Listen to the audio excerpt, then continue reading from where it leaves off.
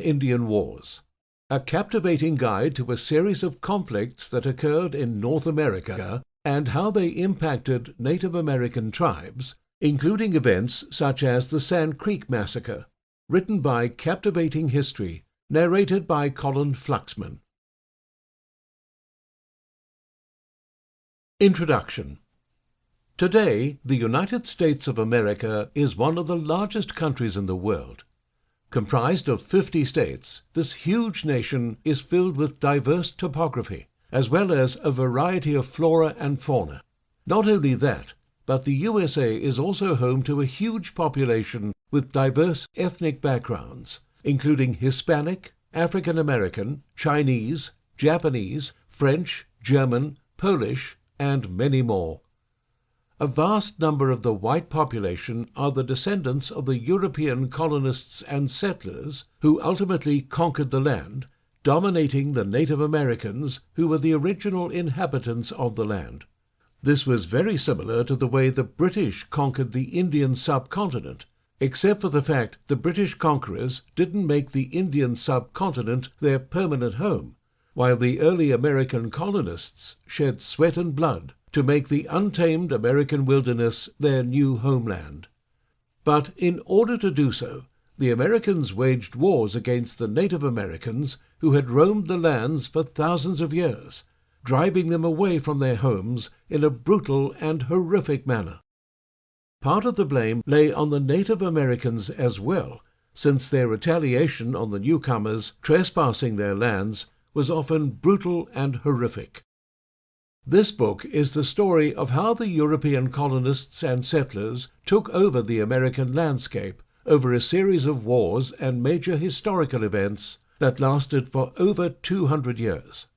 During this time, the different major European colonist powers, starting with the British, French, and Spanish colonial governments and armies, exploited, manipulated, and subjugated the Native Americans through various means. History and the world might have been different today if both the colonists and the indigenous people displayed the better side of human nature. But suspicion, a sense of superiority, and technological and religious differences got the better of both sides, resulting in bloody wars of attrition that nearly wiped out the natives, who were later forced into reservations. When the term American Indian Wars comes into discussion, it's most often associated with the wars between the cowboys and Indians from the Hollywood Western classics, thanks to pop culture. But in reality, the American Indian Wars span far before the birth of the United States as a nation. In this book on the American Indian Wars, we will dive deep into the history of the wars between the Native Americans and the European colonists that eventually led to the rise of one of the greatest nations in the modern world and the cost it extracted. Chapter 1. The Foreign Colonization of America.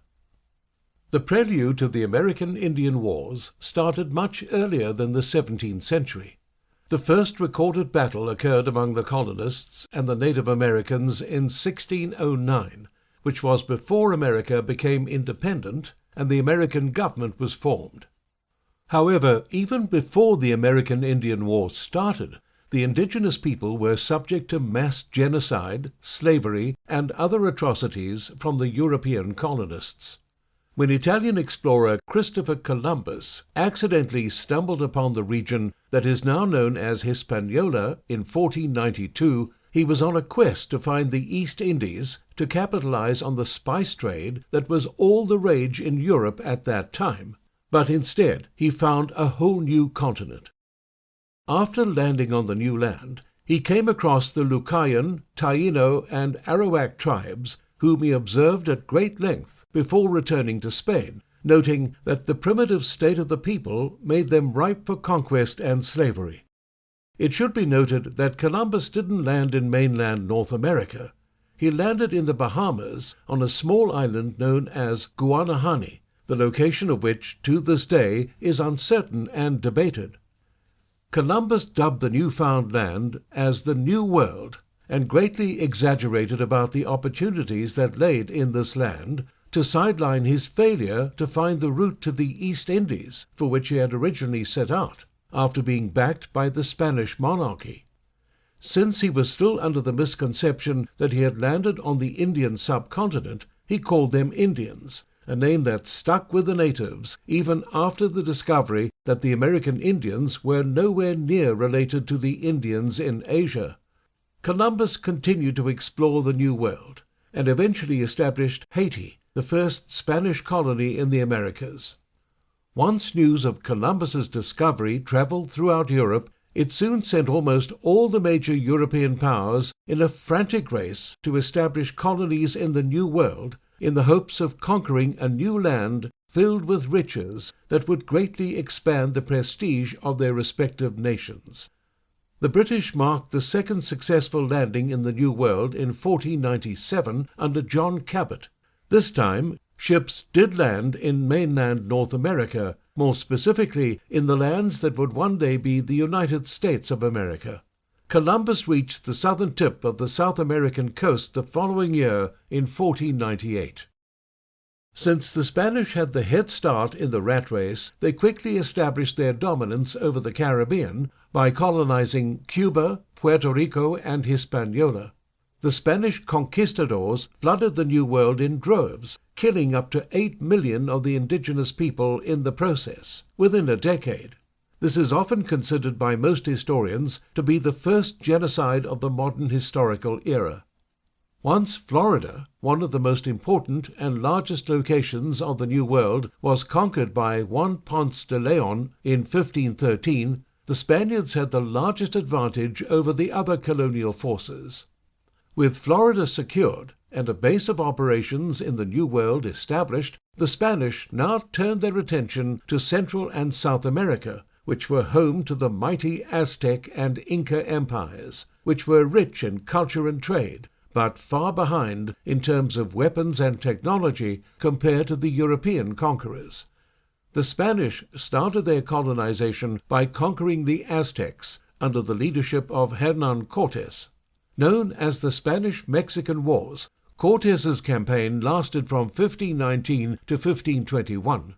Though short in duration, it had one of the highest body counts in modern history, most of it being the blood of the natives.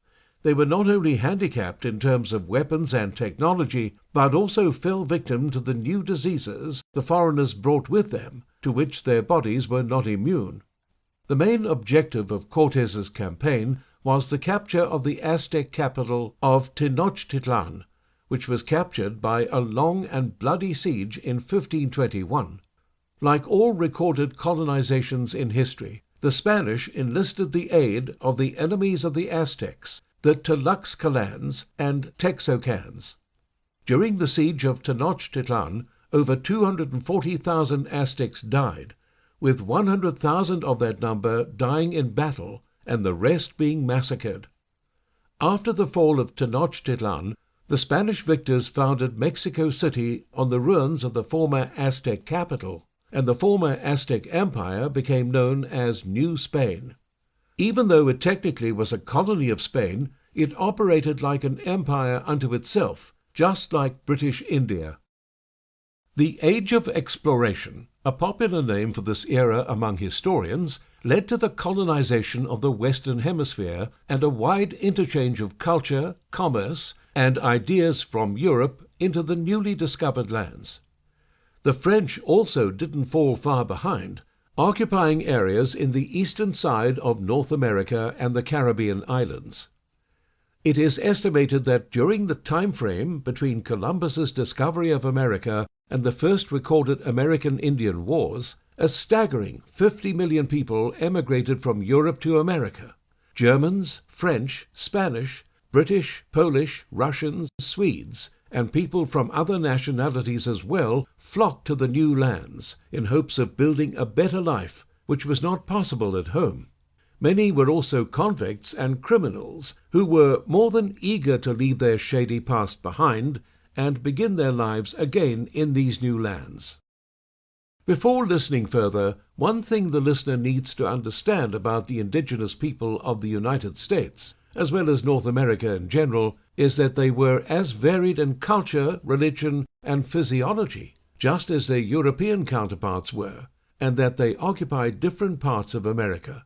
However, Native Americans operated differently from Western society in that their tribal social structure was far more freeform, especially in the West, than the feudal social structure of European nations. Other than this basic difference, they were split into different tribes and alliances, like the European nations. This allowed the European colonists looking to occupy the new lands to meddle into their affairs more easily, promising military aid against other tribes with their superior weaponry and guns. In return, the Europeans took fur and other valuable natural resources as tokens of alliances. Things took a turn for the worst for Native Americans once the United States of America was born after the American Revolutionary War.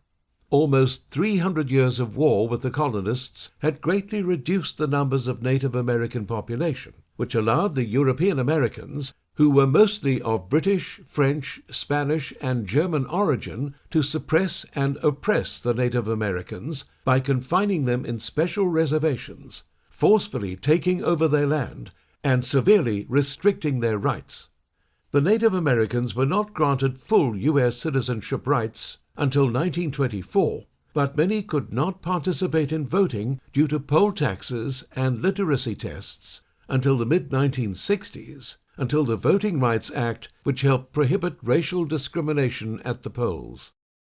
When the first Europeans arrived, the Native American tribes of the United States were divided into 10 broad categories, according to cultural and geographical differences. The Arctic, Aleut, Inuit, and Yupik peoples, Subarctic, Northeastern Woodlands, Southeastern Woodlands, Great Plains, Great Basin, Northwest Plateau, Northwest Coast, California, and Southwest. Most of the American Indian Wars occurred in the Great Plains, the Great Basin, the Southwest, and California regions. The western frontier was mostly populated by the Great Plains and Great Basin's tribes who were wary of the colonists from the beginning, despite forming uneasy trade relationships. After the British were defeated in the Revolutionary War, the new nation justified its need for expansion by oppressing the natives for supporting the British during the war. Even the ones who had supported the colonies during their strive for independence were sidelined and lumped into reservations like the rest. Today, Native American communities are slowly being rebuilt, though much of their cultural and oral history has been lost due to their suppression by the U.S. government throughout the 19th century. Despite all odds, the Native Americans have persisted and will always be an integral part of American history. Chapter 2. The American Indian Wars during the Colonial Period, 1609 to 1774. The American Indian Wars can be divided into 2 distinct periods: the period before the American Revolution and the period that followed it, which lasted until the early 1920s. In this chapter, we will discuss the pre-American Revolution conflicts between the different colonial forces and the Native American tribes. The first recorded American Indian War was the Beaver Wars, which took place between the Iroquois and the Algonquians, as well as the Dutch and the French, who sided with the former and latter respectively.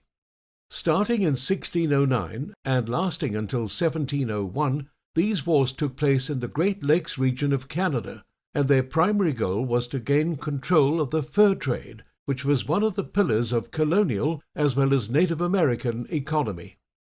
The French had developed a peaceful policy toward the Native Americans, which led to their alliance with the Algonquians. The Beaver Wars were started by the Iroquois, who intended on expanding their territory into the modern-day Ohio County by wresting it from the Huron people, an Iroquoian-speaking tribe who were bitter enemies of the Iroquois Confederacy. The wars didn't immediately start in 1609. Rather, this year landmarks the formation of the coalition between the Mohawks, who were a part of the Iroquois Confederacy, and the Dutch. Dutch trading posts founded along the Hudson River opened up European trade routes for the Mohawks, as well as access to European tools and luxuries, which quickly made them the strongest of the Iroquois Confederacy, as they had direct liaisons with the Dutch colonies. Trade was the chief reason for warfare during the colonial period, and the different Native American factions always sided with their trading partners to expand their trading monopoly with the foreigners. European weapons and luxuries enticed them greatly, which allowed the English, Dutch, and French, amongst other colonial powers, to get involved in the American Indian Wars of the colonial period. The Iroquois were not one single tribe, but a conglomeration of 5 tribes: the Mohawk, Oneida, Onondaga, Cayuga, and Seneca tribes. These 5 tribes controlled a huge chunk of land that ranged from present-day New York down to all the land surrounding the Hudson and St. Lawrence Rivers' lower estuary. Armed by their Dutch allies, the Mohawks, who led the Iroquois Confederacy, as well as being the most brutal and ambitious of the 5 tribes, felt emboldened to take over the lucrative fur trade, leading to one of the bloodiest battles in the American Indian Wars. The skirmishes were savage and brutal, with unspeakable massacres, in which women, children, and the elderly were often the main victims, rather than the warriors on the battlefield. The Iroquois nearly drove certain tribes and confederacies extinct, which included the Mahican, Huron, Neutral, Erie, Susquehannock, and northern Algonquin tribes. Many of these tribes actually spoke Iroquoian, but were traditionally enemies of the Iroquois Confederacy. The Iroquois-Dutch alliance was in place from the beginning of the war in 1609 and lasted until 1664, which was when the Dutch colonies fell to the British. The Beaver Wars were initiated when the Mohawks defeated the Mahican tribe unannounced, with their Dutch allies, pushing them to the east. While the Mohawks were busy repelling the Mohicans and establishing a trade route with Fort Orange, the first permanent Dutch settlement in New Netherland, present-day Albany, New York, the Susquehannock were engaged in a war with the British in the province of Maryland, thanks to being armed to the teeth by the Dutch, who were competing fiercely with the British for dominance and influence over the Native American tribes, which they ultimately lost in the long run. At first, the Iroquois were dominant in several skirmishes, since, unlike the Dutch, the French were not supportive of the notion of arming the Native Americans with guns. But once the Hurons and the Algonquians were pushed back, the French could no longer ignore the dire situation of their Native American allies, arming and training them in the arts of modern warfare, as well as participating in the skirmishes themselves, bringing them into direct conflict with the Iroquois Confederacy. One of the main reasons the conflicts escalated over such a long period of time was because of the excessive greediness of the Iroquois. Every enemy territory they conquered, they made the beaver population go extinct due to their trade and commerce with the Dutch, which constantly forced the Iroquois to encroach new lands and territory to maintain a monopoly over the fur trade. After their conflict with the Mohicans, the Iroquois showed no further signs of conflict until they attacked the Wenro, another Iroquoian-speaking tribe, in 1638 due to the growing scarcity of beavers in the region. This conflict brought a major change in the balance of power, since the Iroquois had technically attacked their only ally, who served as a liaison between the Neutral and Erie tribes.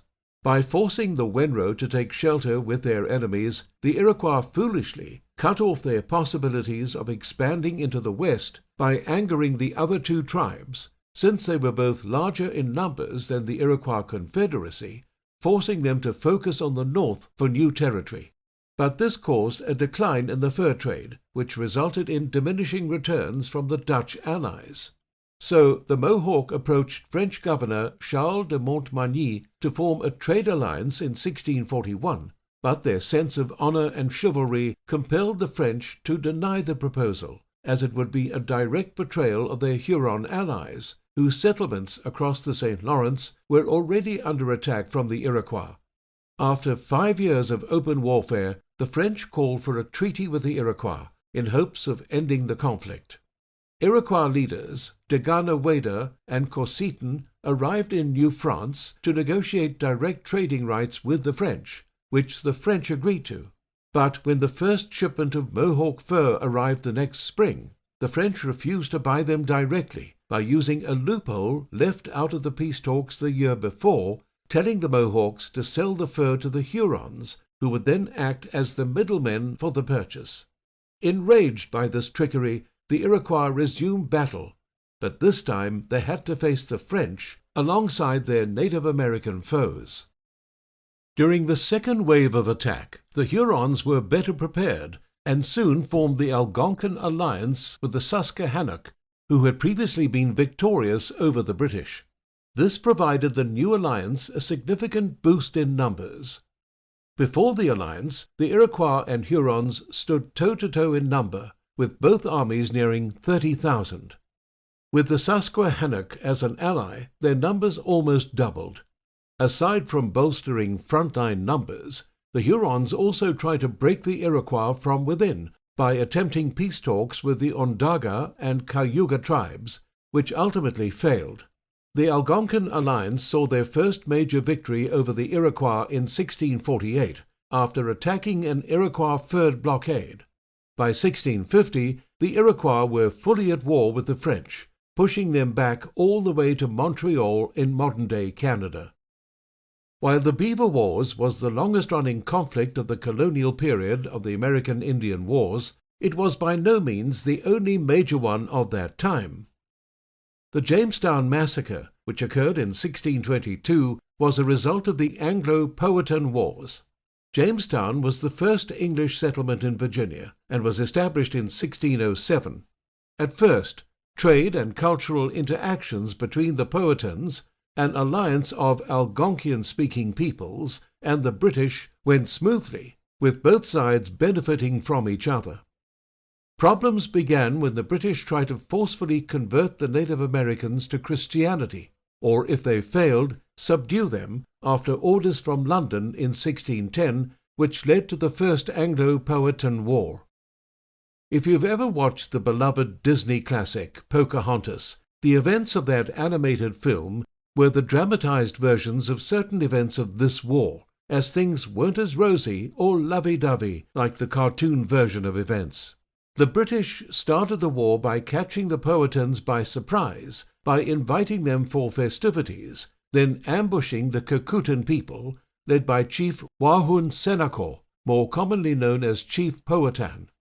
At the same time, Captain Samuel Argall led an assault on the Kekutan tribe, eventually capturing the daughter of the chief, Pocahontas, whose given name was Matoaka.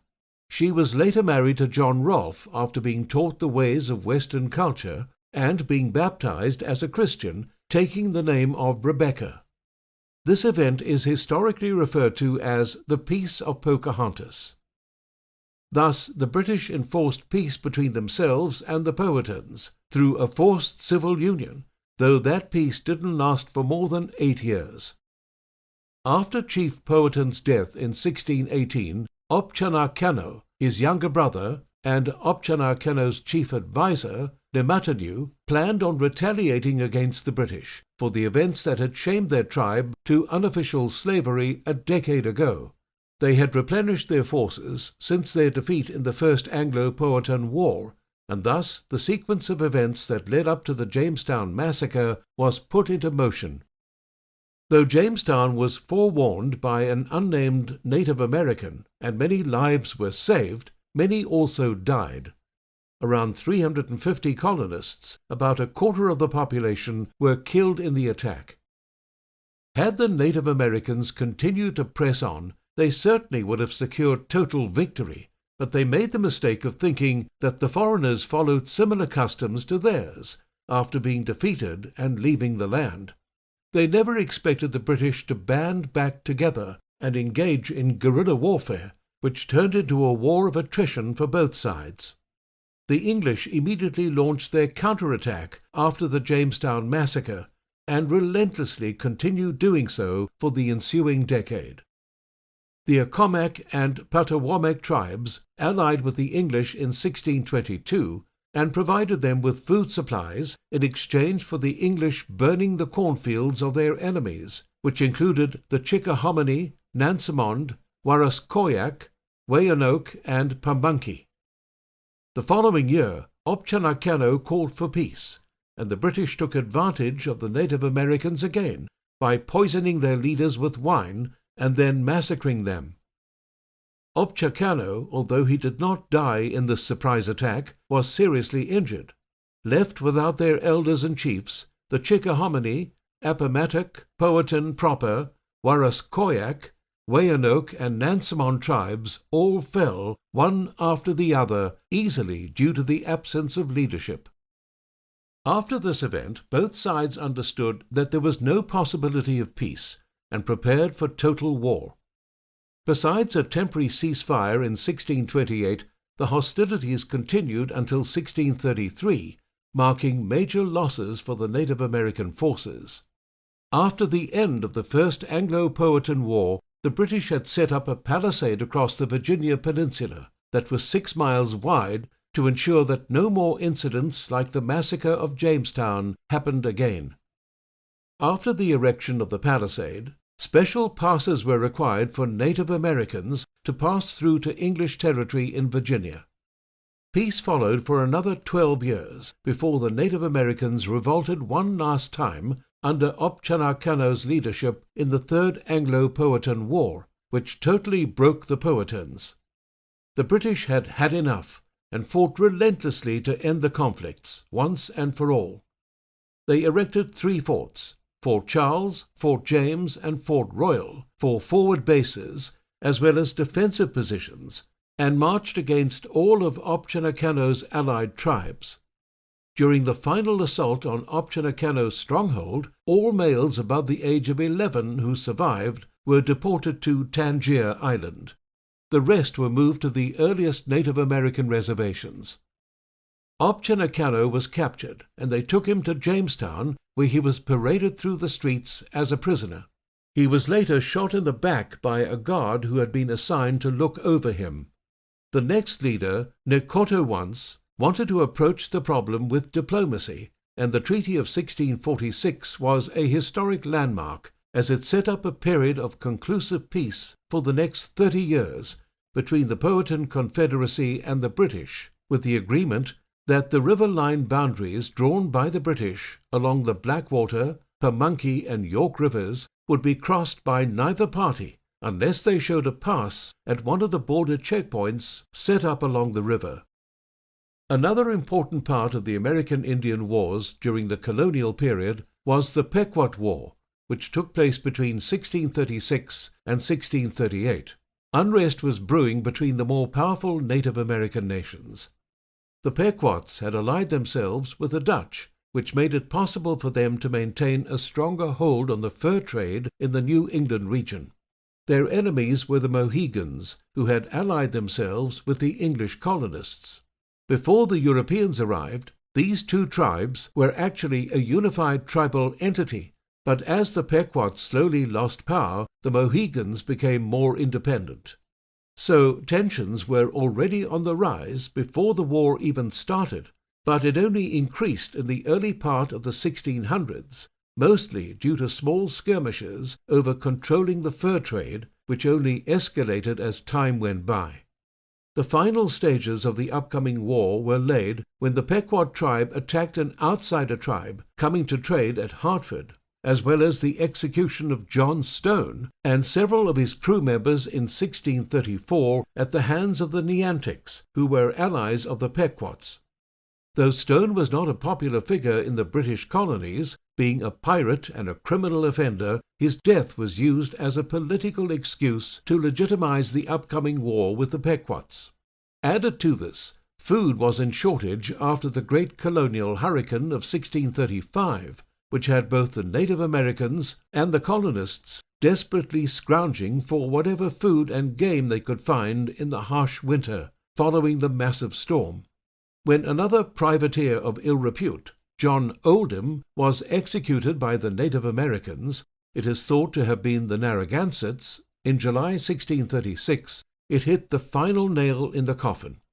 It started an all-out war between the Pequots and the British colonies of Massachusetts Bay, Plymouth, and Saybrook colonies, who were allied with the Mohegan and Narragansett Indian tribes. These tribes were enemies of the Pequots. The first wave of attack was carried out by an English sailor named John Endicott, who first attacked two Neantic settlements on Block Island, which turned out to be already abandoned.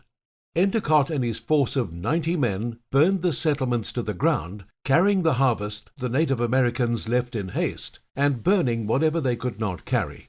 From there, Endicott sailed to Saybrook, where he obtained English guides who could help him navigate down the coastal Pequot villages. At the first Pequot village Endicott located along the coast, he attempted negotiations by asking for the executioners of Oldham and Stone to be turned over to him, only to be stalled while the Pequots escaped. Once Endicott realized this, he ordered an attack on the village, which most of the villagers had already abandoned. In retaliation, the British burned the village before heading back home. Endicott's actions angered the Pequot greatly, which resulted in continuous raids on the British colony of Connecticut. The raids started with the siege of Fort Saybrook, and the frequency and brutality of the attacks only increased the following year in 1637. Understanding the direness of the situation, the English put together a small militia under Captain John Mason, who increased the size of his forces by recruiting warriors from the Mohegan and Narragansett tribes.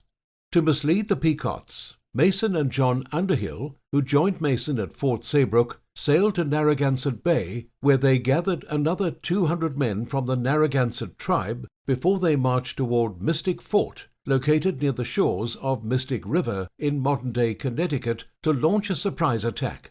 This attack came to be known as the Mystic Massacre. On the dawn of May the 26th, 1637, the joint Native American and British forces encircled major Pequot villages before setting up blockades and burning them down by throwing fiery objects at them. The total death toll of this attack is estimated to be anywhere between 400 and 700, many of them being women and children.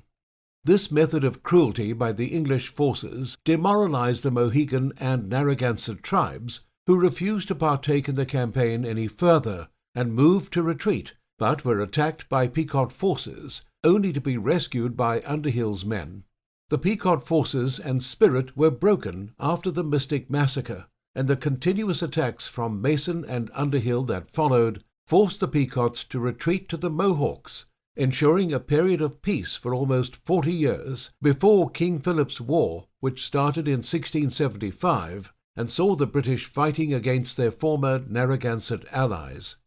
In this period of peace, some other notable American Indian wars occurred, including Kieft's War, 1643 to 1645, the Peachtree War, 1655, and the Esopus Wars, 1659 to 1663. All of them saw different Native American tribes battling against the New Netherland settlements of the Dutch.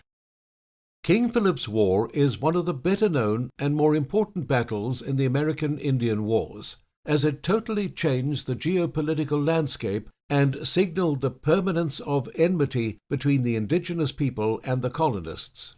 This war is so significant that historians have many names for it, including the First Indian War, Metacom's War, Metacomet's War, Pro-Metacomet's Rebellion, and Metacom's Rebellion. The reason for all these names is because King Philip was the pseudonym taken by Metacomet, also known as Metacom, the Wampanoag chief from 1662 to 1676, due to the friendly relations between his people and the Mayflower colonists. The war lasted for almost 3 years, but it was just as impactful as the longest-running American Indian War during the colonial period, the Beaver Wars. When Massasoit, Metacomet's father, was chief, he maintained a friendly disposition toward the colonists and managed to keep peaceful relations with them. The war was mostly instigated by the British, who were becoming more and more aggressive toward the indigenous people as time passed, due to the Native Americans being technologically behind in comparison to the European colonists. After Metacomet became chief in 1662, tensions started mounting as the British attempted to disarm the Native Americans of guns, which they had previously provided them in their struggle against other European colonial powers.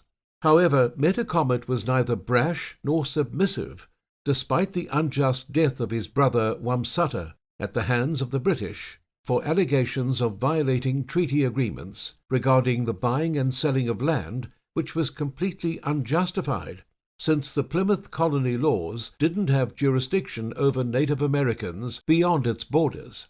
Despite maintaining neutrality at the beginning, the Narragansetts were forcefully drawn into this war when hot-blooded Narragansett separatists attacked British colonies along with the Saconets and Nipmucks, giving the British an excuse to start a war with the Narragansetts. But the war came at a huge cost to the British, who faced severe losses and lost several important positions, including 12 major trading towns within 2 years. King Philip's War started in the southern front of Plymouth, when the small settlement of Swansea was attacked by Pokanokets on June 20, 1675. The siege lasted for 5 days, resulting in the death of many innocent women and children. The Plymouth and Massachusetts Bay colonies responded shortly after by attacking and laying waste to a Wampanoag town in Bristol, Rhode Island. The Nipmuc and Podunk tribes soon joined the fray and started raiding the Plymouth colonies one after the other throughout July and August of 1675, all within the Massachusetts region. The colonial militia targeted the Nipmuc tribe, first under the command of Thomas Wheeler and Captain Edward Hutchinson. To surprise their opponents, the British militia chose to cross a swamp, despite the arguments of the native guides accompanying them. This ended in total disaster, as the half-submerged militia forces were ambushed by the Nipmucs from all sides, attacking them with bows and arrows. The Natick, serving as guides for the British forces, organized the British troops into a successful retreat while they were in a state of panic after the ambush. Without them, Wheeler and Hutchinson's forces would have most likely been massacred. Retreating to Brookfield, the British forces took defensive positions as the Nipmucs laid siege to Brookfield. The British had lost 8 soldiers in the ambush the day before, a small number compared to what it could have been. The siege of the Nipmuc forces on the British, garrisoned in Brookfield, lasted for 2 days before the Nipmucs were flanked from the rear by a fresh militia reserve under the command of Major Simon Willard, forcing them to retreat. After the siege of Brookfield, the British colonies wasted no time in allying themselves against the common Native American threat under the banner of the New England Confederation, which consisted of the Massachusetts Bay, Plymouth, New Haven, and Connecticut colonies. About 20 years after its formation, the New England Confederation officially declared war against the Nipmucs on September 9, 1675. The Rhode Island and Providence colonies tried to remain neutral, but since a lot of the fighting occurred on their soil, with them being the middle ground, they suffered a lot of casualties. Even though it was the British alliance that declared war first, the Nipmucs, led by Mattawamp, took the initial battle to the British, putting them on the defensive. The first major skirmish of King Philip's War was the Battle of Bloody Creek, which took place on September 12, 1675. A militia escort of 79 men was carrying the harvest from Deerfield to Hadley when they were ambushed by Native Americans led by Mattawamp, the chief of the Nipmucs himself. The fierce attack saw the deaths of 40 soldiers and the destruction of the cargo. The success of the attack encouraged the Nipmucs to attack Springfield, Massachusetts, the following month. Thanks to the foresight of one of the most influential citizens of Springfield, who had constructed blockhouses within the town, most of the residents stayed safe, while one of Morgan's servants alerted the Massachusetts Bay troops. After being alerted, the militia, led by Samuel Appleton, beat back the Native Americans with minimal casualties. So far, the Narragansetts had avoided taking any sides, But after the dramatic events of Springfield, the colonial government considered them to be hostile as well, suspecting them of harboring Wampanoag refugees, and they started to make a move on them. The governor of Plymouth, Josiah Winslow, led the charge against the Narragansetts on November the 12th, 1675, which marked the beginning of the British counterattack after the losses of the previous battles against the Nipmucks. This campaign culminated in the Great Swamp Fight in December, after the British Army found that the Narragansetts had abandoned their villages to take refuge in a fortified location within a frozen swamp. Any other time of the year, this would have been a wise move, but the frozen swamp water made things easier for the British Army to identify the Narragansetts' fort and attack it. Most historians are of the opinion that this was one of the most one-sided battles in American history, with the Narragansetts having virtually no preparations for the upcoming battle. Over 600 Narragansetts died in the battle when the fort was destroyed, though most of the warriors were able to retreat safely because of the frozen swampland, which had now turned into a blessing. Following this huge loss, Metacomet moved to New York to enlist the aid of the Mohawks, who had already proven their mettle as the most militant Native American tribe through the continuing Beaver Wars. But instead of an alliance, all Metacomet got was barbarity, as a surprise attack by the Mohawks crippled Metacomet's forces badly, forcing him and his people to retreat all the way to New England. The main reason accorded by most historians for this ambush is the fact that the Narragansetts had sheltered many of the Wampanoag, who had good ties with the Algonquians, whom the Mohawks thoroughly despised. In 1676, most of the skirmishes took place on the southern front of Massachusetts, which was where most of the major battles of this historic war occurred. The first major military initiative was launched by the Native Americans through the Lancaster Raid, which saw a combined alliance of the Wampanoag, Nipmucks, and Narragansetts fight back against the British, who were now desperate to end the menace permanently that was facing them. The Native American forces numbered around 1,500, and mostly massacred innocent civilians in the raids that spread across Lancaster to the communities of modern-day Bolton and Clinton. Further emboldened by the lack of resistance during the first raid, the Native American alliance attacked Plymouth Plantation.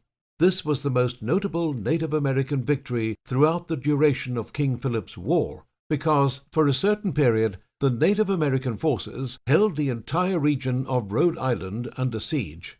After the initial attack on Plymouth Plantation, the settlements of Longmeadow, Marlborough, and Simsbury faced similar attacks in the following weeks. The British militia took a lot of casualties, and the settlements faced irreparable damage. Some of the most brutal actions that demonized the Native Americans and united the Europeans against them occurred during this campaign. They carried out several mass ritual tortures in which they sacrificed the lives of the colonists to appease their gods after torturing, the most infamous event being the Nine Men's Misery in Cumberland, which has a memorial erected in memory of the tragedy that occurred there. The burning of Providence was also another major event in this campaign, which made the colony of Connecticut alert and ready for further Native American attacks by organizing their own militia and fortifying their settlements. After their immense victory in Rhode Island, the Native American alliance launched an attack on Sudbury of Massachusetts on April the 21st. The settlement was already prepared for a Native American attack, so damages and casualties were at a minimum. The British originally intended to flank the Native Americans by sending reinforcements from nearby settlements, but the Indians saw through their strategy. Instead of focusing on a siege, they started ambushing the incoming British militia, which caused the British forces a lot of casualties. Ultimately, however, they were able to repel the Native American forces. The following month, on May the 18th, Captain William Turner led an assault with a militia force of 150, which attacked a Native American fishing settlement at modern-day Turner Falls, resulting in the death of about 200 Native Americans, while the British forces suffered a casualty count of 40. This battle at Turner Falls was followed by a larger one in Hadley on June the 12th, which completely scattered the Native American alliance. Another skirmish at Marlborough in the same month saw the death of 200 more Native Americans, signaling the end of King Philip's War.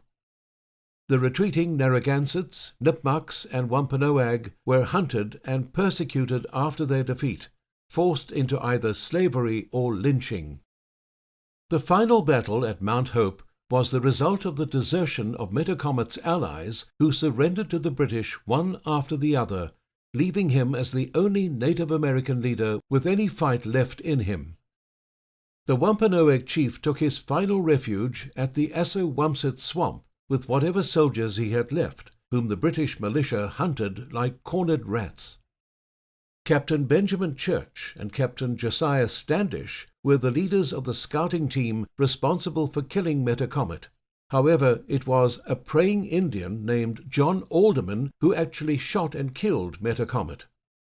In a final act of cruelty, Metacomet's body was dismembered and flayed, with his head put up on display on a pike for a decade, marking the end of King Philip's War.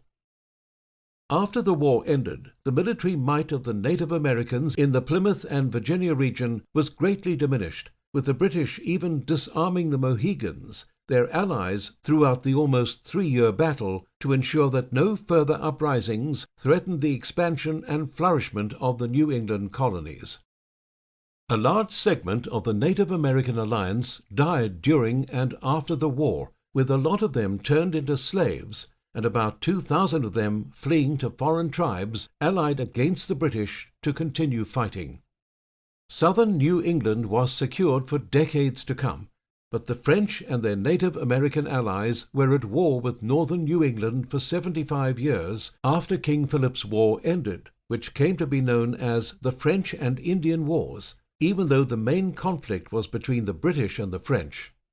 By a strange turn of events, the French and the Native American tribes they were allied with also got involved in the war when a sizable number of Puritan refugees took shelter in Maine, building new settlements in the process.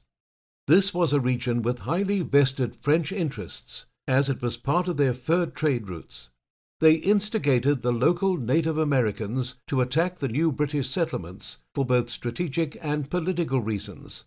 Since the British had declared war first, it wasn't difficult to convince the local indigenous people to start raids on the British settlements along the coast of Maine, while the French formulated the strategies that would help guide them to victory. After the end of King Philip's War, the Wabanaki Confederacy, consisting primarily of the Mi'kmaq, Maliseet, Passamaquoddy, Abenaki, and Penobscot tribes, was formed, which became part of the French alliance in the wars between New France and New England. Another major series of conflicts in the American Indian Wars took place during the 18th century with the Tuscarora, Yamasee, Dumas, Pontiacs, and Lord Dunmore's Wars. The first of these wars, the Tuscarora Wars, took place in North Carolina between 1711 and 1715, and saw the Tuscarora fighting against the European coalition formed by the British, German, and Dutch colonists. Prior to the war, the Tuscarora had lived in peace with the European settlers in North Carolina without any major violent events. At the turn of the 18th century, though, the colonists had become predatory in nature, encroaching on Tuscarora land, since this tribe wasn't militant in nature despite having ties with the Iroquois Confederacy. The Tuscarora were actually considered to be one of the most peaceful tribes of that era. Near the time the war started, regular raids on colonist settlements, which were led by Chief Hancock, who was one of the 2 Tuscarora chiefs of the region, were a common occurrence, and repeated attacks on the Tuscarora by slave traders instigated the Tuscarora to go on the warpath. The other Tuscarora chief, Tom Blount, was rumored to be fathered by Captain James Blount. This is probably the reason his group of Tuscarora didn't go through the persecution Chief Hancock's tribe did, though both tribes suffered great casualties which were unintended by the diseases brought by the foreigners, to which their bodies were not immune. With all these factors boiling together, the situation exploded in 1711 when Chief Hancock started attacking the European plantations along the Roanoke, Noise, and Trent rivers after allying this group of Tuscarora with the smaller Pamlico tribe.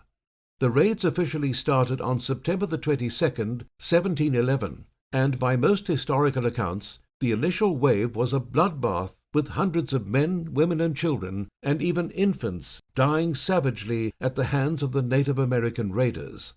The death toll at the New Bern settlement was 130 alone.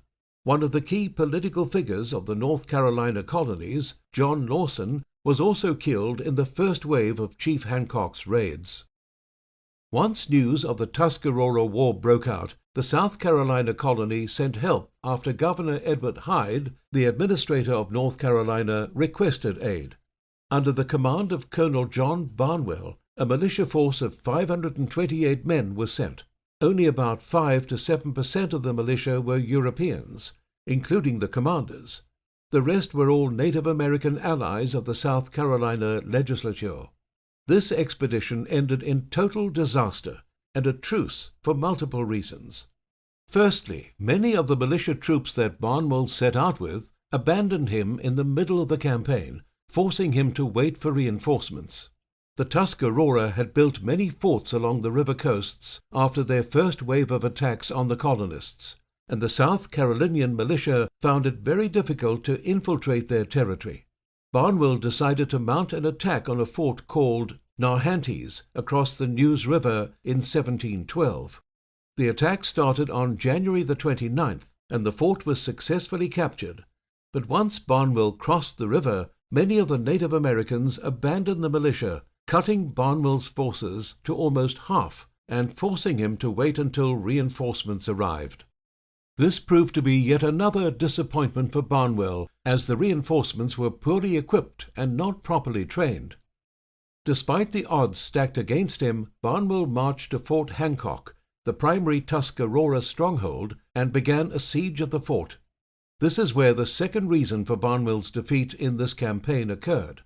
Even though he was reprimanded and punished later for calling a truce, Barnwell was forced to do so after the Tuscarora started torturing colonial prisoners to death, which included an 8-year-old girl, according to Barnwell's accounts. Unable to take the mental pressure, Barnwell called for a truce with the Tuscarora, with him lifting the siege if the Tuscarora released 12 captives then, and the rest released 12 days later at a location chosen for peace talks. The peace talks were ineffective, and considering the failure of Barnwell's expedition, a new expedition was launched under James Moore. This time, Chief Blount of the northern group of the Tuscarora allied with the Europeans.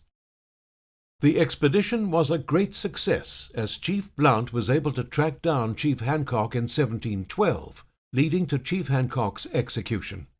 The southern Tuscarora tribe continued to fight, despite the death of their leader, until 1713, which was when the British forces under Moore captured Fort Neoheroka, killing and capturing almost 1,000 Native Americans in the process. The rest of what was left of Chief Hancock's tribe scattered and fled to New York, eventually joining the Iroquois Confederacy by 1715. The remaining Tuscarora here, restricted within a small group of land along the Roanoke River, and for his part in the war, Chief Blount was recognized as king by the colonial government. The Yamasee War, 1715 to 1717, that followed the Tuscarora War, was also short, brutal, and had a long-lasting impact on North American colonial history.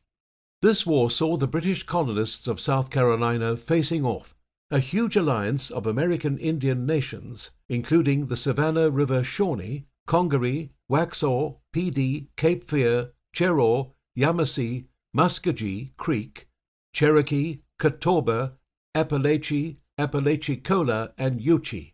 This war was sparked by many of the same reasons the British conflicts with the Tuscarora started, including slaver trades, trade disagreements and restrictions, mainly over deerskins and slaves, and the colonial encroachment of Native American lands. The Native American attacks were fierce as they relentlessly attacked settlements and destroyed farmlands, driving the colonists almost to the brink of destruction. The war started with the Pocotaligo massacre on April 15, 1715, which saw the death of British envoys who were sent to investigate the rumors of an Ochees Creek uprising due to unrest among the local populace regarding many of the colonial government's decisions. The delegation consisted of important South Carolinian political figures, including William Bray, Samuel Warner, Thomas Nairn, John Wright, and Seymour Burroughs, along with another unnamed South Carolinian aide. The day before the massacre, political talks were carried out, but during the night, a secret meeting among the Yamasee voted for a war with the foreigners. The next morning, they put on their war paint and attacked the delegation, killing all of them except for Seymour Burroughs, who, despite being shot, was able to warn the Port Royal settlements and the unnamed aide. After massacring the delegation, the Yamasee sent out war parties of several hundred men to attack the British colonies the very same day. The first targeted raid was the settlement of Port Royal, which Burroughs had managed to warn about the impending Native American attack. This raid could have ended in a massacre, but due to a stroke of fortune, a lone smuggling ship shored at the port provided refuge to the civilians of the settlement and sailed out to sea with them. There was also an abundance of canoes, which the settlers used to escape as well. The Yamasee fared better on their second raid at St. Bartholomew's Parish, who was unaware of the attack and was taken completely by surprise, resulting in many civilian casualties. The Yamasee burnt the plantations and killed over 100 colonists and slaves. Following this massacre, the South Carolina legislature scampered to form a militia while the Yamasee prepared for the British counterattack, occupying abandoned forts in the south. Under Governor Charles Craven, a militia of 240 men engaged the Yamasee by the small town of Salkehatchie near the Salkehatchie River in open terrain, which was important for the numerically inferior British forces, who had to rely on tactics rather than brute force. Since the Native Americans were not accustomed to open terrain warfare, the Yamasee, despite having superior numbers, eventually had to retreat from the battlefield, as the coordinated musket shots whittled their numbers slowly but surely. Though neither side suffered heavy damage, the loss of some of the warriors leading the charge, who would have been the equivalent of captains in a European army, broke the Yamasee morale, forcing them to retreat. The South Carolinian militia pressed on under Alexander Mackay, which killed another 200 of the retreating Yamasee, who had taken shelter behind a palisade-fortified encampment. After this Yamasee defeat, another defeat followed at the Dowfuskee Fight, which was a relatively small skirmish that resulted in 35 Yamasee dying. It didn't take long before the Yamasee moved back farther south. With the Yamasee forces in retreat, the South Carolinian forces sought alliances with other indigenous people from the northern tribes, like before, but to their utter shock, they found that every one of them had turned hostile against them. The Catawba tribe was the first to mount an offensive from the northern tribes, sending an allied war party of 470, which was made up of Wateree, Cherokee, and Saror tribes. In May 1715, the South Carolinian forces of 90 cavalrymen, led by Captain Thomas Barker, were ambushed by Native American forces. The South Carolinian forces had been led by a Native American guide who was later suspected of leading the South Carolinian regiment into an ambush.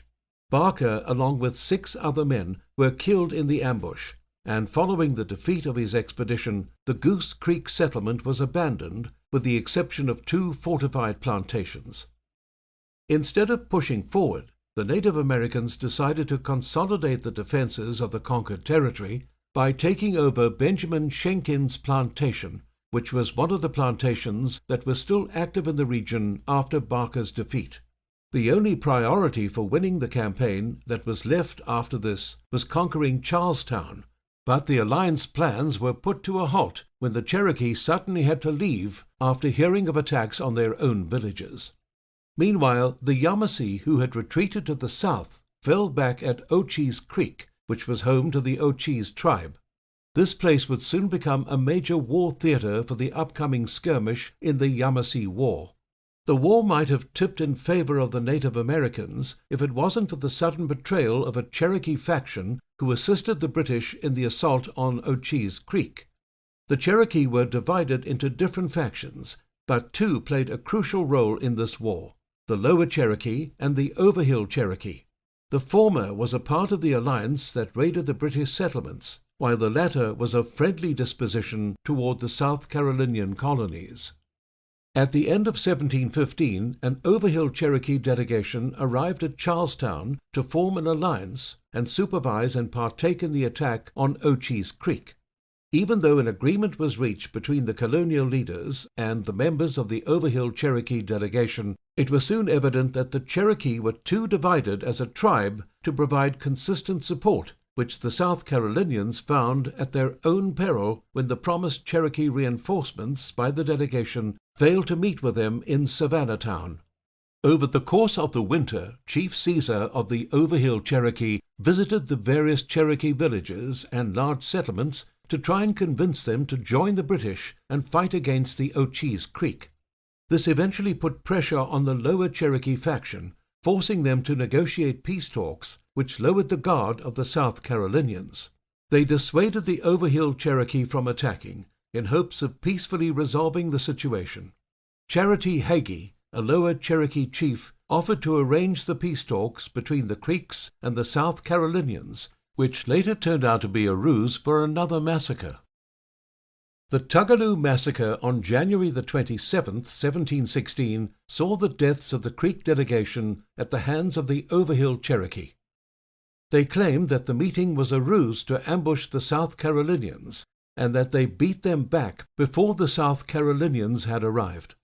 Historians are divided on whether this reason given by the Overhill Cherokee was true or not, but ultimately the end result was still the same: all-out war between the Yamasee and Ochese Creek alliance against the Middle and Upper Cherokee and South Carolinian alliance. Following this massacre, the Ochese made their strategic retreat to the Chattahoochee River. By distancing themselves from the South Carolinian colonies, they hoped to avoid any further surprises, which would have been made impossible by the distance between their enemies and their new location. The South Carolinian forces responded by mounting no offensive, opting to wait and see what the Native Americans did for the better part of 1716 and 1717. As a result, the Ochese and Lower Cherokee alliance found enough time to replenish their forces and resume raids on the colonies again. But the raids weren't as effective as they had been before, since they were running short on gunpowder, a resource they no longer had access to.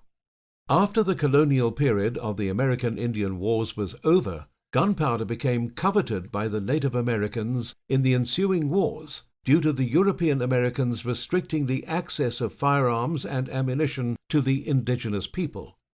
As a result, the Yamasee and Catawba forces were eventually made to fall back, giving up the raids due to the shortage of ammunition. However, a lot of damage had already been done, and the settlers were leaving North and South Carolina in large numbers due to the Tuscarora and Yamasee Wars.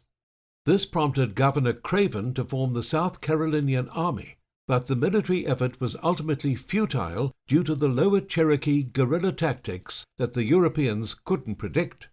The war only ended once peace treaties were signed between the Yamasee-led alliance and the South Carolinian colonists. Though the colonists had faced near annihilation, the Native American tribes suffered as well, with a large number of the native population falling prey to the European diseases.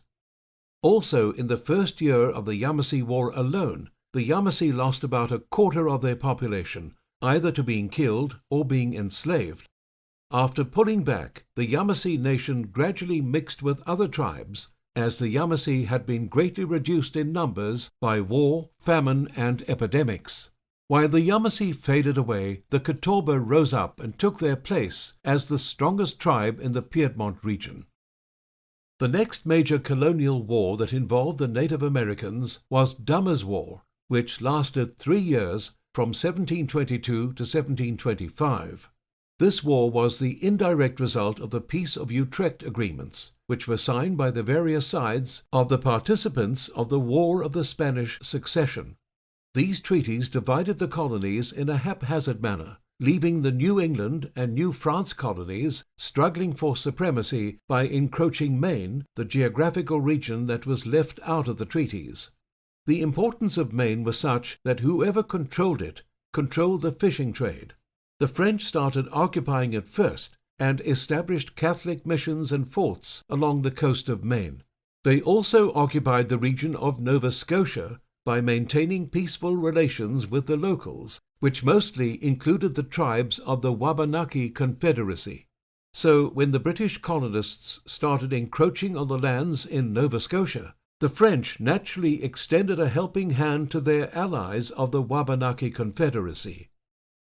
The Wabanaki Confederacy, consisting of the Mi'kmaq, Maliseet, and Abenaki tribes, all came together when the British started fishing without permission in Native American fishing spots in Nova Scotia. At first, the British met with Wabanaki delegates who refused to accept the proposal to cede their land to foreigners, as the affairs of another land across the oceans were not their own. But when the British started to force their way into their land in the name of the British Crown, they started to fight back. The diplomatic relations that the French maintained with the locals deceived the British into thinking that the French were instigating the Wabanaki Confederacy attacks, even though that was not the case. During this time, a French Jesuit priest named Sébastien Rale, who was living among the Kennebec tribe, became an influential figure among the indigenous people. He was later found out to be the instigator of the Wabanaki Confederacy raids as a Canadian spy when his possessions were captured by Colonel Thomas Westbrook, who had been sent on a military expedition to the Norridgewock settlement of the Kennebec to capture Raleigh. After this, Massachusetts Governor Samuel Shute and Governor-General of New France, Philippe de Rigaud-Vaudreuil, had a heated debate in which Vaudreuil had a difficult time explaining to his British counterpart how native values of proprietorship were different from European ones after Shute showed him letters claiming British sovereignty of the region. The British wanted total dominance over the land, while the French had exercised sovereignty over it by letting the Native Americans possess the land and trade its resources without inciting them. This was a common characteristic of almost all the American Indian Wars that occurred during the colonial era. The British needed to prove total domination and subjugation over the land and the inhabitants, much like their colonization of the Indian subcontinent. Of all the colonial powers that stepped into the land of what would one day be the United States and Canada, the British were the ones with the least understanding of the cultural and traditional values of the natives, which is why they had only a few Native American allies acquired through trade relations, while the Dutch and the French exchanged culture and knowledge with their allies. Moving back to Dummer's War, once the Native Americans became aware of the British attack on Norridgewock, they responded by attacking Fort George. On June 13, 1722, an Abenaki war party attacked the settlement, taking most of the settlers as prisoners, most of whom were later released through negotiations. The other tribes of the Wabanaki Confederacy followed suit by attacking Fort St. George, Brunswick, Annapolis Royal, and other New England settlements. After 2 years of brutal fighting, which saw some of the bloodiest battles in the colonial period wars, including the Battle of Norridgewock in 1724 and the Battle of Pequawket in 1725, the Penobscot caved in and raised the white flag for peace talks. Governor William Dummer was more receptive of the peace talks and negotiated peace with the Penobscot tribal chiefs by March 1725. This struck a huge blow to the Wabanaki morale, and soon other tribal chiefs in Maine and Nova Scotia followed the Penobscot into peace agreements in 1725 and 1726 respectively. After Dummer's War, only 2 other notable conflicts followed, which were the Pontiac's War, 1763 to 1766, and Lord Dunmore's War, 1774. both of which happened closer to the American Revolutionary War period. If the colonial-era American Indian Wars are to be summarized, it is easy to arrive at the conclusion that the wars were really all about Europeans meddling in trade and local politics to further their control over the New World. The key players were the English, French, German, and the Dutch, but by the end of the colonial era, only the former two were left in the competition. Whatever remained of the former European colonies would soon declare to be an independent nation devoid of European meddling, which would mark the beginning of the American Revolutionary War. This war changed the nature and politics of the American Indian Wars for the next 150 years. In the next chapter, we will be discussing the American Revolutionary War and the role of the Native Americans in the most important turning point in modern American history. Chapter 3. Beginning of the American Indian Wars in the east of the Mississippi. The American Revolutionary War, 1775 to 1783. The American Revolutionary War is a historical milestone in more ways than one. For starters, it saw an alliance among the British and the French colonies in North America which was beyond unthinkable at that time, since the enmity between the French and the British had been going on for centuries in Europe, and saw a drastic fallout during the Anglo-French Wars in the late 1600s. Since the beginning of the colonization of North America, European support for both the British and the French, as well as other European settlers, except the Dutch, were very minimal, since Europe had been going through heavy socio-economic changes during the 17th and 18th centuries, which resulted in a lack of proper supervision of the colonies from the European governments. The British were at that time maintaining not one, but two colonial empires overseas, and their prioritization over the colonization of the Indian subcontinent left government support and supervision for their North American colonies at a minimal level. The same was also happening with the French colonies, and as a result, the colonists were forced to form alliances with the indigenous people in the beginning to trade for the bare necessities required for survival. By the end of the colonial wars, most of the other European colonies had either integrated with the British and French colonies or had left after failed attempts at colonization. Many of the colonial period American Indian Wars resulted from orders from the European mainland, which only brought misery and destruction on both the settlers and the Native Americans.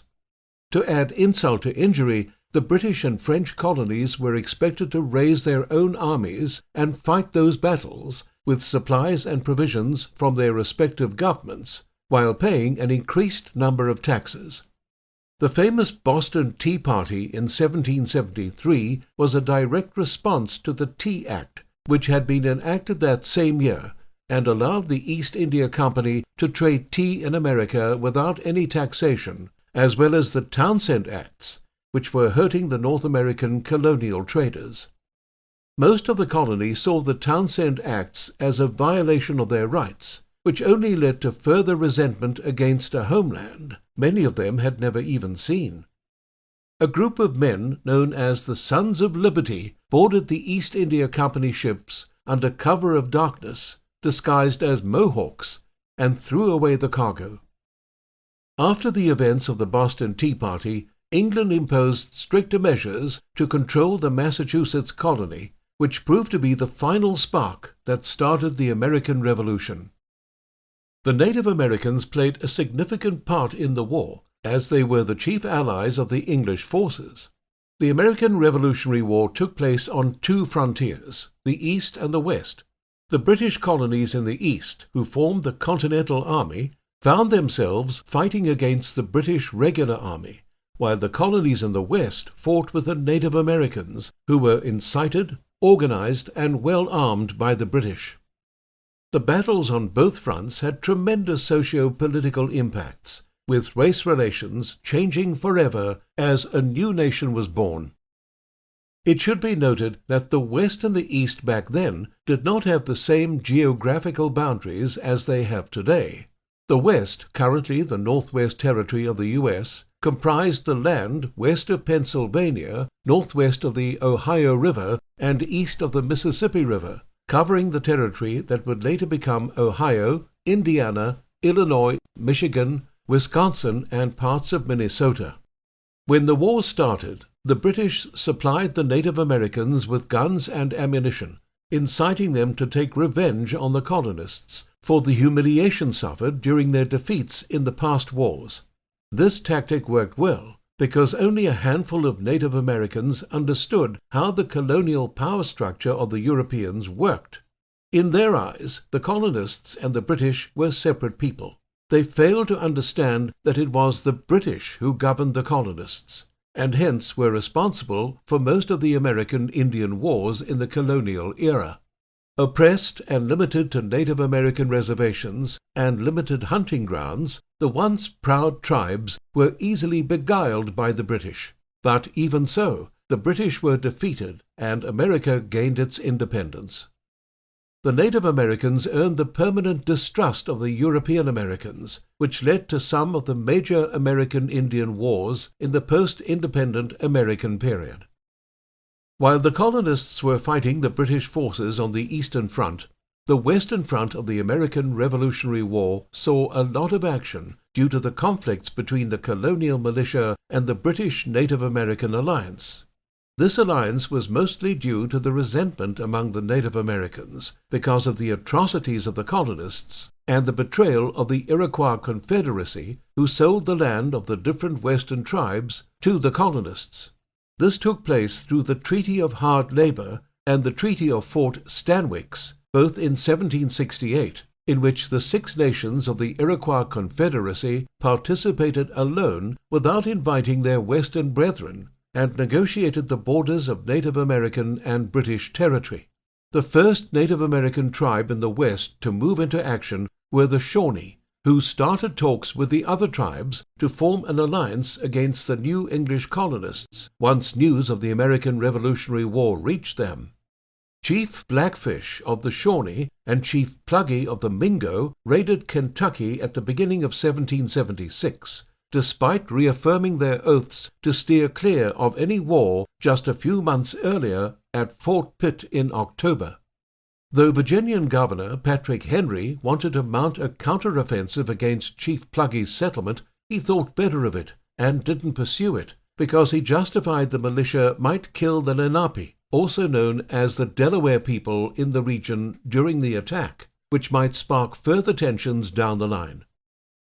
Between 1775 and 1776, most of the chiefs of the Shawnee and Lenape tribes, which comprised the majority of the population of the region, remained neutral, though a small number of tribes, including Chief Blackfishes and Chief Pluggies, continued their raids on the Kentucky settlements, driving the settlers back to the east. In December 1776, Chief Pluggy died in a skirmish known as the Attack on McClellan Station in what is today Georgetown.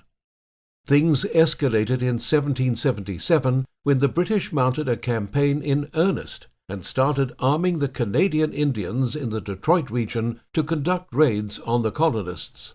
These raids claimed a lot of lives, which only increased the hostilities between the colonists and the indigenous people, regardless of whatever tribe they belonged to. The Native Americans in Ohio, caught in the middle, tried to stay out of the wars for as long as they could, but got caught up in them once the colonial forces launched their counteroffensive in 1778. The first colonial expedition into the Detroit region, comprising 500 men using Fort Pitt as their forward base of operations, is often derisively referred to as the Squaw Campaign by American historians and Native Americans, as it achieved none of its initial objectives and only managed to worsen relations with the Lenape further when the militia attacked an unarmed neutral Lenape settlement consisting of mostly women and children. The campaign initially intended to raid Native American settlements for British ammunition and weapon supplies, but failed miserably due to setting out during the winter season. Without proper gear and poor visibility, the undisciplined and unruly militia soon gave up on their campaign and made their way back, which is when the massacre occurred. Adding to this failure was the defection of 3 men from Pittsburgh, namely Simon Girty, Matthew Elliott, and Alexander McKee, who provided the British with invaluable intelligence which greatly compromised the Continental Army's plans. General Edward Hand, who was in charge of the military in the region at the time, handed over his resignation following these 2 events. All these events in the West greatly bothered General George Washington and the higher-ups in the Continental Army, who now had to put in considerable resources and efforts on the Western Front as well, making things twice as difficult. Due to the length of the Ohio River, defensive fortifications against the Native American raids had proven fruitless in the past, so the Continental Army came up with a plan that consisted of building a series of forts along the Native American side of the Ohio River. Since the Lenape had mostly remained neutral, with the exception of a few earmarked renegades known to the colonists, the Americans signed the Treaty of Fort Pitt in September 1778, which allowed them to build forts with the consent of the Lenape in the Ohio region. The first and only fort to be built was Fort Lawrence, which was abandoned the following year. After its construction, the Lenape chief, White Eyes, was supposedly murdered by American militiamen. His position was soon taken by Captain Pipe, the Lenape chief whose settlement was attacked during the Squaw Campaign.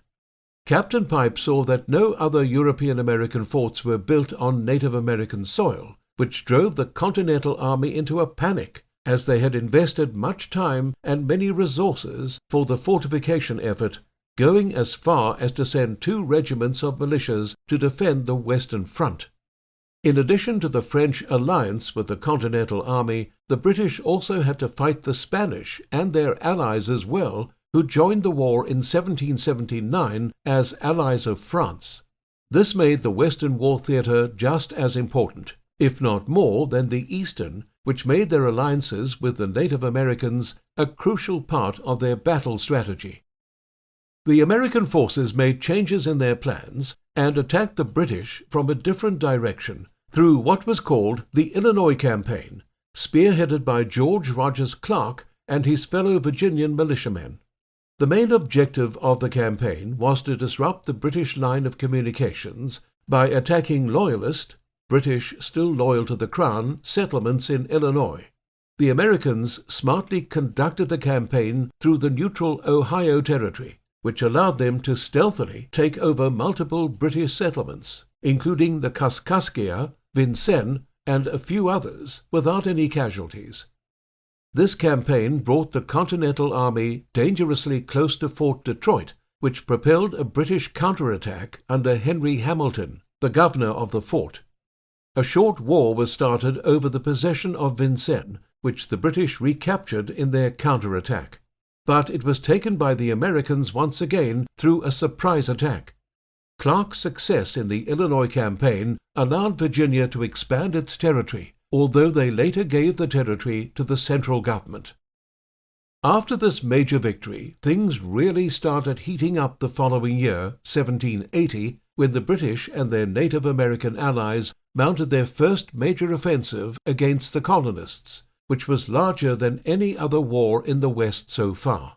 The first of these campaigns was Captain Henry Byrd's invasion of Kentucky, which saw the deaths of hundreds of non-combatant settlers who could offer no resistance. This was the first phase of the British plans to retake Illinois, which they had lost the previous year to Clark's campaign. Byrd's campaign was part of a 4-prong attack, with 3 other forces led by General John Campbell, George Rogers Clark, and Charles de Langlade. Byrd's invasion was to provide a distraction and engage the colonial and Spanish forces in the Illinois region, while the other forces carried out their respective objectives. Despite the depth and grandeur of the first British counter-offensive, it was a total failure on all sides. Byrd only successfully managed some minor raids, but couldn't provide the distraction he wanted, since Campbell and the other commanders were unable to carry out their objectives either due to fierce enemy concentrations at their objectives, preventing the British forces from recovering the lost territory. Byrd halted his campaign midway and returned, citing lack of provisions for not continuing the campaign, which was in fact true. The next major conflict of the British counteroffensive was the Battle of Fort Charlotte, which lasted from May the 2nd to March the 14th, 1780. In this battle, the Spanish outwitted the British and captured their most important military base in the Western Front. During the American Revolutionary War, Louisiana was the base of Spanish colonization in North America, with the charismatic and driven Bernardo de Galvez as its governor at that time. Following the events of the British campaign of 1778, the Spanish forces took the offensive to the British, first by capturing Fort Brute, then defeating British forces at the Battle of Baton Rouge by September 1799. These successes prompted de Galvez to capture Mobile, one of the most important British supply bases in the West. Though their naval strength was exactly what made the British such feared adversaries in Europe, their naval presence in the American Revolutionary War was much poorer, which was exemplified by the naval siege of Mobile in 1780. Since Mobile was a port town and fortress, the Spanish decided on a naval siege and blockade, since the lack of supplies coming from the sea was vital for besieging a fort's or town's defenses. The decision turned out to be a costly one, as the Spanish fleet spearheading the attack suffered a lot of vessel damage, entering the bay with one ship being totally wrecked. But the attack ultimately worked, as the Spanish ships used their cannons and artillery guns to bombard Fort Charlotte continually until the walls were breached on March the 12th. Elias Dunford, who was in charge of the fort, messaged John Campbell for assistance, but Campbell's forces were too occupied to arrive in time, resulting in the fall of Fort Charlotte. After taking over Mobile and Fort Charlotte, it would be another full year before the Spanish launched any campaigns against the British. Just 2 months after the loss of Fort Charlotte, the British mounted an offensive on Spanish Louisiana, attacking St. Louis, which was a French settlement in the Spanish territory. This resulted in the Battle of St. Louis in late May, in which the British were defeated in a game of tactics and patience.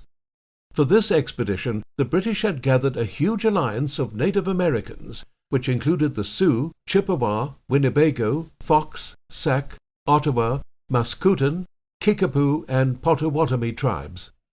The number of Native Americans totaled about 1,000, which was small compared to the number of tribes in the alliance.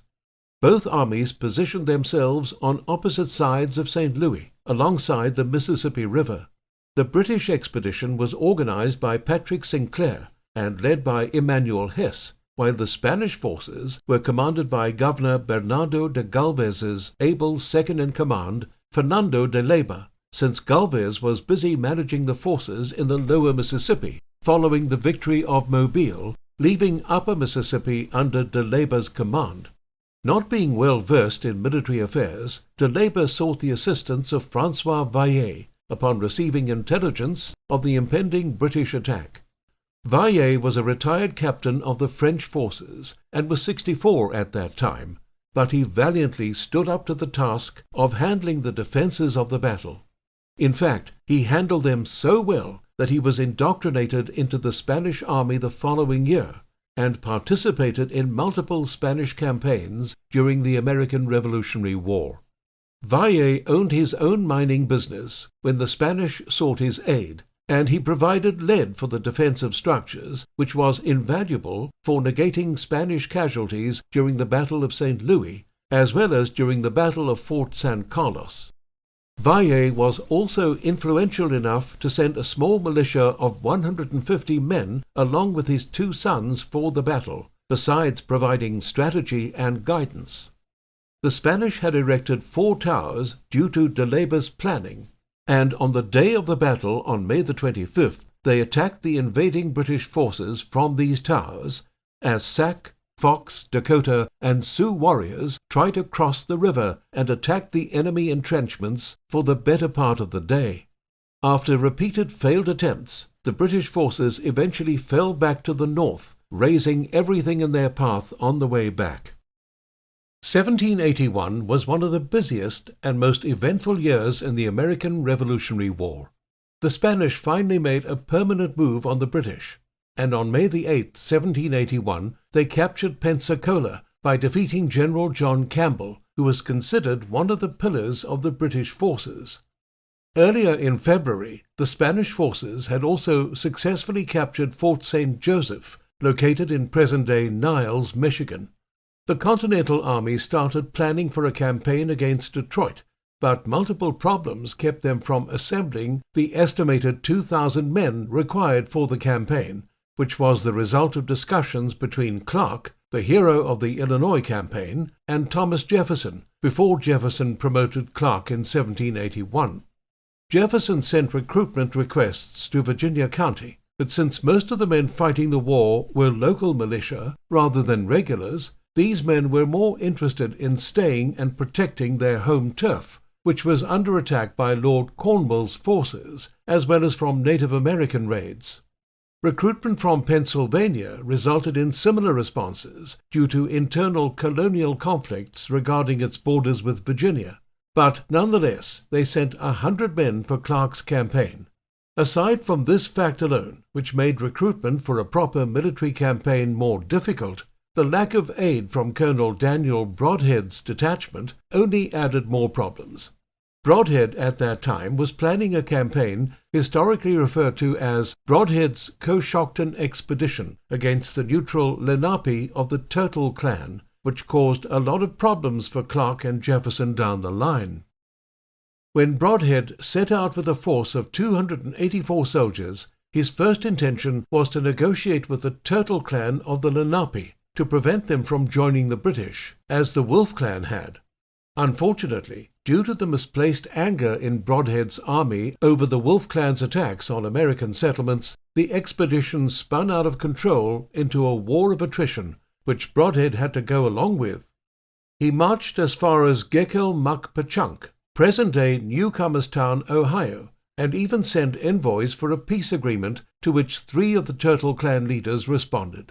But unfortunately, one of Brodhead's soldiers was a bloodthirsty racist named Louis Wetzel, who shot down one of the chiefs of the delegation without any explicit orders from his commander, resulting in the collapse of any further chances of peace talks. As a result, Brodhead was forced to change the initial goal of his expedition from holding peace talks to a full-scale military expedition, and marched his forces toward Coshocton. Brodhead's expedition made its first raid on Lichtenau, a Moravian settlement, a German Protestant sect similar to the Amish faith, with no ties to the British. After razing the town, the army moved to the village of Goshachgunk, later known as Coshocton, whose people were massacred. The peaceful Turtle clan was forced to retreat behind the Sandusky River after the attack on Goshachgunk. All in all, Brodhead's campaign was a Pyrrhic victory, as his slaughter of non-combatants was similar to the Squaw campaign in 1778 and soured Native American relationships in the region permanently, which affected Clark's effort to recruit men for his campaign in Detroit, as the intensity of Native American attacks only increased in the aftermath of Brodhead's expedition. 4 months after Brodhead's expedition, Clark set out for his campaign on Detroit in August 1781 from Fort Pitt with a measly force of 400, a paltry number compared to the campaign's objectives of securing Detroit. The Americans needed to control Detroit to prevent the British from overtaking Kentucky, which was a conclusion both Clark and Jefferson agreed upon when formulating their offensive against the British and their allies in the West. After being unable to conscript manpower from neighboring colonies, as well as the Continental Army, which had strained relationships with militiamen from the very beginning due to being regular soldiers, Clark changed the expedition requirements, asking instead for volunteers, which resulted in 200 of the 400 men he had amassed. The rest were Continental Army regulars, led by Colonel John Gibson, who was more inclined to work with Clark than Brodhead. Clark sailed down the Ohio River with 300 of his men, hoping to avoid the attention that is typically brought during an army march, and sent 100 Westmoreland County, present-day Pennsylvania, militiamen under Colonel Archibald Lockery to march toward Detroit. Clark set out a few days before Lockery to avoid enemy detection, leaving the Pennsylvania militiamen to catch up with the main body. On August the 24th, 1781, Lockery's detachment was ambushed near the Ohio River by a Mohawk chief named Joseph Brant, also known as Thayendanegea, and his men. The battle is historically referred to as Lockery's defeat, and it saw the Pennsylvania militia, led by Lockery, massacred. Support from Clark was impossible, since Clark's and Gibson's forces were ahead of Lockery's detachment, making them easy prey for the Mohawk forces. Only half of Lockery's forces survived after being taken prisoners of war or being captured as slaves by the Indians. Most of them were freed, and the remaining few escaped by the end of the war in 1783. The fallout of Lockery's defeat was highly impactful, as Westmoreland County had lost 100 of its best militiamen, who were desperately needed on the home front for defending the colony. Clark was also unable to carry out his plans to lead an expedition to Detroit after Lockery's forces failed to turn up. Clark was waiting for Lockery and his detachment at Fort Nelson in Kentucky when the fatal news of his defeat reached him. He tried to convince the officers of the force to replace Lockery's numbers so that he could continue with his expedition. But they refused, delaying Clark's expedition further. But good news came by the end of the year. The British had been defeated in the east by the Continental Army after General Charles Cornwallis had surrendered in Yorktown in October 1781. After the British were defeated, the war was virtually over in the east, but it lingered on in the west for another whole year, while peace talks and other formalities were taking place. 1782 was the penultimate year of the American Revolutionary War, and is generally referred to as the Year of Blood in American history. After Lockery's defeat the previous year, Native American raids in Pennsylvania greatly increased, which prompted them to send out an expedition to tackle the Native American threat head-on. Lieutenant Colonel David Williamson launched an offensive in Ohio County with a force of 160 militiamen, intending to flush out the Native American guerrilla groups responsible for the continuous raids. This offensive was more barbaric than Brodhead's expedition, as Williamson intentionally murdered 96 Christian Lenape by executing them with hammer blows to the head. This tragic event is referred to as the Gnadenhutten Massacre. What made the event even more shameful for the American settlers was the fact that most of the victims were women and children who fell into Williamson's hands while traveling to collect the harvest at the village of Gnadenhutten. The Christian Lenape were expelled from their native lands by the Turtle and Wolf clans, who had been at war with the Americans the year before. After this bloody massacre, the Continental Army took control of the war efforts in the region, with Colonel William Crawford taking the lead.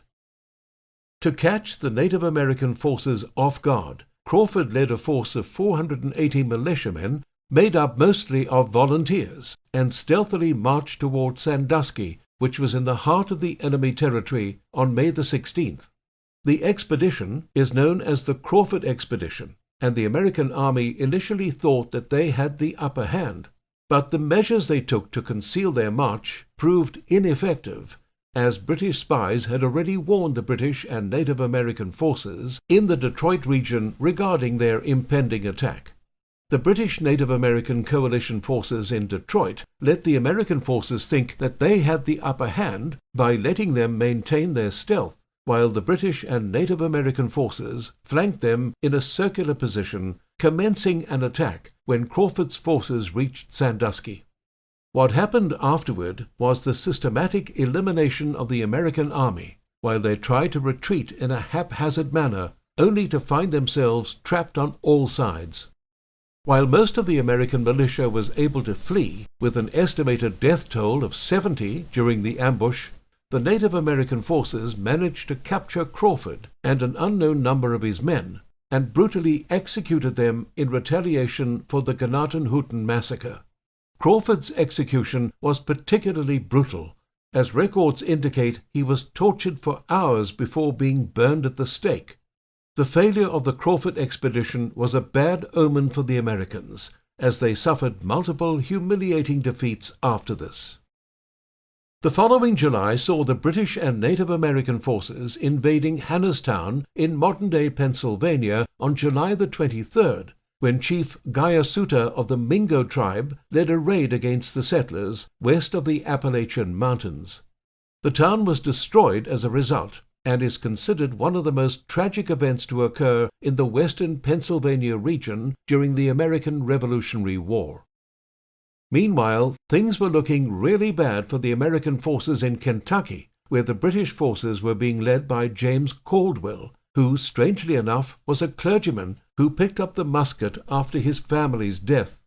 It was also led by Loyalist Matthew Elliott and Alexander McKee. The combined intelligence and experience of these three key figures of the British forces put both the American Continental Army and the militia on the defensive. The British Native American Joint Forces mounted their first serious offensive of Kentucky in 1782, when Fort Estill was attacked and captured in March by the Huron, while Williamson was busy with his Ohio raid. The capture of Fort Estill was quite the game of cat and mouse, as Captain James Estill and his detachment of 40 men were lured by a body of Native Americans away from the fort, while another group of Hurons took over the fort after the forces left. After massacring civilians in the fort, the Native Americans retreated quickly before Captain Estill could come back and rescue those inside. After the raid, 2 of the survivors were sent after Estill to inform him of the incident. The messengers found Estill and his forces near Drowning Creek, following the false Native American diversion. After receiving the news, the American forces immediately returned to the fort. Estill and 5 of his men gave chase to the retreating Native Americans for revenge, since many of the militiamen had families in the fort when the Native Americans launched their surprise raid on it. This is what the Native Americans wanted, leading to the ambush known as the Battle of Little Mountain. The pursuing militia found themselves facing off against the Huron forces after following the trail of their raiding party to Little Mountain Creek in Kentucky. The American forces fought bravely against the Native Americans, with both sides sustaining many casualties, including the deaths of their respective leaders, James Estill and Chief Surahuwa. The latter was killed with the first volley of musket fire, while Estill died during a retreat, for which many hold his subordinate, William Miller, responsible. Due to his insubordination and the lack of coordination of his commander, Miller was also held responsible for the overall defeat, though he had no party to play in it other than incompetence. After this, the Native American tribes of the West gathered a huge alliance of 1,000 warriors at Wapatomica, but were disbanded after false reports indicated an expedition from George Rogers Clark would take place in Ohio. The Battle of Blue Licks is one of the last major battles in the American Revolutionary War that took place on August the 19th, 1782. The British forces, also comprised of 1,100 Native American warriors, were commanded by the last defined British commanders of the American Revolutionary War, which included Alexander McKee, Simon Girty, and Matthew Elliott. The remnants of the 150 British Rangers under Captain William Caldwell spearheaded the assault, while coordinating with the Native American forces, comprised of warriors from the Shawnee, Lenape, Mingo, Huron, Miami, Ottawa, Ojibwa, and Potawatomi tribes. Once the false reports of Clark's expedition broke up the huge army, Caldwell had his reservations and charged into Kentucky, leading 350 men who were mostly Native Americans, with only 50 Loyalists participating in the campaign. Caldwell's first target was the settlement of Bryan Station, but their element of surprise was lost when the settlers of the town barricaded themselves in, forcing Caldwell to lay siege on the town on August the 15th.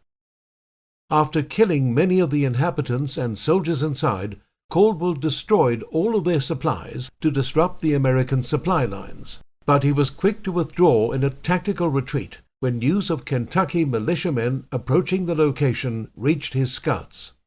The forces of Colonel John Todd of Fayette County were the first to arrive and witness the massacre. Assisting him in the counteroffensive was Lieutenant Colonel Daniel Boone, Lieutenant Colonel Stephen Trigg, and Major Hugh McGarry. Since Caldwell had a head start, the arriving forces that were slowly gathering at Bryan Station didn't have any choice but to give chase to the raiders. Waiting for the full force to gather would have allowed Caldwell's forces the time they needed for a safe retreat, which the commanders were reluctant to do after witnessing the massacre. Caldwell's forces lured the pursuing American forces all the way to Licking River, where Boone became suspicious of an impending ambush after Native American scouts were spotted on the opposite side of the river, observing the Americans' movements. Before crossing the river, Boone urged the commanding officers not to cross the river in fear of an ambush, but Major McGarry, who was known for his obstinacy, charged forward, openly calling any who did not follow him cowards as he galloped along to cross the river. This had a domino effect on the American militiamen, who automatically started following the hot-headed major in an uncoordinated manner. This was exactly what the Native American forces were waiting for, as they were on top of the hill behind the Salt Lick known as Blue Licks, from which this battle derives its name. As soon as the first batch of soldiers reached the top of the hill, they were shot down from very close range by a Native American musket unit. Lieutenant Colonel Stephen Trigg and Colonel John Todd died in the initial volley, throwing their men and the other commanders behind them into disarray as they started rushing down the hill immediately. Clark, who had repeatedly requested to mount an expedition across the Ohio River, finally got permission after this disaster, and in November 1782 he started his campaign with a strong force of 1,000 men. This turned out to be the last major military expedition against the Native Americans in the American Revolutionary War. The Shawnee were the primary target of the expedition, and Clark's forces successfully destroyed 5 of the major Shawnee settlements across Ohio, making them incapable of mounting any further offensive in the Kentucky settlements. Realizing that any further violence would be a losing cause, and since the British and American peace negotiations were almost over, the Shawnee refused to engage in any skirmishes and silently retreated to their original borders along the Mad Dog River. Thus ended the American Indian conflicts of one of the most important turning points in American history. The American Indian Wars were far from over, though, with new political agendas overtaking the old colonial ones. Chapter 4. American Indian Wars East of the Mississippi After the American Revolutionary War, Part 1, The Northwest Indian War. Once the American Revolutionary War was officially over, and after the treaties were signed in Europe, with the former colonial sovereigns recognizing America as an independent nation, the next phase in the American Indian Wars began. Free of foreign control, the new United States of America found itself in urgent need of land and resources to recuperate from the losses caused during the 8 years of brutal warfare. With the general relationships and mentality toward Native Americans being greatly soured by the brutal actions on both sides, though to be fairly honest, the American militia committed more atrocities than the Native Americans, it was fair game for the new government and businessmen to acquire the lands and natural resources from the Native Americans by any means necessary. This resulted in one-sided treaties, threats, massacres, and other atrocities committed by the United States government and the Army, which greatly reduced the Native American population as well as stripped them of their basic and civil rights. The Native Americans didn't give in easily, though, which was evident from the get-go in the Northwest Indian War that lasted from 1785 to 1795. After the American Revolutionary War ended, the major Native American tribes in the West quickly realized that the former European settlers, who were now Americans, had occupied almost half of their ancestral lands in the East, and were already starting to encroach on areas in the West. Though the Native Americans had played a key role in the American Revolutionary War, the Treaty of Paris, which was signed in 1783, did not call for their opinions or decisions when carving out the new North American territory. Most of these colonial powers considered Native Americans to be socially and culturally below them, and used them as pawns when necessary, since the beginning of Western colonization of North America. This hard, cold fact finally dawned on all the Native American tribes when the Europeans suddenly started making claims on their lands and villages, which they had inhabited for hundreds of years. Also, as a result of the American Revolutionary War, the Iroquois Confederacy, which was considered to be an alliance of the strongest Native American tribes in both the east and west of North America, had also been brought to its knees due to the huge casualties and losses the tribe suffered during the American Revolutionary War. The Iroquois, or what was left of them after the American Revolutionary War, signed the Treaty of Fort Stanwix in 1784, which ceded the Ohio Territory to the Americans. This was the first of 7 treaties signed between the American government and the Native Americans between 1784 and 1797. But the Iroquois themselves didn't honor the treaty, and neither did the Western Confederacy, as the treaty was simply too one-sided. Sensing that their freedom was under threat, the major Native American tribes, which still had some power and influence left in the West, banded together to form a confederacy to declare all the lands in the Northwest American region across the Ohio Territory as lands free from European American control. Though the British had officially backed off from conquering America, they still maintained their bases, forts, and other important resources in the Western American frontier. This gave the Western Confederacy, also known as the Miami Confederacy, which was made up of the Miami, Shawnee, Lenape, Huron, Ottawa, and Mohawk tribes, among many others, a way to arm and prepare themselves in the upcoming battles in the Northwest Indian War, as their previous allies were very eager to watch the new nation stumble on its feet. In fact, Britain went into war again in the War of 1812, which the Native Americans were involved with as well. The delegates of the Western Confederacy met at Fort Detroit in the autumn of 1785 to officially declare the alliance and its intent to fight the Americans to defend their land. Trouble started brewing when American settlers tried to encroach on Native American lands near the Appalachian Mountains after the Revolutionary War, leading to the formation of a Huron-based confederacy to protect their native lands from the settlers. When George Washington became aware of the Native Americans' actions at Fort Detroit, he ordered the newly formed U.S. Army to take charge of the situation and suppress the Native Americans in the western frontier, as these were lands and resources that were desperately needed by the new nation in order to prosper. During the first half of the war, the Native Americans had the upper hand.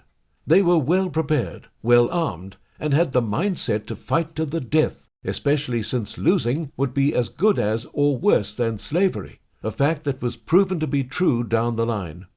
As the newly formed U.S. Army was inexperienced, under-equipped, and lacked proper training, this resulted in devastating casualties in all the battles and skirmishes of the Northwest Indian War. The first recorded conflict of the Northwest Indian War was Logan's Raid in October 1786, which was a small military expedition launched by the Kentucky militia under the command of General Benjamin Logan, who had already shown a psychopathic streak in his barbarity against the Native Americans during the American Revolutionary War. This was a private war of attrition and was neither ratified nor supported by the U.S. Army. The raid was launched in retaliation to the final defeat of the American forces at the Battle of Blue Licks, which saw the death of many Kentucky militiamen. The expedition mainly moved between the Little Miami and Mad Rivers, targeting Shawnee settlements. Logan's raid destroyed 13 Shawnee settlements in total, mostly massacring women and children, besides destroying supplies.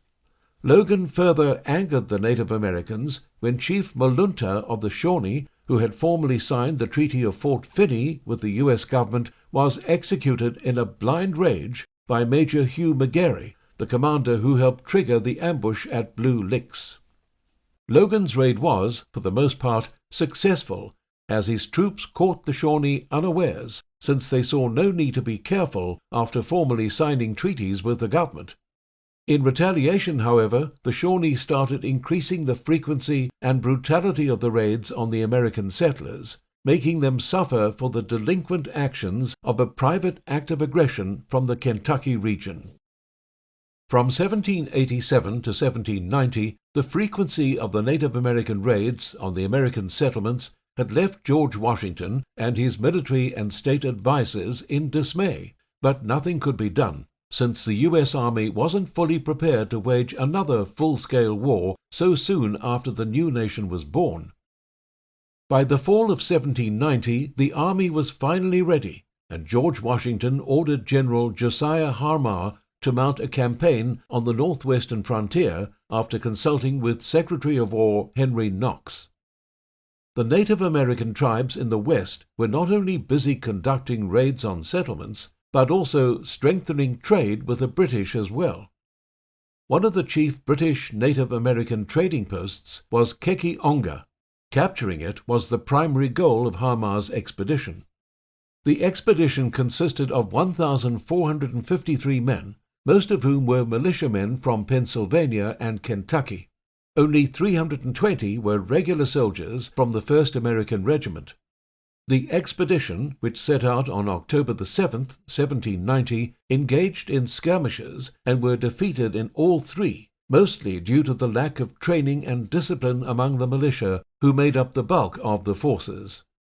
Besides Harmar's main forces, another smaller force, led by Major Jean-Francois Hamtramck, was dispatched to distract the Wabash from Harmar's expedition by drawing their attention to the north. The tactic seemingly worked well, and by October the 14th, the expedition team was within 25 miles of Kekionga, getting there without any disturbances. The Kentucky militia captured a Shawnee scout on the same day who lied to the Americans under torture, saying that the Miami and Shawnee tribes were preparing for the American attack on Kekionga. Panicked at the thought of losing the element of surprise, Harmar dispatched Colonel John Hardin and almost half of his forces to rush ahead of the main body and launch a surprise attack on the Native Americans at Kekionga. But once the Americans reached Kekionga, they found a ghost town with little to no supplies. Hardin's detachment burned the village. Other nearby villages, which primarily belonged to the Miami tribe, were already warned of the American approach, and so most of them evacuated the settlements in time to avoid any major casualties. The British traders who were in the area at that time retreated to Fort Detroit as well, along with their families and valuables.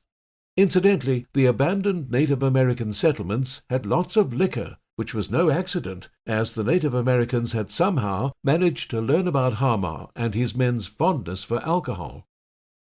The first major skirmish was the Battle of Heller's Corner, which took place near modern-day Churubusco, Indiana. On October the 19th, a scouting party was sent out by Harmar, who was growing impatient by the lack of inaction from the enemies. The scouting party was led by Colonel Hardin, who had nearly 250 men under his command, 180 of whom were untrained militia. The objective of this expedition was to gather intelligence and attack the village belonging to Chief Legree for resources.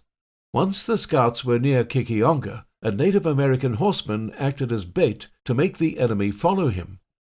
Hardin impulsively followed the bait, but left the cavalry unit that set out with him, which was under the command of Major James Fontaine, to rejoin with a company of men who were left behind. Hardin and his company were eventually led to a swampy area along the Eel River that severely restricted the troops' movements. Miami Chief Little Turtle and his Native American warriors were waiting for this to happen and attacked Hardin's forces from three sides, causing devastating damage to the American forces. Over 40 militia were killed, while the rest retreated. The scouting party also included 30 regulars who showed exemplary courage and stood their ground, while the militia retreated and warned Major Fontaine of the day's events, preventing further casualties. Captain John Armstrong, who was Hardin's second in command, proved himself to be a coward by hiding in the bushes when the ambush started and escaping with the retreating militia later on, while his commander fought valiantly.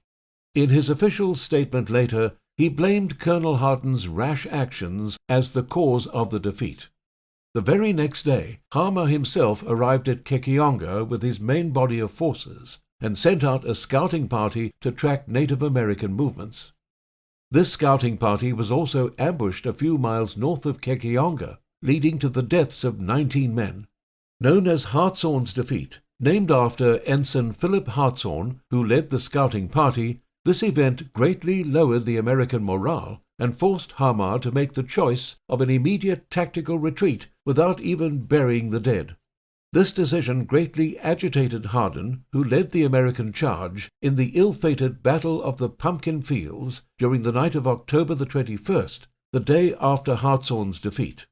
Commanded by Major John P. Willis, with Hardin as the second in command, the expedition of 360 men moved toward Kekionga, where, to their surprise, they found 1,000 Native Americans encamped and ready for battle.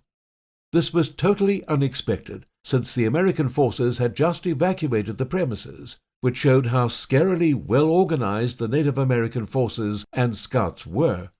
Hardin made no attempt at any heroics, and immediately sent a courier to General Harmar requesting reinforcements, which never came.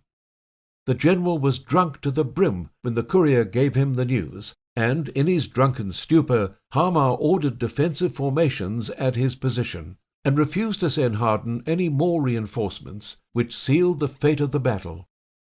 Hardin divided his forces into 4 groups and planned to attack Kekionga from all sides, not knowing yet that the reinforcements he requested wouldn't be showing up.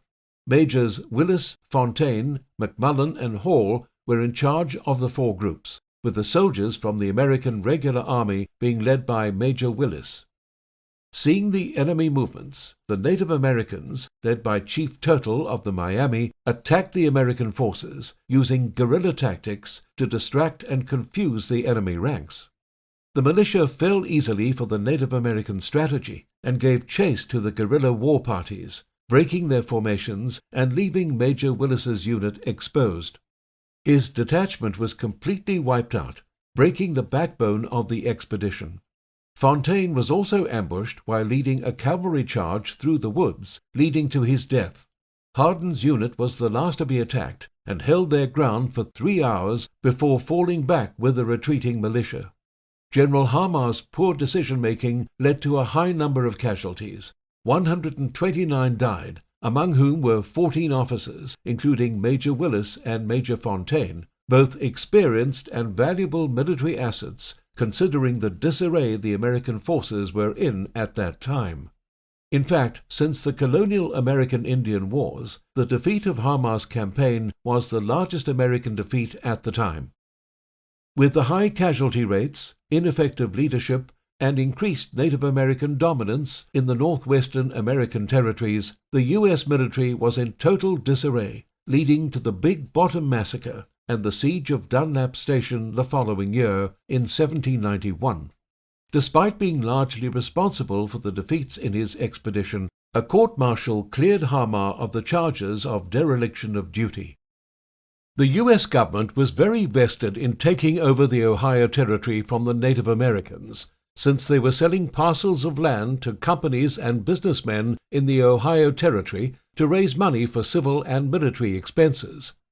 However, the Native Americans inhabited these lands, which made it impossible for the companies that invested in them to move there. After the humiliating defeat of the American forces at the hands of the Native Americans in Harmar's expedition, the Lenape and Huron launched an offensive against a squatter settlement near modern-day Morgan County, Ohio, which became infamously known as the Big Bottom Massacre on January 2, 1791. This settlement was close to an Ohio Company of Associates settlement, which soon became actively involved in protecting the settlers from Native American raids after the Big Bottom Massacre. Emboldened by the Big Horn Massacre, a coalition of tribes separate from the Western Confederacy but affiliated with them, continued with increasingly aggressive raids until 1794, when they were defeated. Just a few days after the Bighorn Massacre, the Western Confederacy and the Ohio militia engaged in a major military skirmish at the siege of Dunlap Station on January the 11th. At first, the Native Americans used Simon Girty, a frontiersman with good ties to the Seneca tribe, as he was taken prisoner by the Ohio Seneca, the Mingo, in his teens, to present their demands to the commander of Dunlap Station in exchange for a prisoner named Abner Hunt, whom they had captured the previous day. Hunt was among a group of individuals that included John S. Wallace, Captain John Sloan, and Cunningham. They were inspecting a dig site when they were taken by surprise by Native American warriors. Hunt was held captive, Cunningham was killed, and the other two escaped after being wounded. While the Native Americans laid siege to Dunlap Station and exchanged fire with the fort's forces, led by Lieutenant Jacob Kingsbury, Wallace went to Fort Washington to inform them of the situation and request aid. Hunt was executed when the peace talks failed, and firing began from the rear of the fort. Wallace's efforts were ultimately unnecessary, as the Native Americans gave up on the siege once night fell, realizing that nothing short of cannons would allow them to breach the fort. Thanks to this decision, they managed to avoid the reinforcements sent from Fort Washington the next morning. Due to aiding the Native Americans as an interpreter, Simon Girty, who also defected to the British in the American Revolution, was eventually branded a villain and became a much-hated figure among Americans until his death. Though the Native American forces didn't suffer any major losses or casualties, they failed to capture the fort, resulting in an indecisive stalemate. After the siege of Dunlap Station, the American forces faced their second defeat during the St. Clair expedition, which turned out to be even worse than Hamar's campaign the previous year. The failure of General Hamar the previous year made General Arthur St. Clair Washington's commander of choice for this expedition, which set out in October 1791 after many delays and disruptions. The objective of this campaign was the same as Hamar's campaign: capture Kekionga and establish a footing in Ohio by establishing a forward base. This time, the American 1st Regiment made a stronger show, numbering 600. Along with them were 800 conscripts and 600 Kentucky militiamen. From the beginning, the expedition slowly moved forward because, in addition to attacking the Native Americans, St. Clair's expedition was under orders to build supply posts as they traveled, severely restricting their movement, which the Native Americans took advantage of, with the occasional guerrilla attacks that slowly increased in frequency as the expedition went on. The military command was also not maintained properly due to General St. Clair's poor health, which made it difficult for him to maintain order within the ranks. With the constant Native American attacks, lack of supplies, and lack of discipline, desertion became a major issue during the campaign. By the 2nd of November, St. Clair's forces had been reduced to half its original numbers due to the desertion of the conscripts and militia. The expedition engaged only in one skirmish, the Battle of the Wabash, also known as St. Clair's defeat, on November the 3rd, which saw an overwhelming victory for the tribes of the Western Confederacy, namely the Miami, Shawnee, and Lenape. St. Clair's forces set up camp where Fort Recovery stands today, near the Wabash River in Ohio. The Native American scouts had already been observing the movements of the Americans, and when they finally set up camp, it provided Chief Little Turtle and his allies the perfect opportunity to strike at the enemy at dusk, when they were done with the day's work and were preparing to rest. Thankfully, the regulars, who were better trained and more experienced, immediately responded to the surprise attack with a volley of musket fire. The Native Americans then flanked them from the back, while a small group of them attacked the artillery positions, forcing the Americans to sabotage their artillery cannons and flee. After hours of fierce fighting, St. Clair and his remaining officers attempted a desperate bayonet charge to successfully break through the Native American flanks and retreat. the Native American forces gave chase for 3 miles before returning to the battle site to loot.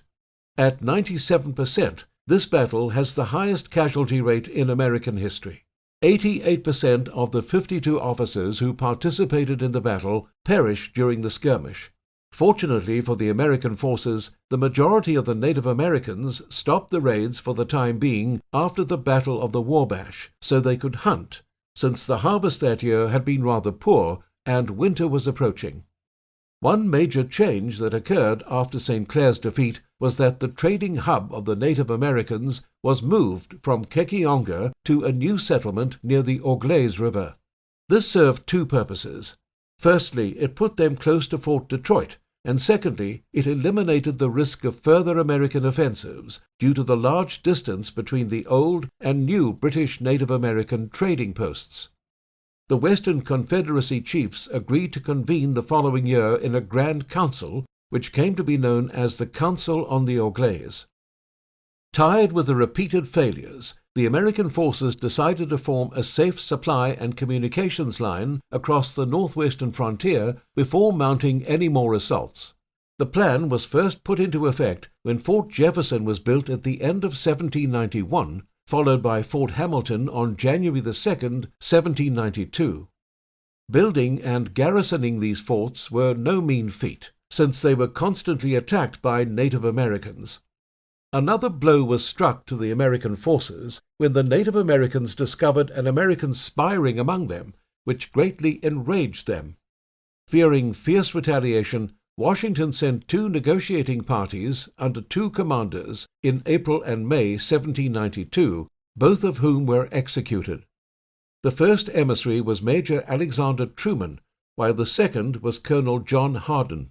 Ironically, both men and their companions were killed on suspicion of being spies, the issue they had come to negotiate in the first place. Following these events, the Council on the Auglaize took place in September 1792, which was one of the more momentous occasions in the Northwest Indian War. Along with the chiefs of the Western Confederacy tribes, Simon Girty was present, along with Alexander McKee, who represented the British political interests in the war. There were a lot of discussions, as some leaders believed that making peace with the Americans, while their victorious momentum was retained, would result in permanent peace, while others, like the Shawnee and Lenape, wanted an all-out war. After much debate, all parties agreed on 3 things. The formal division between Native American and European American lands would be made by the boundaries of the Ohio River. The newly erected forts in Ohio County posed a threat to them and must be destroyed, and they would meet with American emissaries the following year, which gave them a short window of opportunity to carry on their assaults. Tempers flared among the American public and the heads of state when they heard the demands decided by the Grand Council. Nonetheless, they still accepted the demands with gritted teeth, agreeing to attend a negotiation with the Grand Council the following year, and suspending further military acts of aggression on the Native Americans. As decided during the council, Chief Little Turtle led an expedition in November 1792 with 200 Shawnee and Miami warriors to destroy the forts erected in Ohio County, Fort Hamilton, Fort Sinclair, and Fort Jefferson. The raid was a huge success, with the capture of 100 horses, as well as the incoming supplies, which greatly reduced the communications and supply lines between the 3 forts. Satisfied with the results, the Native Americans fell back to their territory for the time being, keeping a low profile until the historic Sandusky River Council of 1793 with the Americans took place. Benjamin Lincoln, Timothy Pickering, and Beverly Randolph were the American representatives at the council, which was held in May 1793. The Native Americans arrived with a British convoy for protection, but all hell broke loose during the negotiations when the Shawnee and Lenape insisted that the 1768 Treaty of Fort Stanwix between the Iroquois Confederacy and the British be used as the basis for the peace terms, which mainly defined the Ohio River as the boundary between the Native American and European American lands. The Iroquois Confederacy was against this, since it did not benefit them in any way. They wanted all white settlers to be relocated from the Northwest, which the American emissaries were reluctant to agree to, stating the expenses involved. Later, a consul from the Iroquois Confederacy sent a message to the U.S. representatives stating they were greatly angered over being asked to honor treaties that sold their land to the Americans by tribes that didn't live there in exchange for money that they did not value. Nevertheless, they still came up with a solution for the American emissaries on how to recuperate the relocation costs in a fair manner by reallocating military funds for civilian relocation. However, this was again rejected by Benjamin Lincoln and his colleagues, as the whole proposal would ultimately undermine American interests in the region. The differences in opinion and interest among the different parties ultimately achieved nothing, and the delegates all left in a bitter mood, since war was once again looming on the horizon. Before the peace talks at the Sandusky River Council failed, George Washington had already decided to reform the army by building up an elite unit. Preparations for building the new unit had begun long before the delegates were sent to the Sandusky River Council. Named as the Legion of the United States, General Mad Anthony Wayne was given the responsibility to whip the trainees into shape for properly facing the Native Americans on the battlefield, instead of relying on local militia, which had, time and time again, let the Army regulars down. Other generals, including James Wilkinson, were disappointed at not being appointed as the head of the new special unit, and did everything they could to undermine General Wayne's training of the newly formed Legion of the United States. Overcoming all odds, General Wayne set up the training camp for the new Legion at Fort Washington in 1793. After the news of the negative outcome of the Sandusky River Council reached the capital, Wayne was commanded to move his troops up north, since the training of his troops had been reported to be complete. The building of Fort Greenville, which was located north of Fort Jackson, commenced on November the 20th by the Legion, after Wayne had reached his ordered position. The Legion garrisoned themselves in the fort during the winter, and further displayed their indomitable spirit when a detachment of 300 men built Fort Recovery under General Wayne's command, despite the cold, harsh winter. In the process, they recovered and repaired the artillery pieces left behind during Sinclair's defeat in 1791, since the new fort was built where Sinclair's army made their final stand. The new Legion astounded both their own army as well as the enemy by the deadly efficiency and speed of their operations, and how much they had achieved within a couple of months, despite their own side trying to bog them down out of political and personal agendas. The British felt highly threatened, building Fort Miami in response to the American fortification efforts to halt any possible invasions from the Legion in the future. By January 1794, General Wayne had his new army fully prepared and trained, which was comprised of an artillery unit, formed after finding the cannons while building Fort Recovery, and 8 infantry companies. The first Native American tribe to come forward for peace talks were the Lenape, but General Wayne dismissed the emissary, who was actually the chief of the Lenape tribe, George White Eyes.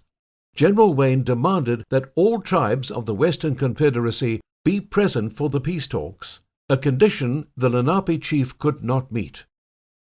The Native Americans launched the first offensive in the second phase of the Northwest Indian War, which started with a joint British-Native American expedition in June 1794, with the intent of attacking and capturing the artillery from Fort Recovery.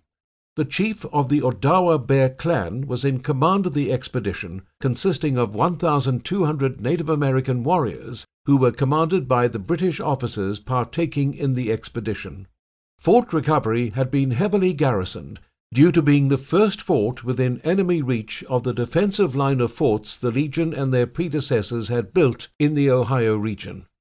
Despite the fierce attacks, the inhabitants of the fort persisted, and eventually beat back the British Native American expedition. Chief Little Turtle of the Miami had finally met his match in this battle, and he felt threatened by the diligence and strategy of the new Legion and its commander. Seeing the results of the attack, the Native Americans requested the British for artillery support, which they declined, since they didn't want to openly declare war on the Americans.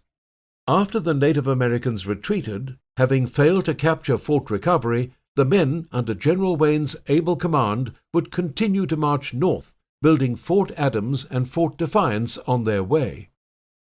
Finally, Kekionga was within reach of the Americans again, with no fear of Native American attacks or raids, thanks to the tireless efforts of General Wayne and his men. But before reaching it, the Legion proved their mettle for the first time in the Battle of Fallen Timbers. General Wayne's forces faced off against Chief Blue Jacket of the Shawnee, Chief Little Turtle of the Miami, and Chief Buchan Gahelas of the Lenape. Though local militia participated in the battle, it was General Wayne's forces that shone, moving in disciplined formation and coordinating with each other perfectly, cutting down the Native American forces with ease and efficiency for the first time in U.S. Army history since the American Revolutionary War.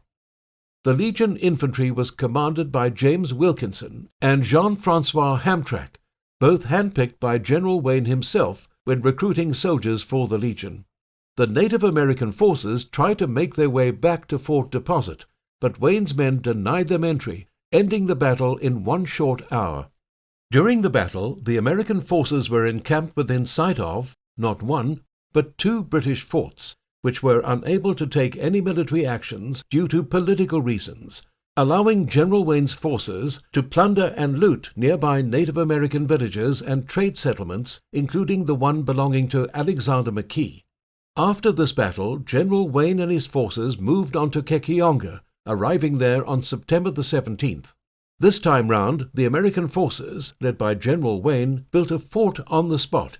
It was Wayne's intention to build one strong enough not only to endure Native American attacks, but British attacks as well, as they had more advanced heavy weaponry than the Native Americans.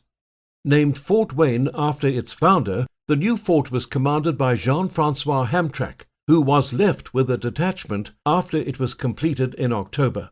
General Wayne and the Legion of the United States marched on and built Fort Pica, Fort St. Mary's, and Fort Lorraine throughout the next 2 months.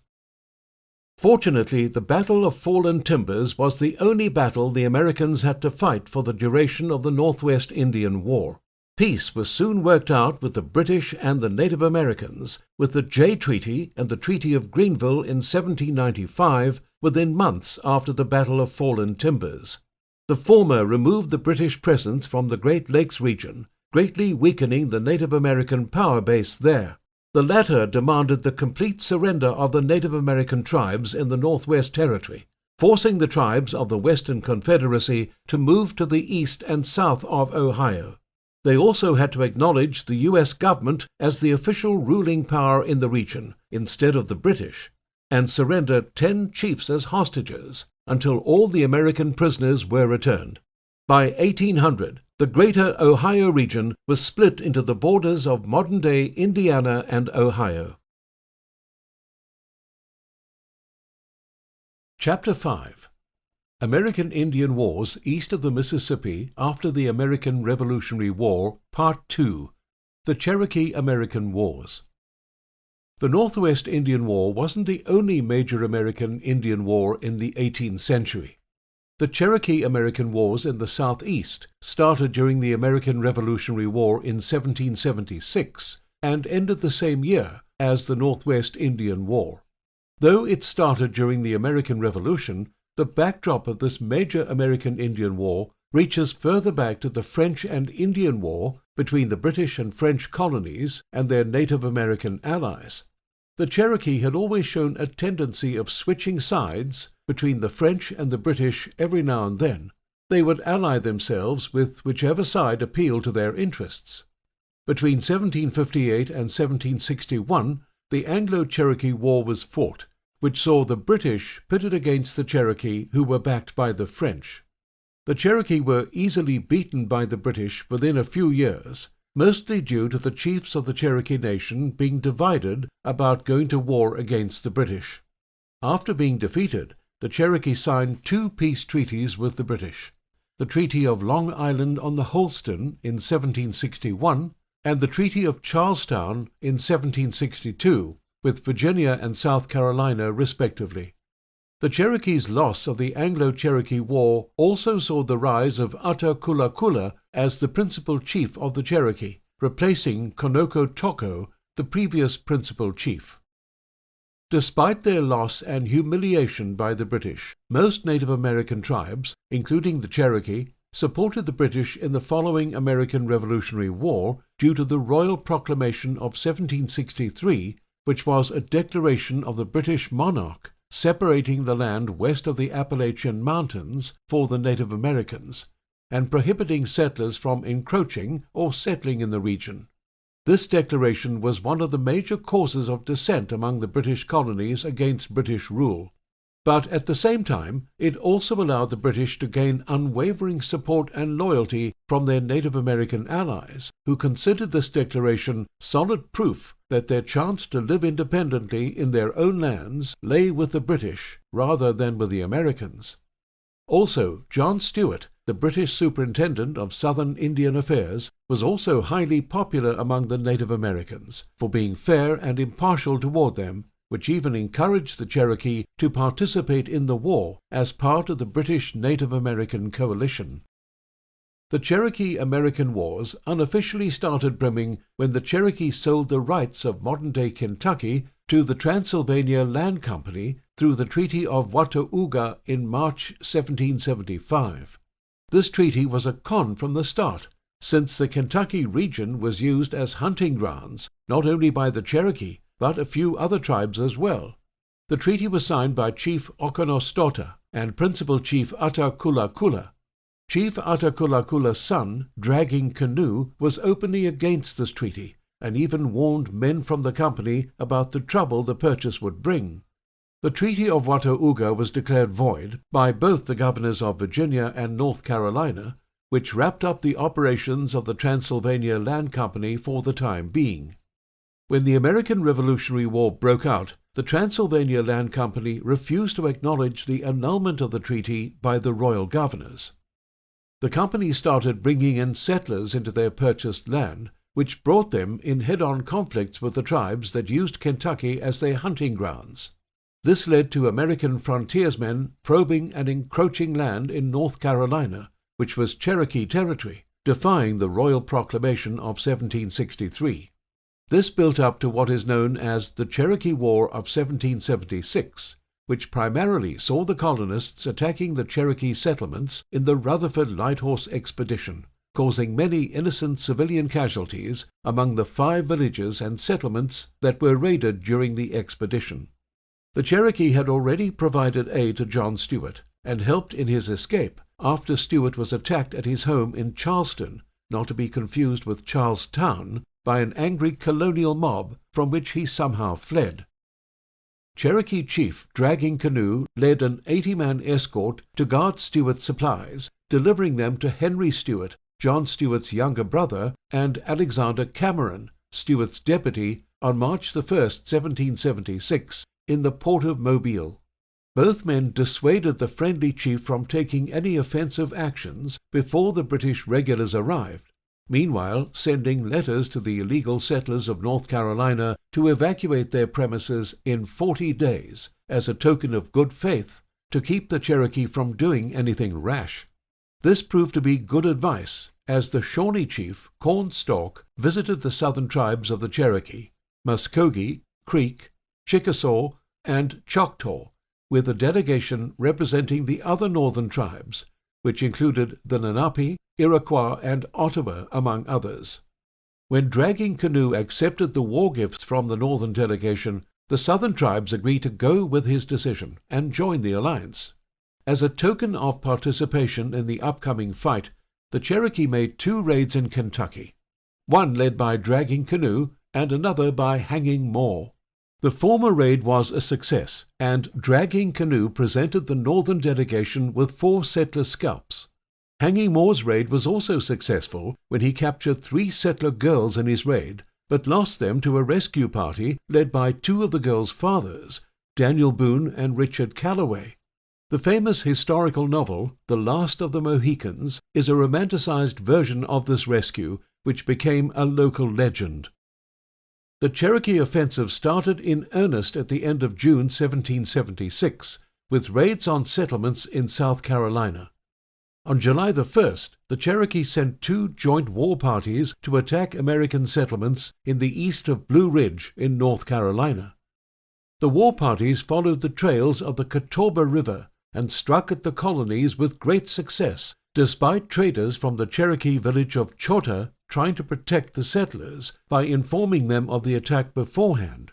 In the next few raids, the Cherokee had a lot of success, mainly due to the raids being conducted after the Battle of Sullivan's Island, which had seen the British fail in their attempt at capturing Charleston. One of the larger skirmishes was the Battle of Lindsay's Fort, which took place on July the 15th, 1776, in South Carolina. Since the North Carolinian raids were going well, a Cherokee and Loyalist joint force started attacking the settlements in South Carolina, which led to settlers fleeing into the forts and encampments, including the recently finished Lindsay's Fort. Despite having large numbers, the attackers didn't possess the heavy artillery required to bring down the walls and palisades, leading them to abandon an attempted siege and retreat. Major Jonathan Downs, who was in charge of the fort, ordered his men to give chase, capturing 10 Loyalists and killing 2 without any Cherokee casualties. After the successful string of Native American raids, the states of Virginia, the Carolinas, and Georgia dedicated a large part of their war efforts to fighting the indigenous people, making things difficult for the Native American forces down the line. About a week or so after the Battle of Lindley's Fort, the affected states each mustered significant manpower to attack the Native Americans along the Oconaluftee, Tuckasegee, Little Tennessee, Hiwassee, Savannah, Chattahoochee, and Tougaloo River valleys and their surrounding areas. After decades of warfare with the tribes, the experienced militia and frontiersmen had a thorough knowledge of where the major Native American settlements were and where they tended to camp, which happened to be along the previously mentioned river coastlines and their adjoining valleys. Each state's militia forces operated independently of each other, which allowed them to simultaneously attack multiple enemy fronts. The North Carolinian forces, led by Griffith Rutherford, had the highest military numbers among all the states, which was 2,400, and so took charge of covering the widest stretch of territory. Not long after they set out, Rutherford's expedition fought off Catawba warriors in an ambush near Cowie Gap, a mountain pass in western North Carolina, which is historically referred to as the Battle of Cowie Gap. Meanwhile, South Carolina's force of 1,800 men, led by Andrew Williamson, scourged the Savannah River coast and valley, which encompassed the lower Cherokee territory. After the Battle of Cowie Gap, Rutherford pushed the expedition deep into enemy territory, targeting the Middletown Cherokee settlements and villages along the Tennessee River. His expedition stayed out of any further conflicts until they met up with General Andrew Williamson's forces from South Carolina. Williamson's expedition ended up in a huge clash with the Cherokee when they were attacked on August the 1st in a British Native American ambush near the lower Cherokee settlement of Seneca, which came to be known as the Battle of 12 Mile Creek. Sensing the odds were against him on the first day of the ambush, Williamson ordered a full retreat without engaging the enemy, and took his forces from the borders of South Carolina into the state of Pennsylvania, where he met up with notable American Revolutionary War hero Andrew Pickens and his militia forces. Pickens, who had been informed of the retreating South Carolinian militia and the Native American forces, who had been chasing them since midday, decided to join with the South Carolinian militia before they brought the enemy to their doorstep. After meeting up, the combined militia forces set up an encampment in 12 Mile Creek. On August the 12th, another skirmish took place when Pickens led a foraging team of 25 men as supplies were running low. Unfortunately, they were spotted by the Cherokee forces, and this is where Pickens proved his valor for the first of many times throughout his military career, although he was already a veteran of the Anglo-Cherokee War. With the circular ring formation, Pickens and his men defended themselves against 200 Cherokee until reinforcements came along. The Cherokee forces were so awestruck by this event that they called this battle the Ring Fight, which is also another popular nickname by historians for this particular skirmish. Pickens and Williamson marched on toward the Savannah River coast, eventually facing the Cherokee forces at the Cherokee settlement of Tugaloo, which was built along the Tugaloo River. This battle came to be known as the Battle of Tugaloo, though it was more of a raid than an actual battle, which saw Pickens leading a force of 200 men who razed Tugaloo on August the 10th. 2 days later, the two experienced commanders had destroyed all of the Cherokee lower towns after they defeated them at the Battle of Tennessee, which was a raid similar to the Battle of Tugaloo. The main reason for such easy victories was that the South Carolinian and Pennsylvanian forces kept the Cherokee forces under constant pressure by chasing after them and fighting them relentlessly soon after the Battle of 12 Mile Creek ended, which the Cherokee forces were not expecting. It was a spur-of-the-moment decision by the settler militia commanders, but one that actually worked out and stopped the Cherokee forces from regrouping. After the Battle of Tennessee, Pickens and Williamson parted ways, with Pickens heading to Seneca and supervising the building of Fort Rutledge, while Williamson headed back home with his forces, only to set out again in September when he rendezvoused with Griffith's expedition on September the 14th, 1776. In October, General Rutherford organized the Rutherford Light Horse Expedition, which was mildly successful in terms of fulfilling its objectives due to being forced back because of the lack of supplies. Captain William Moore spearheaded the expedition and destroyed 5 Cherokee settlements before turning back. All this took place before the North and South Carolinian forces met up. After meeting up together, the combined number of regiments of the North and South Carolinian militias stood at 4, with almost 4,200 men, minus the 1 casualty at the Battle of Cowie Gap the previous month. Together, these 4 regiments hammered down on the Watauga tribe with well-coordinated raids, burning down settlements and supplies. The expedition was a huge success for the North and South Carolinian forces. They had dealt a fatal blow to the indigenous people by razing 36 settlements, 50 if Moore's and Rutherford's raids prior to their alliance are to be counted, and destroyed all crops and cattle, leaving the Watauga with no supplies for the harsh upcoming winter. Satisfied with the results of the incursion, both forces returned home, but Rutherford came back to raid the Middletown Cherokee again under another North Carolinian expedition headed by Captain William Moore and Joseph Hardin. While all this happened, the Georgians sent a meager force of 200 to attack Cherokee settlements along the Chattahoochee and Tugaloo rivers, which did not achieve any notable success. After the southeastern colonies had successfully taken care of their Native American problems, Colonel William Christian of the Continental Army was sent to tend to the Native American attacks in the southeast. But once they mobilized, they found little to do. Williamson, Pickens, and Rutherford's joint military efforts had effectively broken the Cherokee fighting spirit, forcing them to abandon most of their major Middletown Cherokee settlements using scorched earth tactics, leaving nothing but ruins for Christian's expedition. Great Island, Sitico, Toccoa, Tuskegee, Chillouee, and Great Tellico had all become ghost towns. After the retreat, the elder chiefs wanted to pursue peace at the Council of the Overhill Towns, which was where all the tribal chiefs held a discussion on their next course of action.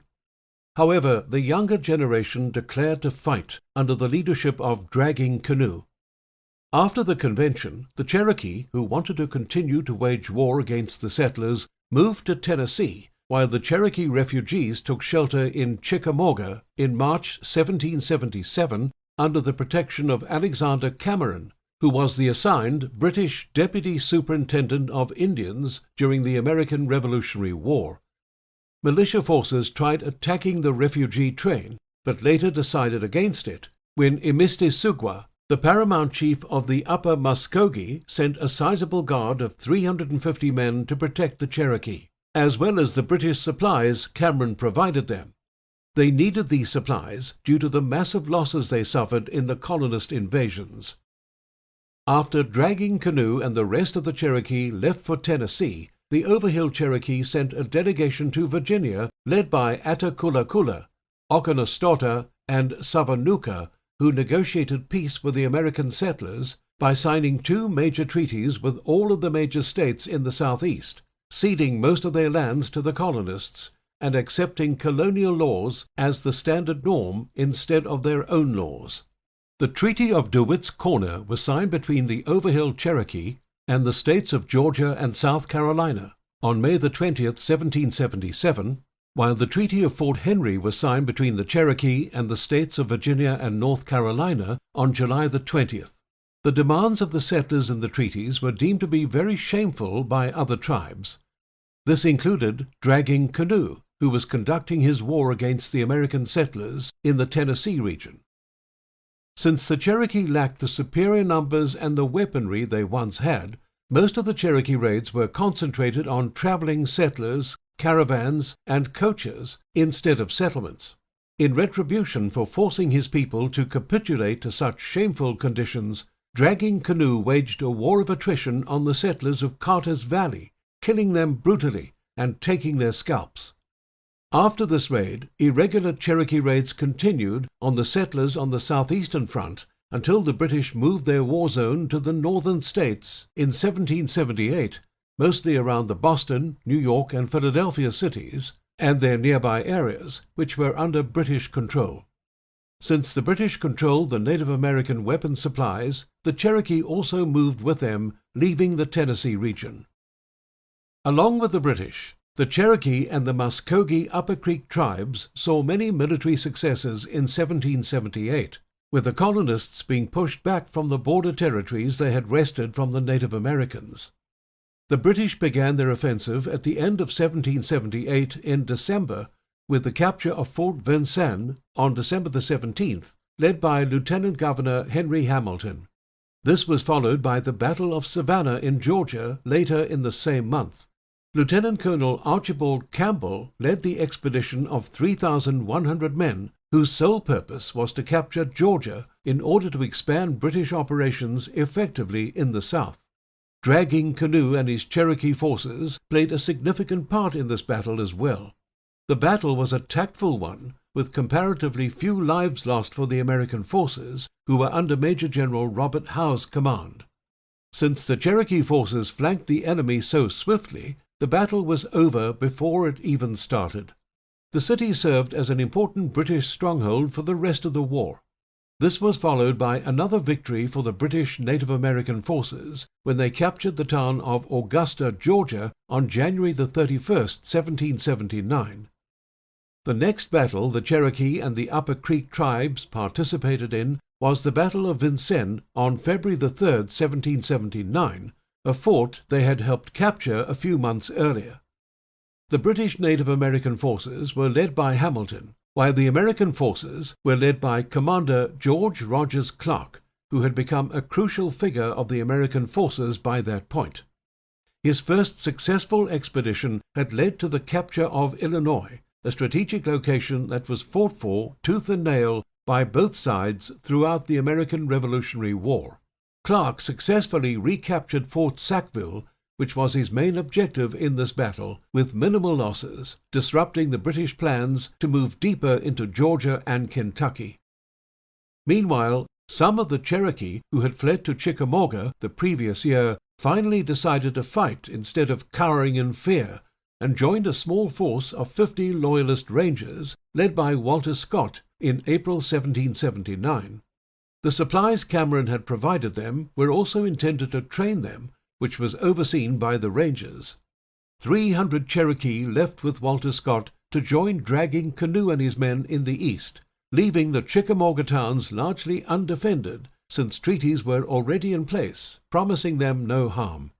This assumption turned out to be false when the villages were attacked by a huge force of 1,000 frontiersmen from Virginia and North Carolina, who thought the Cherokee in Chickamauga were responsible for some of the immediate raids that occurred, after Scott's party was reported to have left the confines of the villages, according to Joseph Martin, the American agent designated at Chota after the peace agreements of DeWitt's Corner and Fort Henry. After weeks of raiding the undefended villages, most of which were razed to the ground, the American militia returned to their homes, while the Cherokee were left to starve for the winter. This raid had an important impact on the British-Cherokee alliance, as it put the natives on the defensive. They were no longer able to supply the British with their full strength. Dragging Canoe had to return to his people after the attacks on Chickamauga, as there was no one left to lead the remnants of the Cherokee. The Shawnee proved to be true allies of the Cherokee during these hard times, providing them with a fairly large force of 100 warriors, while Dragging Canoe worked as fast as possible to rebuild the towns razed by the settler militia. John MacDonald, the Assistant Superintendent of Indian Affairs for the British, and his men, who were coordinating with the Cherokee and Upper Creek forces, also retreated with Dragging Canoe for the time being. After a long period, Cameron finally arrived at Dragging Canoe's camp during the middle of the summer in 1779, requesting their assistance in the upcoming British attack on South Carolina. The Cherokee responded eagerly, sending 300 men for Cameron's expedition, which was also joined by MacDonald's forces that were lying idle after their retreat to Chickamauga. Since the Cherokee were no longer the fighting force they used to be, the Chickasaw went on the offensive in 1780 after the construction of Fort Jefferson on their hunting grounds in Ohio. This provided the Cherokee with a much-needed respite, since most of their warriors went with Cameron's expedition the previous year. In the same year, the Cherokee bolstered their ranks when Lenape refugees from the Ohio Territory took shelter with them and became part of their tribe. The death of Alexander Cameron the following year in December saw the decline of the might of the Cherokee, as the scales of war tipped in favor of the American forces throughout 1781 and 1782. From 1779 to 1782, Dragging Canoe spent much of his time and effort rebuilding the Cherokee settlements and their numbers by migrating from Chickamauga to the Tennessee River Gorge, known locally as Cache Canyon. The new settlement location was more secured compared to the Chickamauga villages, which had been out in the open. Cache Canyon and its surrounding areas provided natural cover and camouflage through large natural obstructions and lush greenery. The Cherokee built 5 settlements in the region, which were interconnected with each other. These settlements came to be known as the 5 Lower Towns: Nickajack, Running Water, Long Island, Crowtown, and Stecoyi. Dragging Canoe made Running Water his headquarters. After securing his base of power, Dragging Canoe and his men took part in the Cherokee-American War of 1782, which had begun earlier in 1776 with the Muskogee tribe, but were forced to retreat in lieu of the superior numbers and weaponry the American forces had, not to mention the bold leadership of Andrew Pickens, who was now a military figurehead of the American forces. Finding themselves lacking supplies and the heavy weaponry support they had gained so far from the British, a desperate Dragging Canoe with a large delegation of 1,200 attended the St. Augustine Conference in East Florida in January 1783, meeting with delegates of other western tribes, including the Shawnee, Muskogee, Mohawk, Seneca, Lenape, Mingo, Tuscarora, and Choctaw. It was also the preliminary meeting between the Cherokee and the Spanish colonists of Florida, who would become their major European ally in the Cherokee war effort after the Treaty of Paris withdrew British troops from American soil. Dragging Canoe urged an alliance between the southern and western Indian tribes to fight the white menace that threatened their very freedom and existence every passing day. Though the other tribes agreed with Dragging Canoe's notion, their plan to go into battle was put to a halt after the news of the Treaty of Paris reached America. This prompted Dragging Canoe to ally with the Spanish, who was the only major colonial force left in North America, to contend with the newly born United States of America. Hoboy-Hili Miko, a Muskogee leader, more commonly known as Alexander McGillivray, was the leader who united the southern tribes, the Lower Cherokee and the Upper Muskogee, in order to form an alliance with the Spanish. On May 30, 1784, they signed the Treaty of Pensacola, which officially was a trade alliance, but unofficially a political and military one. With the Spanish to back them up, the Upper Muskogee and the Lower Cherokee started taking the offensive again, but by 1785 their fighting capabilities were significantly reduced, leading the weakened Cherokee to sign the Treaty of Hopewell along with the Choctaw and Chickasaw tribes. This treaty gave up large swaths of their hunting lands to the American settlers in exchange for peace, but the treaty conditions weren't honored by the Cherokee due to the unfair stipulations, leading to their revolt under Dragging Canoe's leadership. So war erupted once again, with the Cherokee and Upper Creek tribes attacking frontier settlements throughout the spring of 1786, but they were later pushed back. The Cherokee were also a part of the Western Confederacy by the end of the year, and continued coordinating attacks with the other tribes of the Confederacy whenever they could during the duration of its tenure. After entering the Western Confederacy, tensions escalated when renegade Cherokee and Muskogee warriors started raiding the settlement of Cumberland and its surrounding areas. This is known as the Cold Water Indian War, which started in 1785 and ended in 1787. Dragging Canoe wasn't involved in this conflict, and in fact sent a delegation to the town of Nashville to notify the authorities that the attacks were not of his volition, in order to avoid another situation like the Chickamauga Massacre. The Cherokee-Franklin War of 1788 was not a part of the Western Confederacy war plans, but it was sparked by actions of renegade Cherokee warriors and lasted all the way up to 1789. The war started in May 1788, when two renegade Cherokee war parties attacked isolated settlements separated from the main towns and villages in the short-lived state of Franklin, which was located in eastern Tennessee. The war had a bloody start when the first victims of the new war were the family members of settler John Kirk, whose home was by the Little River. John Kirk and his youngest son were out the day the raid happened, and returned home to find that renegade Cherokee from Chilliwack had killed and scalped Kirk's family, 11 in total. In the same month, another incident occurred involving a new settler, James Brown, and his family, who had migrated from North Carolina to Cumberland. The men of the family were killed immediately after shoring at Nickajack, and the wife and daughters of Brown were taken captive. This raid was carried out by renegade warriors from Nickajack, led by John Vann, a mixed-blood Native American, which greatly displeased the chief of the region, the Breath. In response to these two bloody massacres happening in 1 month, the state of Franklin sent out its militia to raid Native American settlements in June. John Sevier led the 100-man volunteer expedition, whose chief targets were the Overhill Cherokee towns that had nothing to do with the raids. Great Hiwassee and Tallahassee were burned to the ground by Sevier's forces. After the initial raids, the expedition mounted an attack on Chilliwack. These renegade attacks were carried out by James Hubbard, who was accompanied by John Kirk, Jr., one of the two surviving members of the Kirk Homestead Massacre.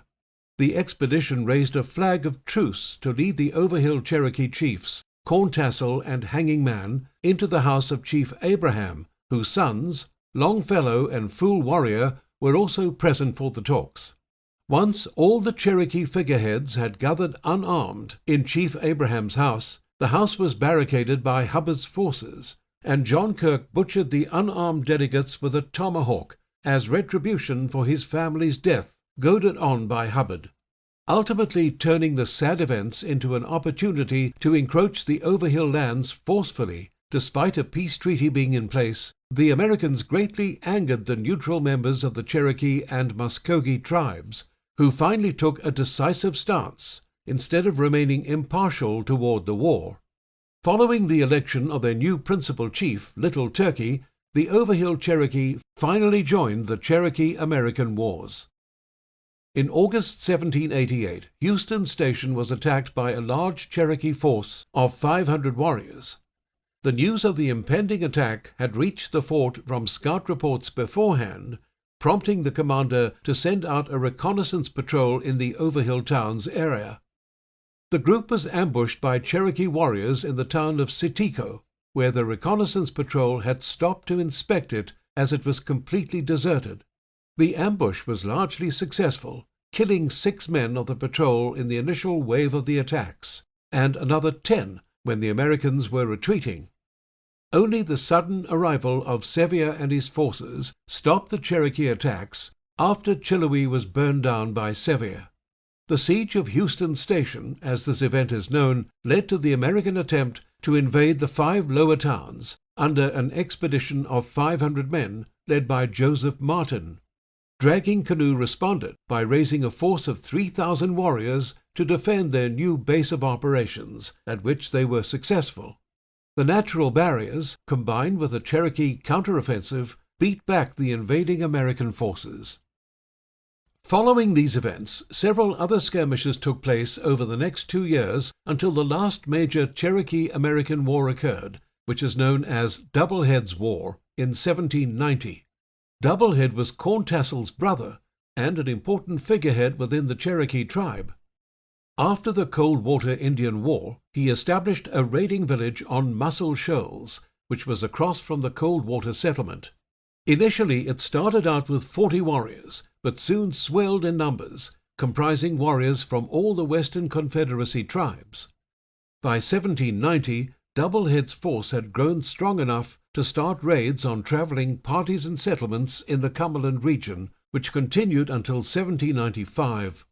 One of his biggest achievements during these raids was the capturing and killing the brother and 3 nephews of John Sevier, the man who had caused the Cherokee much grief and suffering by violating the peace treaties signed with them.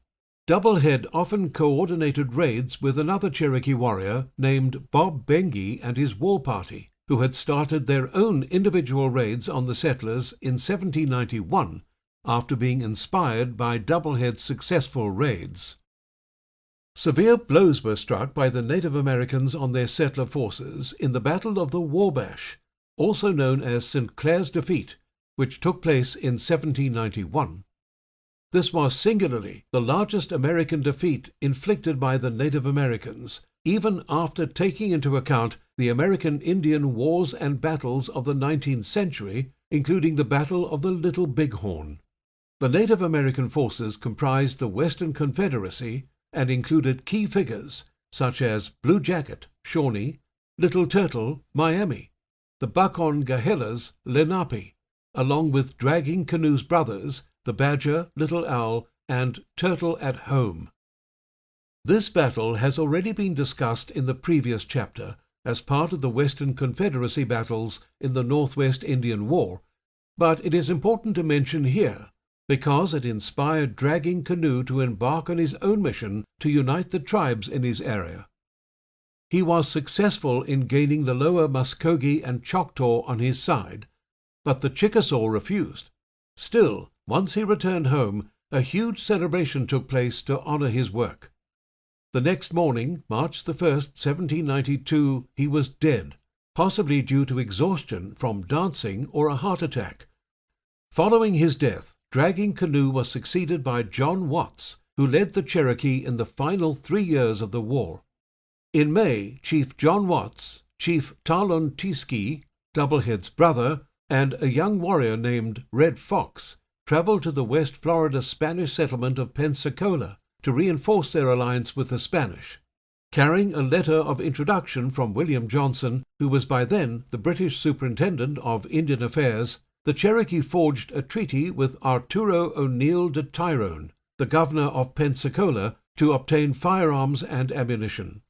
After securing the alliance with the Spanish, Watts moved his base of military operations to Willstown in present-day Alabama upon returning home. But the alliance ultimately proved to be futile. After a few years, the lower Cherokee had greatly weakened after years of constant warfare. In 1793, Watts sent envoys to Knoxville to discuss terms of peace with the Americans.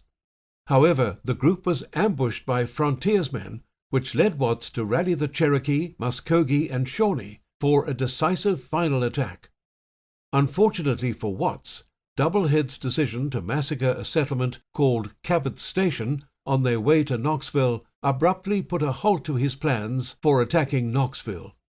After the downfall of the Western Confederacy in the Battle of Fallen Timbers, Watts served as the chief of the Lower Cherokee until his death in 1801. Chapter 6. American Indian Wars West of the Mississippi Conflicts, Part 1. Tecumseh, the Creek War, the War of 1812, and other conflicts. In this chapter, we will be looking at the American Indian conflicts that started during the first half of the 19th century, between 1800 and the 1850s. Many of these conflicts extended to the 1860s and 70s, but their point of origin was during the first half of the 19th century. After the Northwest Indian War and the Cherokee-American Wars ended in 1795, there was a relative period of terse peace between the Native Americans and the victorious colonists. In truth, the tribes needed an extended period of peace to replenish their forces and population after almost a decade of heavy conflict between the colonies and themselves. After 1795, most of the Native Americans were beaten back from their own farming and hunting grounds, which was something that they had to accept due to the lack of military strength and low morale. In the 19th century, the American Indian Wars sparked up again in a rebellion led by Tecumseh, an influential Shawnee war chief. William Henry Harrison had become the governor of the Indiana Territory and had an open hatred for Native Americans, which was clear from his attitude and the anti-Native American policies he enforced during the first year of his tenure. When Thomas Jefferson, who held anti-Native American sentiments himself, became president the next year in 1801, he found a like-minded individual in Harrison to enforce his anti-Native American policies, inciting the local Shawnee populace over a period of 10 years. The colonies were slowly pushing the indigenous people westward, which ultimately resulted in Tecumseh's War. Before this war, Tenskwatawa, who was Tecumseh's brother, led a religious revival among the Lenape and Shawnee after the death of Chief Buchan-Gahelus of the Lenape, who was believed to have died of witchcraft, according to the local tribes. This religious reform harkened back to the old ways and gave up European vices, such as drinking and playing cards. They also refused to use European weapons and clothing.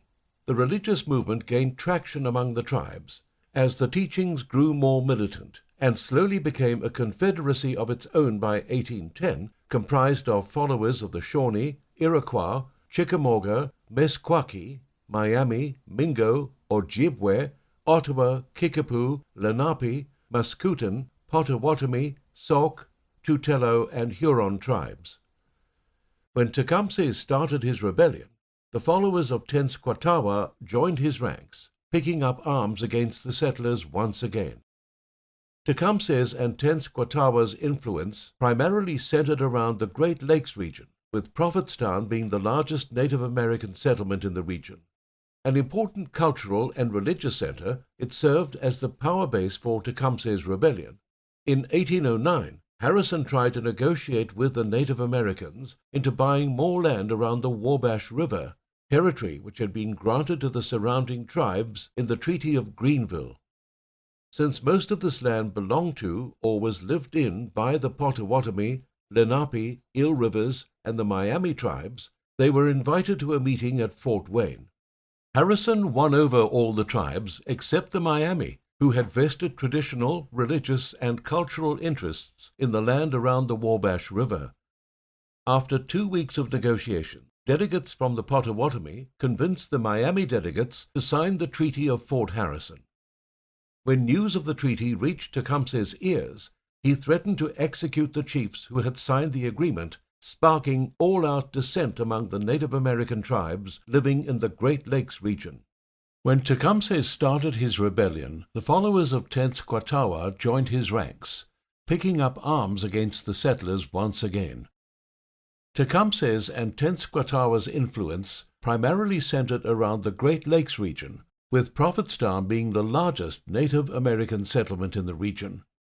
An important cultural and religious center, it served as the power base for Tecumseh's rebellion. In 1809, Harrison tried to negotiate with the Native Americans into buying more land around the Wabash River, territory which had been granted to the surrounding tribes in the Treaty of Greenville. Since most of this land belonged to or was lived in by the Potawatomi, Lenape, Eel Rivers, and the Miami tribes, they were invited to a meeting at Fort Wayne. Harrison won over all the tribes except the Miami, who had vested traditional, religious, and cultural interests in the land around the Wabash River. After 2 weeks of negotiations, delegates from the Potawatomi convinced the Miami delegates to sign the Treaty of Fort Harrison. When news of the treaty reached Tecumseh's ears, he threatened to execute the chiefs who had signed the agreement, sparking an all-out dissent among the Native American tribes living in the Great Lakes region. In a bold move that characterized his leadership, Tecumseh and 400 of his warriors traveled all the way to Vincennes in war paint to unnerve the American forces and politely show their reluctance at accepting the Treaty of Fort Harrison, citing its lack of a legal basis based on the prior Treaty of Greenville. The meeting made a lasting impression on Harrison, who called Tecumseh a genius. But the negotiations proved to be fruitless when Harrison rejected Tecumseh's demands for nullifying the Treaty of Fort Harrison, citing that the owners of the land had the right to sell it to whomever they wanted, as long as they were being compensated fairly.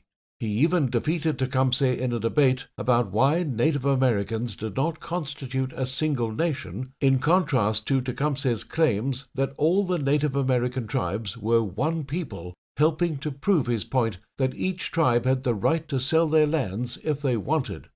Frustrated with the results of the meeting, Tecumseh was about to order his men to slaughter the American forces, when some officers, who understood the Shawnee tongue, stood guard by Harrison, understanding Tecumseh's intent to attack. Luckily, Chief Winnemac of the Potawatomi was also present at the meeting and diffused the situation by shaming Tecumseh for intending violence when they came to advocate peace, telling them to withhold the fight for another day when the enemy was ready as well. A disgruntled Tecumseh left the premises, but warned of a British Native American alliance if his demands for nullifying the Treaty of Fort Harrison were not met quickly.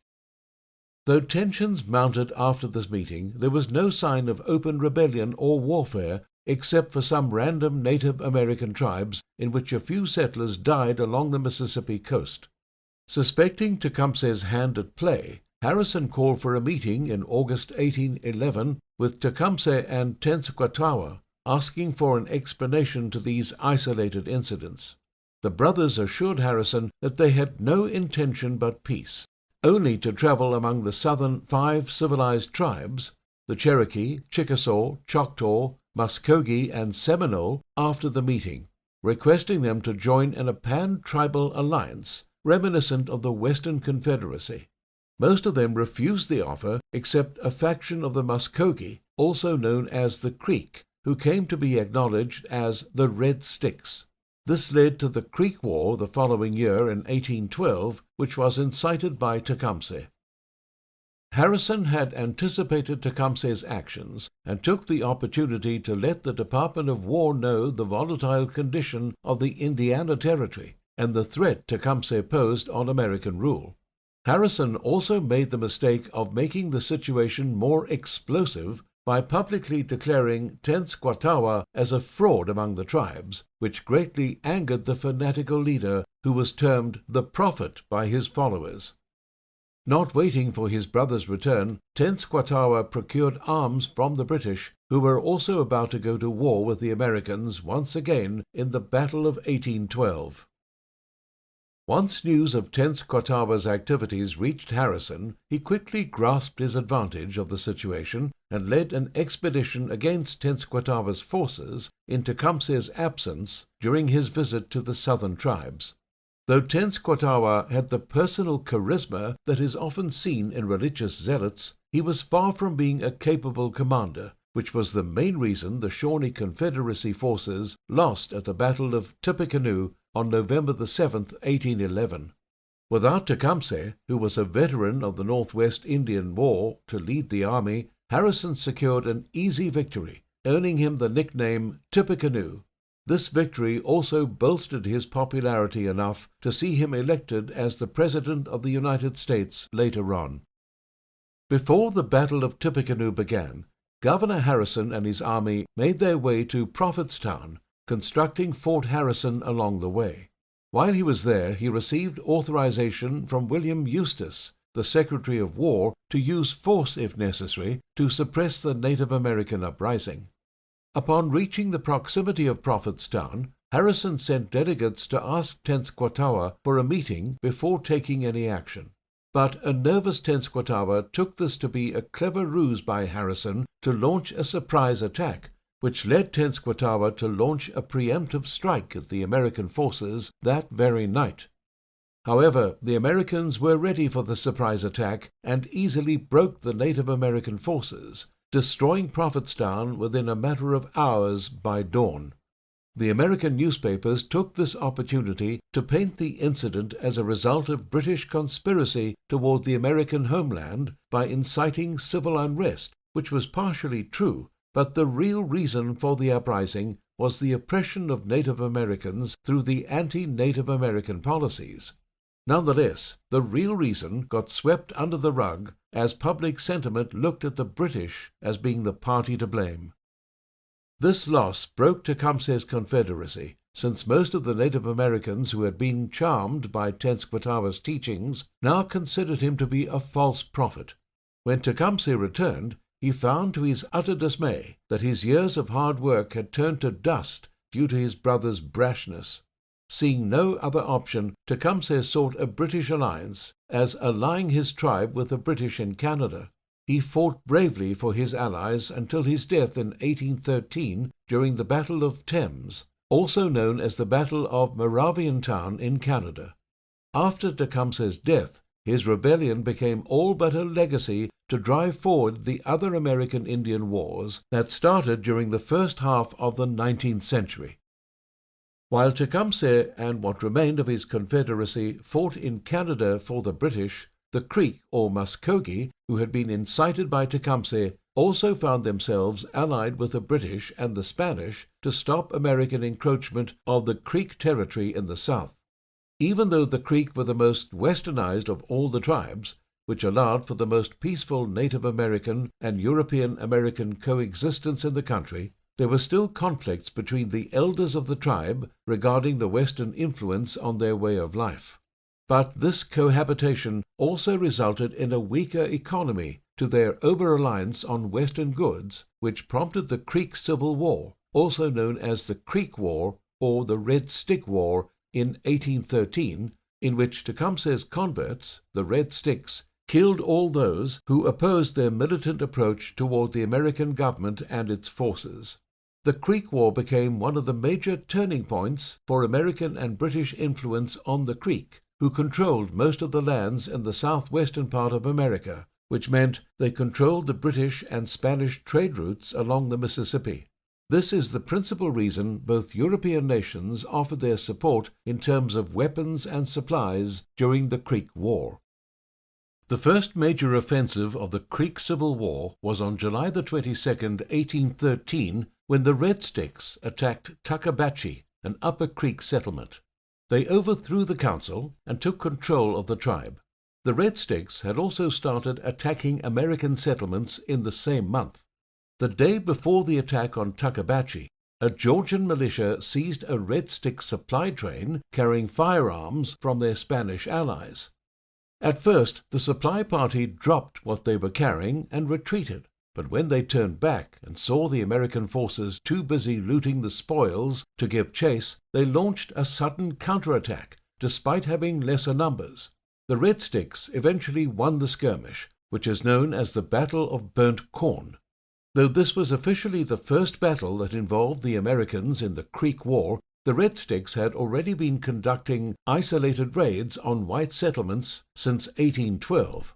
After the Battle of Burnt Corn, the Red Sticks started attacking settlements in the Tennessee region, prompting the settlers to panic and ask for government assistance, which the government was unable to provide, being preoccupied with Tecumseh's forces on the Canadian borders in the north. Tennessee Governor Willie Blount was authorized by the state legislature to conscript an army of 5,000 militiamen to combat the Red Stick terror. Blount gave the responsibility of raising half the militia to Colonel Andrew Jackson, the future President of the United States. The militia wasn't fully mobilized until October, by which time he was joined by Major General John Alexander Koch and an additional 2,500 men, giving the militia forces an advantage over the enemy numbers by 1,000. Once ready, Jackson and Koch mounted for the Georgia campaign and eventually participated in the Tennessee campaign. While the Tennessee forces were mobilizing, Georgia also mobilized its own militia under Major General David Adams and its regular army under General John Floyd, which numbered a little more than 2,300 men. The Georgian forces also received additional support from independent Creeks and the Cherokee, who had led a major part of the Native American offensive during the 18th century in the Northwest Indian War. North and South Carolina also joined the fray, sending militia to protect Georgia's borders along with the other militias mobilized during the Creek War. While the Georgian and Carolinian militias were busy with the Georgian front, the Tennessee militia, headed by Colonel Jackson, was busy attacking Upper Creek towns. Their ultimate goal was to move to Pensacola after capturing Mobile to create pressure on the Spanish forces. The first battle fought by Jackson's forces was the Battle of Tallushatchee in November 1813, which was won after a lot of casualties were inflicted on both sides, especially the Red Stick forces, who suffered 187 killed, with many of them being women and children. Immediately after the battle, Jackson's forces had to rush to face 700 Red Sticks in the Battle of Talladega after receiving news of them attacking the American Allied Creeks. Jackson's forces successfully won the battle on November the 9th. After these initial victories over the Red Sticks, Jackson faced a lot of logistical and disciplinary difficulties, which almost halted his expedition.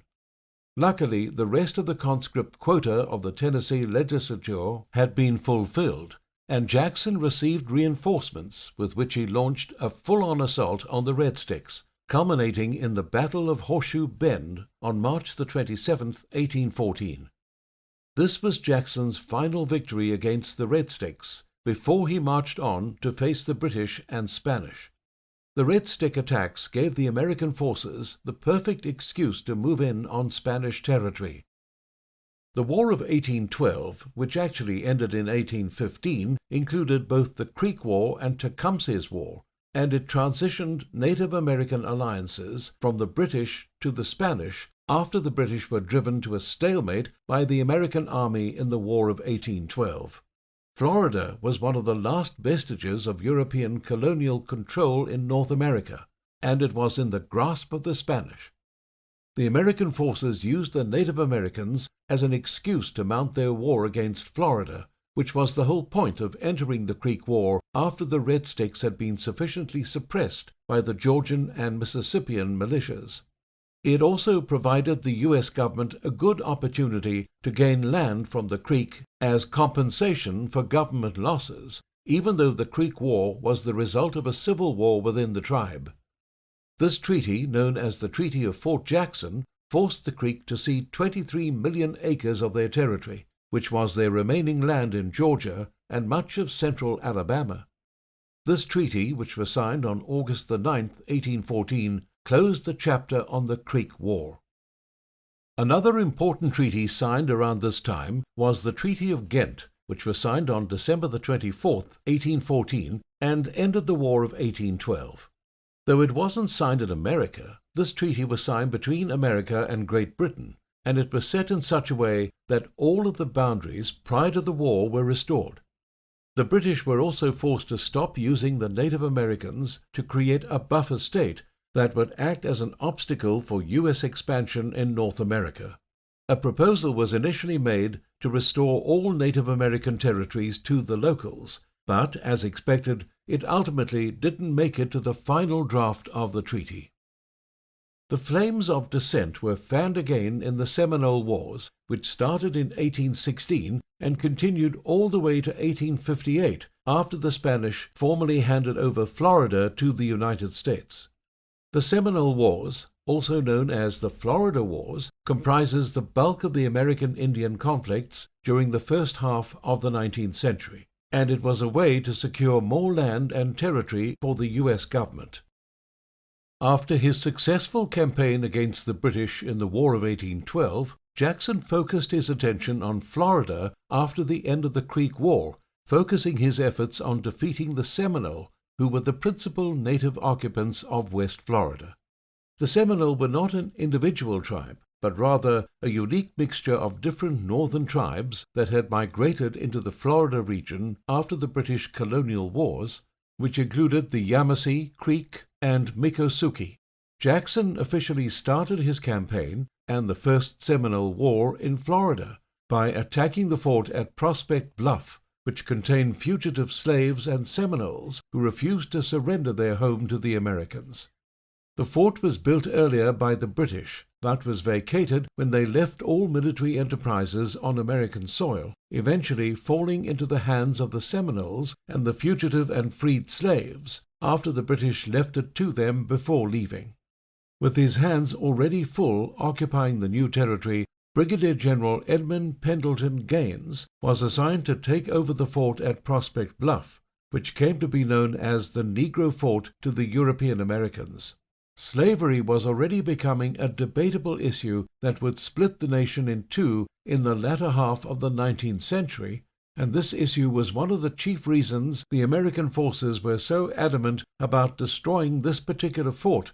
They didn't want a slave uprising to contend with, and they were worried this fort would be seen as a beacon of hope and a place to escape to, or be seen as an inspiration to change the status quo. The fort was easily won, though in July 1816 by the single deadliest cannon shot in American history, when the naval fleet under Brigadier General Gaines lured the occupants to fire on them by moving closer to the fort. Once the occupants fired at the supply boats, it provided the U.S. fleet an excuse to return fire.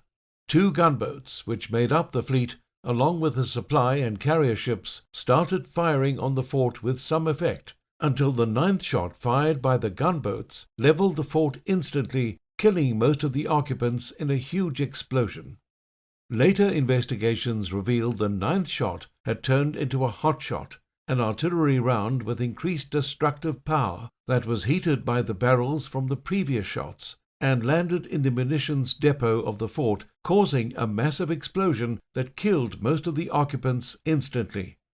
Following Gaines' success, squatters and settlers started invading the Seminole territory, a tribe who hadn't given the European Americans any reason to attack them so far.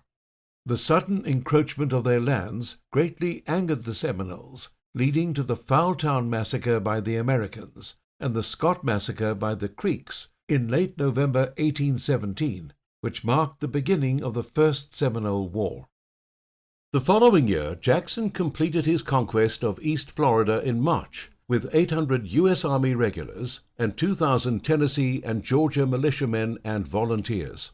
This was just half his force. Another 1,400 Lower Creek warriors were led under Brigadier General William McIntosh, who was also known as Tustennuggee-Hootkee, which means White Warrior, who was one of the few Native American high-ranking officers in the U.S. military. After successfully conquering the East, Andrew Jackson then turned his attention to Spanish-occupied West Florida.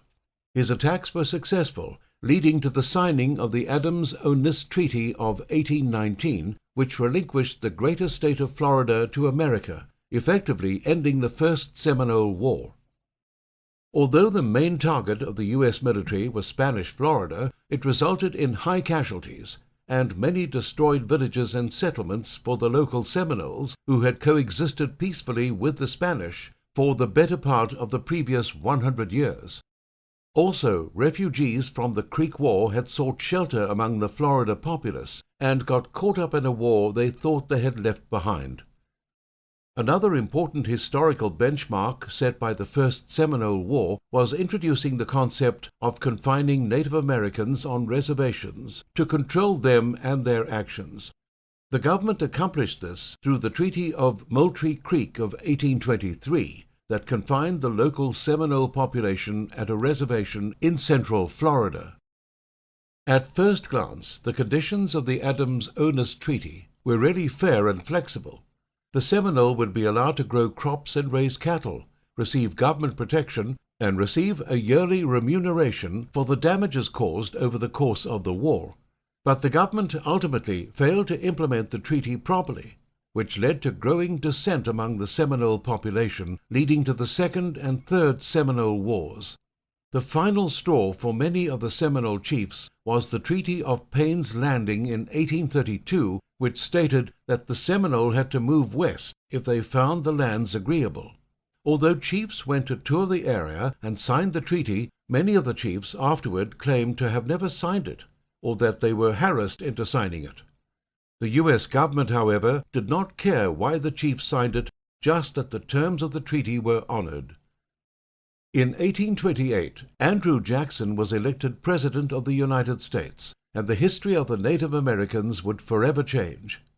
In 1830, and for the first time in the history of the nation, the systematic genocide of the Native Americans was legalized by President Jackson through the Indian Removal Act.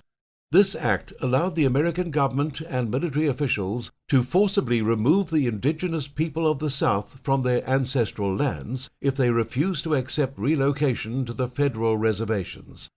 The enforcement of this act resulted in a period called the Trail of Tears for the Native Americans, which was a series of forced relocations to areas west of the Mississippi River, mainly Oklahoma.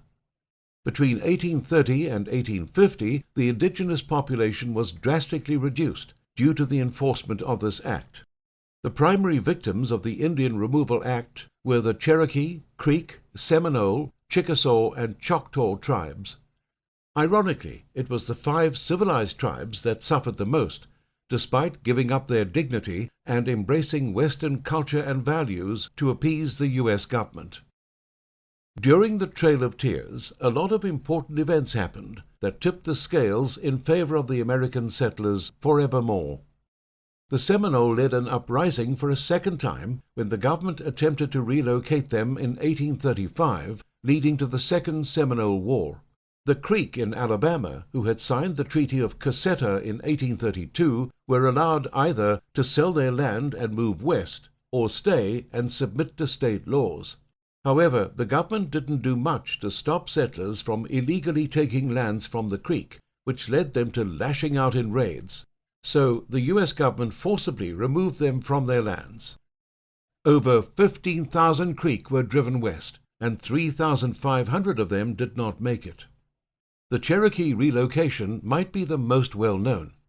In the winter of 1838, over 16,500 Cherokee set out for Oklahoma with barely any clothing or money, with around 4,000 of them dying along the way, mainly due to disease, hunger, and exposure to the bitterly cold winter.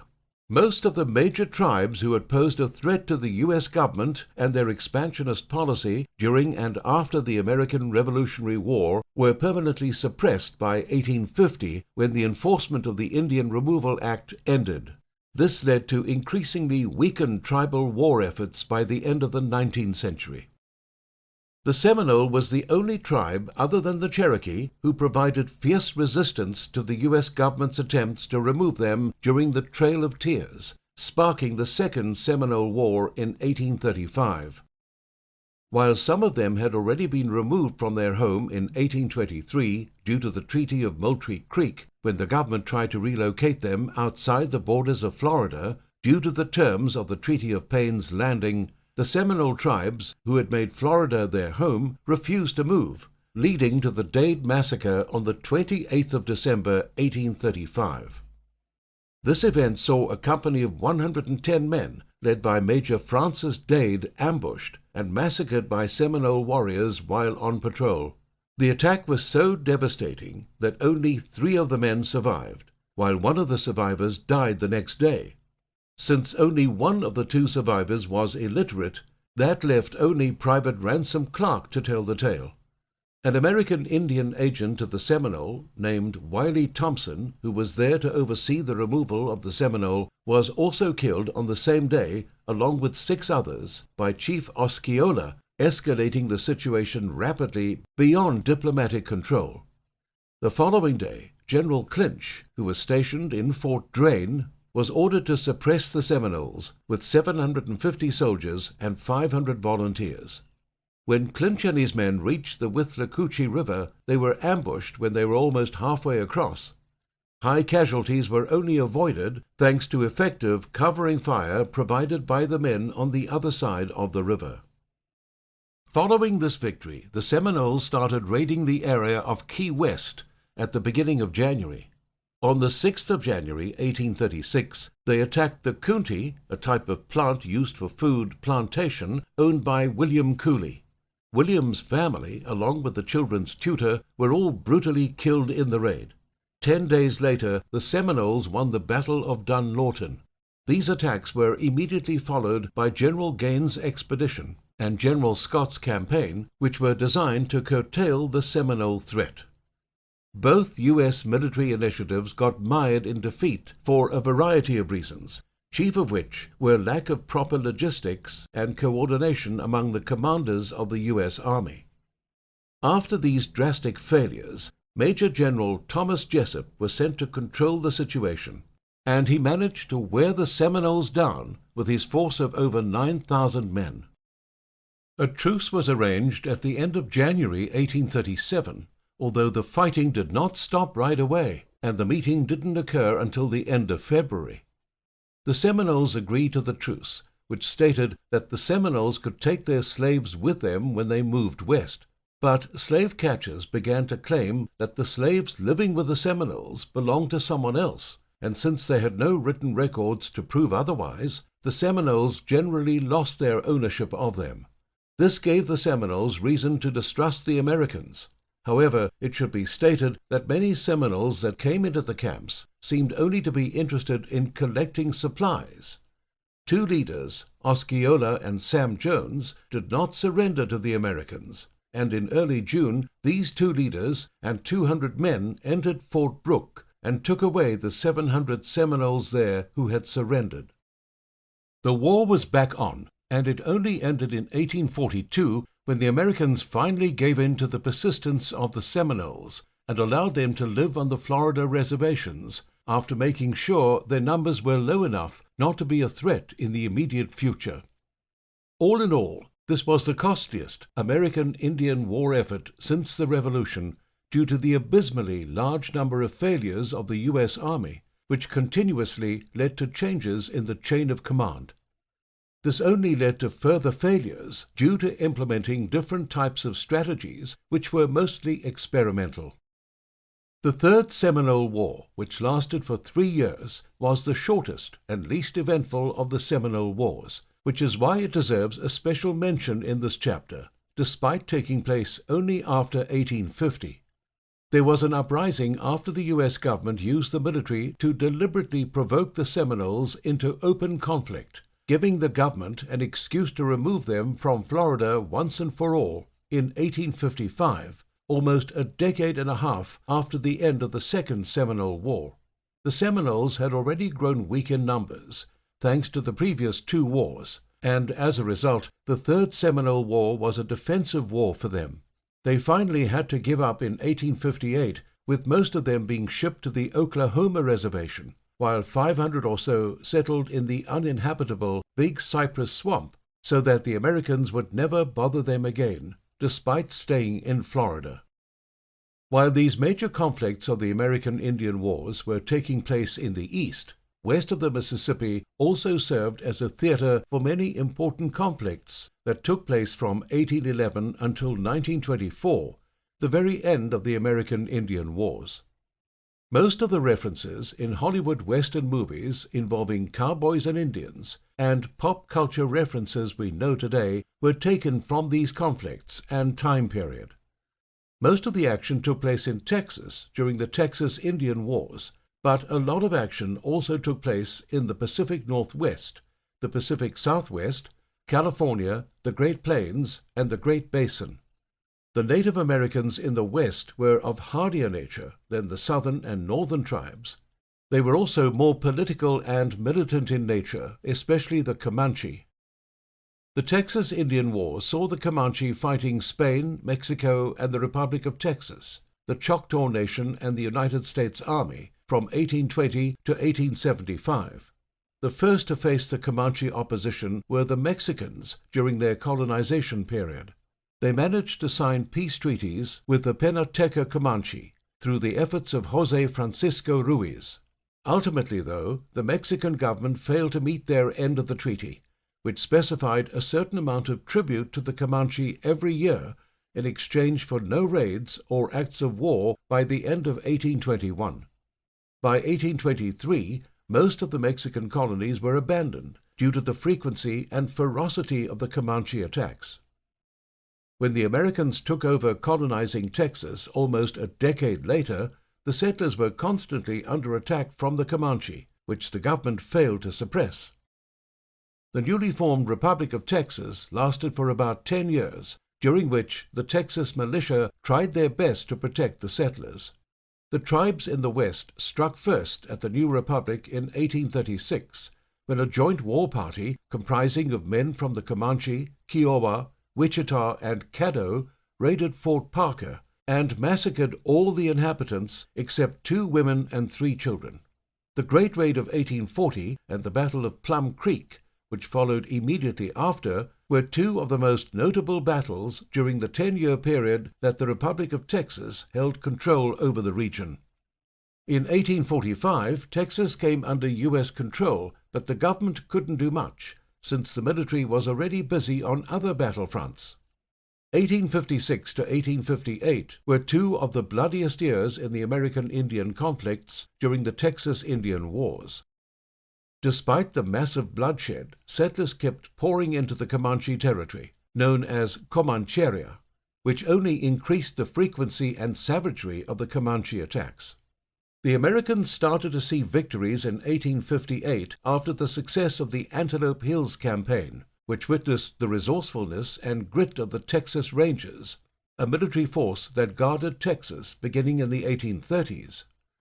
The Texas Rangers started off on the campaign on January the 21st, 1858, with a total force of 240, half of whom were recruited Tonkawa warriors from the Brazos Reservation, as well as some Shawnee and Onondaga warriors. The force penetrated enemy territory, traveling through Texas and Oklahoma toward the Comanche settlements near Little Robe Creek. Reaching the location on May the 11th, the Rangers attacked 2 Comanche villages near the Antelope Hills in the Canadian River Valley the following day on May the 12th, attacking the first settlement in the early hours of dawn and taking the Comanche by surprise.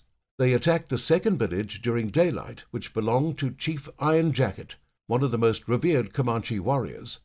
The Rangers faced fierce resistance, but by noon they had managed to enter the village and kill Chief Iron Jacket. On their way out, they faced reinforcements brought by the chief's son, Peta Nocona. A fierce fight followed, with the Comanche giving up and retreating. The Rangers also took this opportunity to retreat instead of giving chase, which turned out to be a good decision, as the retreating warriors immediately met up with their own Kiowa allies. Propelled by the success of the Rangers, the U.S. Army mounted an attack on Chief Buffalo Hump's camp in the Wichita Mountains. The U.S. forces were led by Major Earl Van Dorn, and despite the claims of it being a battle by the commander, it was mostly a massacre, as the Penateca Band in Buffalo Hump's camp were not prepared for war due to their signing a peace treaty near Fort Arbuckle a few days before the attack. 80 of the Comanche died, and later on, Van Dorn claimed that he was unaware of the treaty. Such callousness had already become the trademark military attitude when it came to Native American affairs, an attitude which was supported by most of the U.S. presidents throughout the 19th century. Since this was the case, the issue of genocide gained no traction in the military tribunal, which was put on for show regarding Van Dorn's later action against Allied tribes. Nonetheless, these 2 victories reduced Comanche activities in the territory, which was a big achievement compared with what the previous opponents of the Comanche had achieved. The Battle of Pease River in 1860 was the next major significant event in the Texas Indian Wars, which saw another act of genocide against the Comanche population by the Texas Rangers. It is one of the more disgraceful parts of Texas Ranger legacy by most military historians. On December the 19th, 1860, a detachment of Rangers, led by Captain Lawrence Sul Ross, attacked the encampment of Comanche war chief Peta Nocona along the shores of the Peace River, which consisted mostly of women and children, and only one man guarding the chief's wife. This woman happened to be Cynthia Ann Parker, one of the 3 children kidnapped during the Fort Parker massacre of 1836. The men of the camp were out at the time, presumably on a raid or a hunt. The Ranger forces slaughtered every woman and child in sight, sparing Nocona's wife once they noticed that her eyes were blue. Having been adopted by the Comanche, Parker had become a full-fledged Comanche herself, bearing the chief 2 sons and 1 daughter. Only her baby daughter was with her at that time. Since Parker had become a part of the Comanche, she couldn't cope with her western surroundings when she returned to Texas, starving herself to death in 1871 after her daughter died. This was one of the last U.S. military victories in the region before the beginning of the Civil War, which saw the American forces leaving the region to take a side in the war.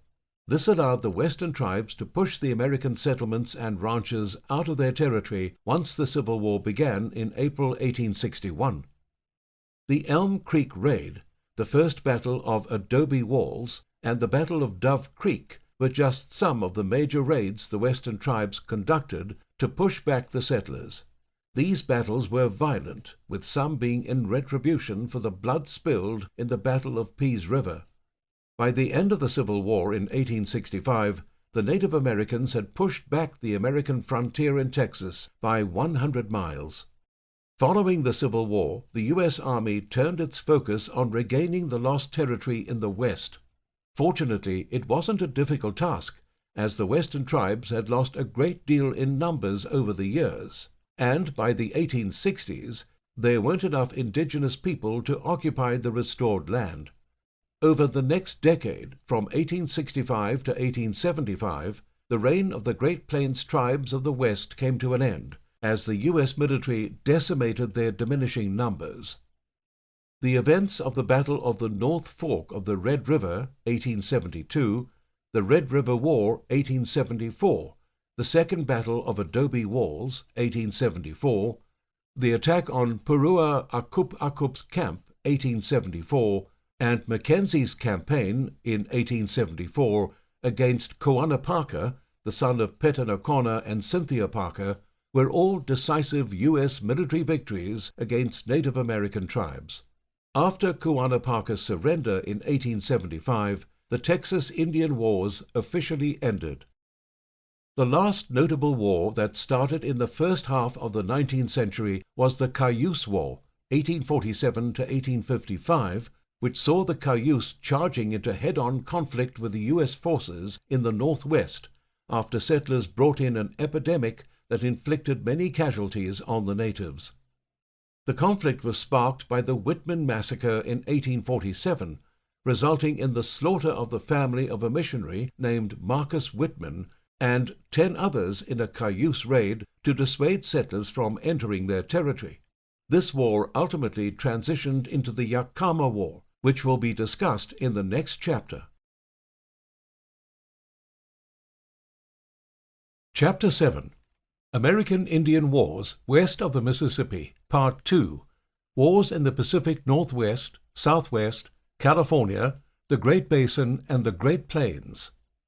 The American Indian conflicts that started in or stretched throughout 1850 had 2 common characteristics: reduced Native American numbers, which showed how much the Native American population had declined, and the briefness of the scale and duration of most of the conflicts. Unlike the previous American Indian Wars originating in the early part of the 19th century, these conflicts had much briefer periods, with 3 to 5 years being average. Only a handful of conflicts, like the California Indian Wars and the Apache Wars, lasted for more than a decade. After the Trail of Tears, whatever conflicts had started between the Americans and the Native Americans were, most of the time, heavily one-sided, with most of them being in favor of the U.S. Army. Most of these conflicts were native uprisings anyway, lacking the scale, resources, and planning the Native Americans once had. By the end of the 19th century, the Western tribes had been forced onto reservations, like the Eastern tribes during the Trail of Tears. 1855 was a pivotal year for American Indian conflicts in the Pacific Northwest region, as multiple tribes started uprisings against the American government. Most of the action in the Pacific Northwest took place in the Oregon Territory. The Yakama War, the Puget Sound War, and the Rogue River Wars all started in 1855. The trouble first started when Washington Territory Governor Isaac Stevens signed a fraudulent treaty with the Yakama, promising them tribute in exchange for the tribe to settle down on the Yakama Indian Reservation. The only problem was that Stevens didn't have the authority to make the provisions and conditions he promised in the treaties. This greatly angered the Yakama when they discovered the truth. Also, the rumors of gold in the Yakama Territory incited a gold rush to the Washington region, leading to squatters and gold prospectors settling on Yakama land. War broke out when 2 prospectors, accused of raping a Yakama woman, were executed by Qualchin, a Yakama chief, and the nephew of Chief Kamiakin, who was the leader of the Yakama, Palouse, and Klickitat tribes. A Bureau of Indian Affairs agent was killed by Yakama warriors on September 20th, 1855, leading to the Battle of Toppenish Creek, which was a significant victory for Chief Kamiakin and the Yakama. The success of the Toppenish Creek attracted many splintered Native American groups to join Chief Kamiakin's forces, who, emboldened by his success, started raiding the White River settlements. The raids were followed by the victories of the Battle of White River and the skirmish at Brannan's Prairie. The following year saw a major reversal after the Yakama lost the Battle of Seattle in 1856. The Native Americans had the element of surprise, but unfortunately were noticed before they could attack. The USS Decatur of the U.S. Navy was stationed in the vicinity at that time and opened fire on the Native Americans with its heavy Gatling guns. The relentless barrage of bullets drove the Native Americans back. Things only went downhill for the Yakama after the Cascades Massacre on March 26, 1856, which saw them retreat again after raiding the settlement on the Cascade Rapids, although they did manage to deliver a blow to the Americans by killing 14 civilians and 3 soldiers. The Coeur d'Alene War saw the final stretch of the Yakama offensive, in which Kamiakin was soundly defeated in the Battle of 4 Lakes near Washington in September 1858. After the defeat, Kamiakin escaped, while his people were forced onto a reservation in the south, which is currently the modern-day city of Yakima, Washington. Other notable conflicts in the Pacific Northwest after 1850 were the Snake War, 1864 to 1868, the Nez Perce War, 1877, the Bannock War, 1878, and the Sheep-Eater Indian War of 1879. After the Sheep-Eater Indian War, the Pacific Northwest saw no further Native American uprisings, and the U.S. government had cornered them onto reservations. The California Indian Wars were one of the longest-running wars in the region, starting from 1850 and ending in 1880. Some of the major events of the California Indian Wars include the Yuma War, 1850 to 1853, which actually started with the Gila expedition, an attack against the Quechan in retaliation for a massacre that had been committed, and the Bald Hills War, 1858 to 1864. A lot occurred in the 3 decades of warfare in the California Basin, thanks to the historic California Gold Rush, which saw a huge influx of settlers appearing in the region, which helped to start and extend many conflicts in the region. Fortunately, the American Indian conflicts in California after the end of the Civil War in 1865 until the Callaway Affair of 1880 were minor skirmishes compared with the conflicts of the 1850s and mid-1860s. The Modoc Campaign, 1872 to 1873, was the last important American Indian skirmish in the California Basin, which saw Chief Kintpuash of the Modoc tribe and 53 of his men hold off against the U.S. Army's siege on his people for over a year. The last major incident, the Callaway Affair, was a diplomatic success that averted conflict between the U.S. Army and the Chemehuevi after the instigator, Oliver P. Callaway, was assassinated near Blythe by an unknown party. Callaway was a government surveyor overseeing the construction of a canal, but was killed over a misunderstanding. There are many different accounts of the reason for his death, but what is known is that the Chemehuevi stripped his house clean of all valuables and a large stock of weaponry, which alarmed the local military authorities, who immediately called for reinforcements. Until the reinforcements arrived, tension mounted between the Chemehuevi and the local settlers, who demanded that Callaway's murderers be handed over. Agent Mallory of the Indian Affairs Bureau resolved the matter peacefully in a long-term manner, and the murderers were acquitted later on. The peace made with the Chemehuevi would last for years to come. The Great Basin region was close to California, hence the events of California also affected the fate of the Shoshone. The largest of these conflicts were the Ute Wars, which started in 1849 and lasted until the official conclusion of the American Indian Wars in 1924. The Ute tribe was one of the few tribes who showed resilience all the way to the end of the American Indian Wars. Other major wars in the Great Basin, other than the Ute Wars, include the Snake War, 1864 to 1868, and the Bannock War, 1878. Wars that also impacted the Pacific Northwest. A basic thematic underline of both the Ute and Apache Wars was the settlers' encroachment of Native American resources. One of the first conflicts, the Battle of Fort Utah, took place in 1850, which saw the Timpanogos tribe facing off against the Nauvoo Legion, state militia of Illinois.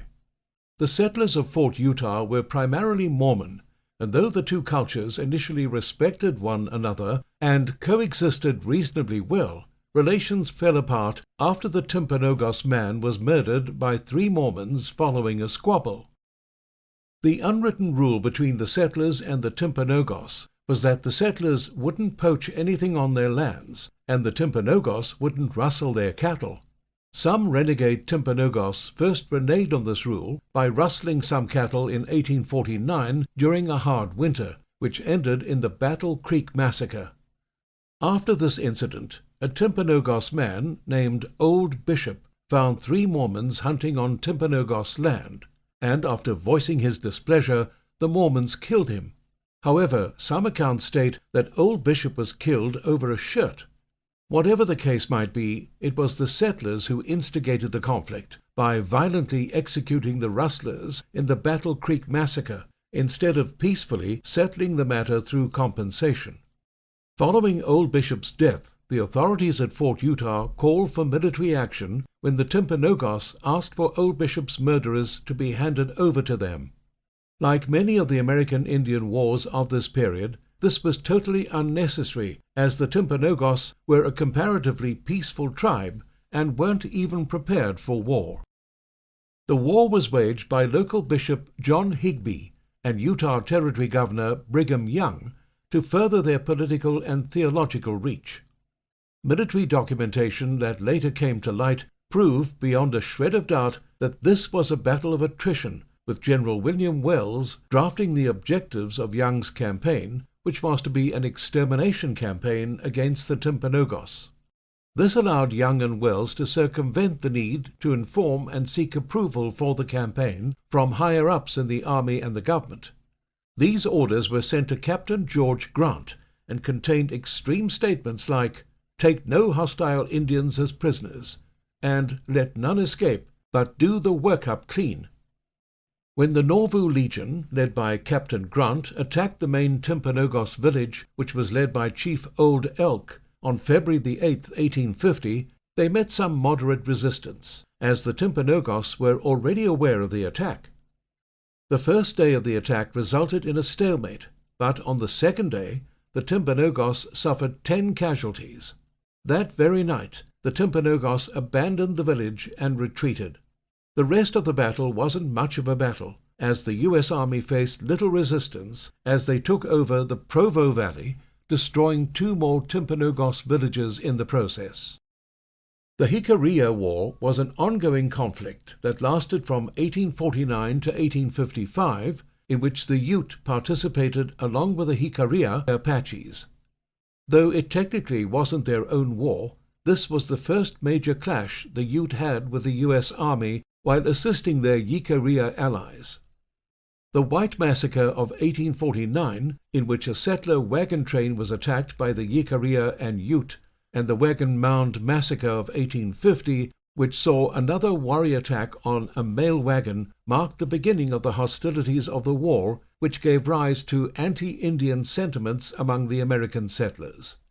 By 1853, tensions had mounted so much that the U.S. Army had to jump into action to appease the public against the attacks that had been occurring along the Santa Fe Trail. In February 1854, the U.S. Army was tracking stolen cattle after receiving complaints from a New Mexican homestead. During the tracking expedition, the U.S. troops encountered and killed Apache chief Lobo Blanco and a group of his warriors along the Canadian River, with the Americans suffering the loss of 2 men on their own side. The Jicarilla and their Ute allies responded to the attack immediately. The next day, they rustled a herd of cattle from Fort Union, killing 2 of the herdsmen in the process. This formally instigated another U.S. Army expedition in the region of Comancheria, which started with an unauthorized attack on a Jicarilla village in New Mexico close to present-day Pilar on March 30, 1854, officially known as the Battle of Cieneguilla. The attack was conducted by First Lieutenant John Davidson, the future hero of the American Civil War, and an accomplished soldier who was well experienced in Native American warfare. Davidson was beaten back by Apache chief Flecas Rayada after his initial takeover of the Jicarilla village due to having fewer numbers, but Davidson came back with reinforcements a week later to drive out the Native Americans. This time, Davidson's forces faced Chief Chacon in the Hoyo Caliente Canyon. The Native American forces were forced back after fierce fighting, which saw no U.S. Army casualties against the whopping 150 suffered by the Native American forces. After the battle, the Jicarilla Apache were almost driven to extinction, while the Ute retreated to their abode. In between these 2 conflicts, the Walker War also took place between the Utah Valley settlement of Springville and the local Ute tribe.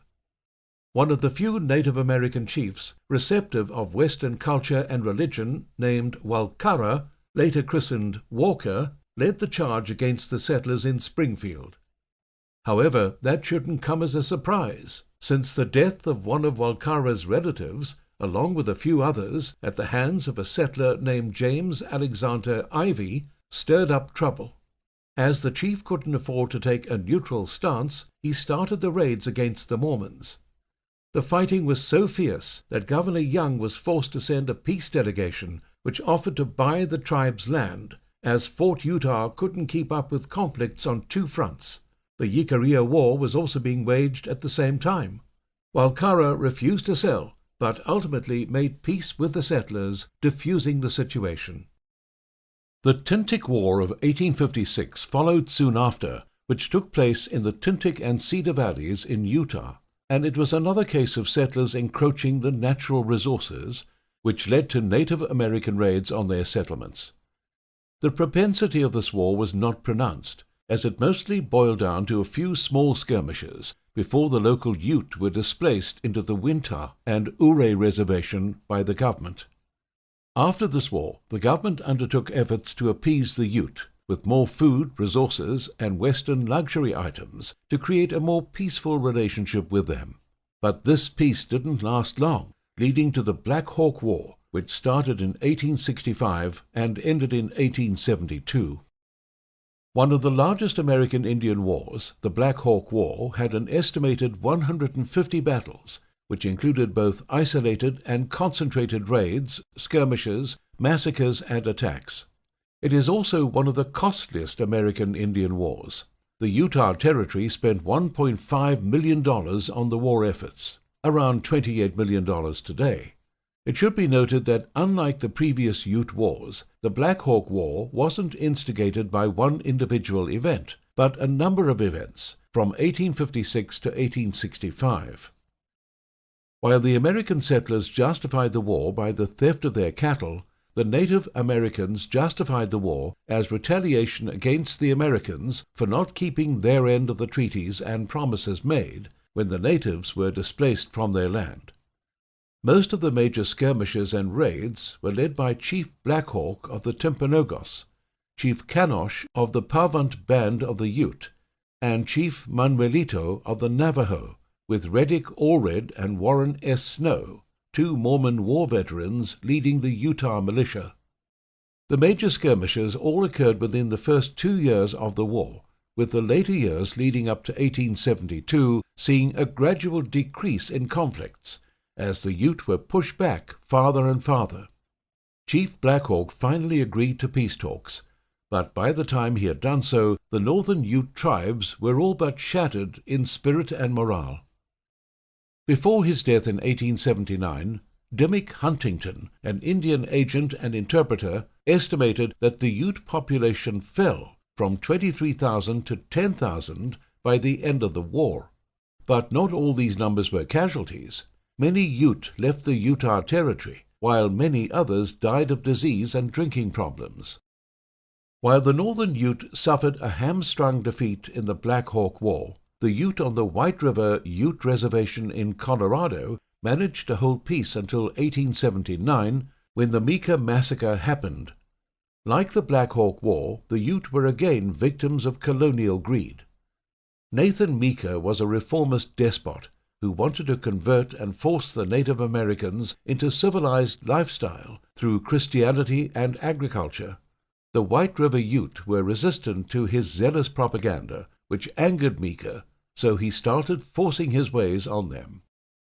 After one such failed attempt in 1879, Meeker asked for military assistance, falsely claiming that he had been assaulted and injured by the White River Ute. All of Meeker's activities were supported and encouraged by Frederick Walter Pitkin, the newly elected governor of Colorado, who was itching for a reason to go into conflict against the White River Ute to take over their allotted land on the reservation. On September the 29th, 1879, 153 soldiers, led by Major Thomas Thornburg, responded to Meeker's call for help, leading his men to an overwhelming defeat. Within only a few minutes, Thornburg and 13 men were dead. At the same time, the Ute led a raid on the Indian Agency, killing Meeker and 10 of his associates. The rest of Thornburg's force managed to hold out for a few days until reinforcements arrived in early October, but by that time the Ute had already left. The Ute ultimately lost the war as the U.S. government displaced them with the Utah Removal Act in 1880, forcing both the White River Ute and the Uncompahgre Ute, who had not even participated in the fight, to move to the Wintah and Ouray Reservation in Utah. This was the last major conflict of the Ute Wars, as the wars that followed into the 20th century, the Bluff War and the Posey War, were mild and isolated affairs compared with the conflicts that occurred between 1849 and 1879. The Apache Wars, much like the Ute Wars, were a series of conflicts that lasted longer than the Ute Wars. Unlike the Ute, the Apache had been at war with the colonists since the early 16th century.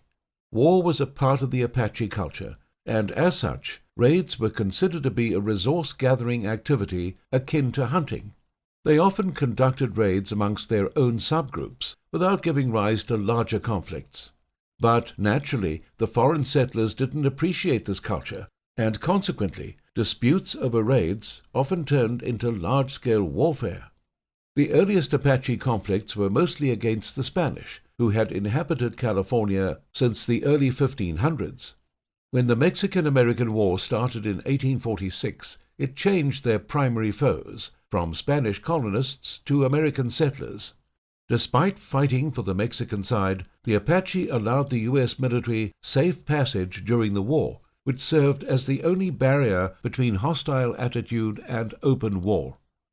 Once the Mexican-American War ended in 1848, direct conflict with the U.S. Army and the Apache began the following year. The first conflict was the Jicarilla War, the events of which we have already discussed. The main reason the settlers were moving in droves through Apache land was because of the famous California gold rush in 1848, after gold was struck in the Santa Rita Mountains, sending the whole nation into a frenetic gold fever. Naturally, not all of these settlers were miners, and to carry on their trades and livelihoods, they had to form an uneasy alliance with the local Native Americans. But these often gave rise to misunderstandings and small confrontations that weren't usually violent in nature. As far as Apache oral historians are concerned, the Americans only acted friendly as long as they were weak in numbers, becoming more and more aggressive and abusive toward the locals as their numbers in the settlements grew, leading to the murder of Old Bishop. The Chiricahua Wars with the Apache started during the Jicarilla War over a misunderstanding regarding a kidnapped boy. Back in those days, settlers were quick to blame the natives for any kind of mishap, and while the settlers were partially correct, the boy was indeed kidnapped during a raid by the natives. It was not by the chief that they vehemently accused. Chief Cochise, the leader of the Chihiwikawi group of the Chokonen band of the Chiricahua Apache, wasn't involved in the incident and denied any involvement when charged, going so far as to offer to track down the boy to prove his and his band's innocence. But Lieutenant George Bascom, who was leading the Army investigation, refused to take Cochise's word and took him and his family hostage to be returned in exchange for the boy. Since he had not committed the crime, Cochise had no chance but to flee, although he did so without his family. Cochise asked for the release of them, which Bascom denied. Cochise, in an attempt to get his family back, attacked a group of Americans and Mexicans, keeping 3 of the Americans hostage and killing the rest. However, Bascom would not budge from his original demand.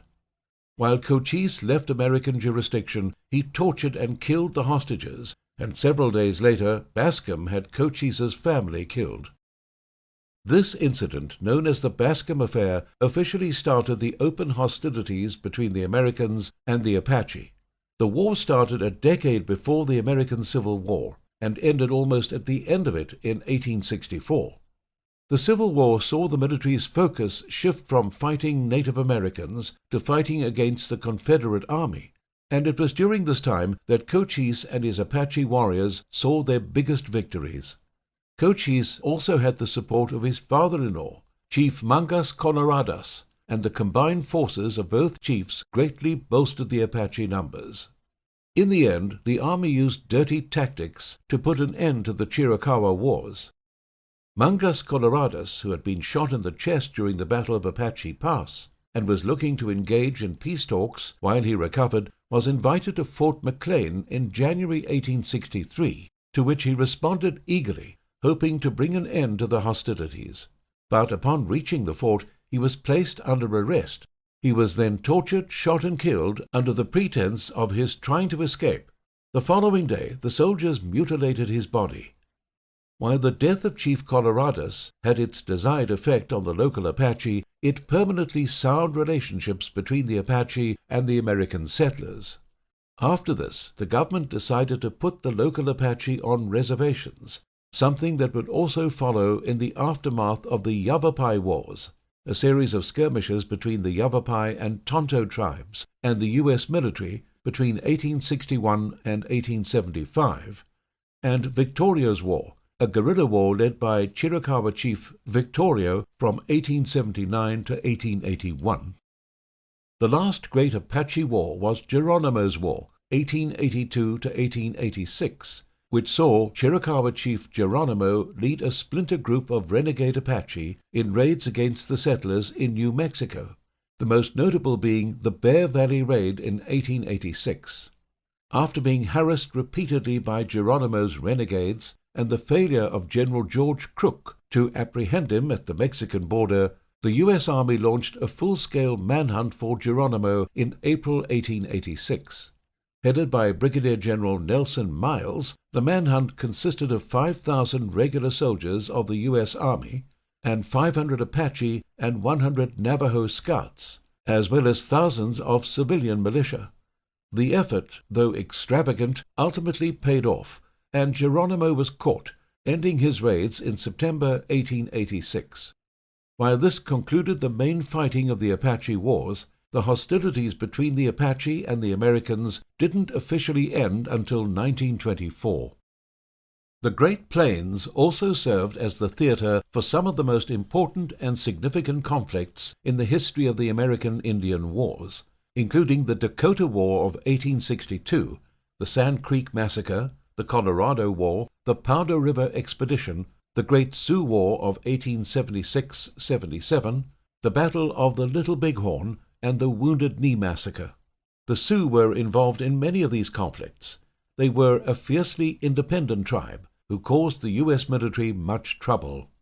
They first fought against the U.S. Army in 1862 in the Dakota War, which was also the first Sioux uprising in the region. The Dakota comprised two of the three subcultures of the Sioux and are divided into the Eastern Dakota and the Western Dakota.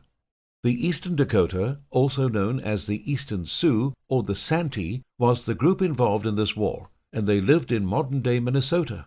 After 6 weeks of conflict, the Dakota were expelled from the Great Plains after the U.S. Army defeated most of the Dakota warriors in the Battle of Wood Lake near Camp Release on September 23, 1862.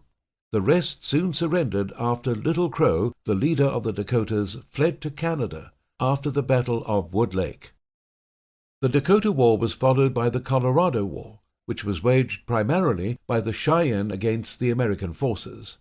The popular 50s Western TV show Cheyenne features a white protagonist who was raised by the Cheyenne, and it is still considered to be one of the most accurate and dramatic representations of frontier life in the late 19th century.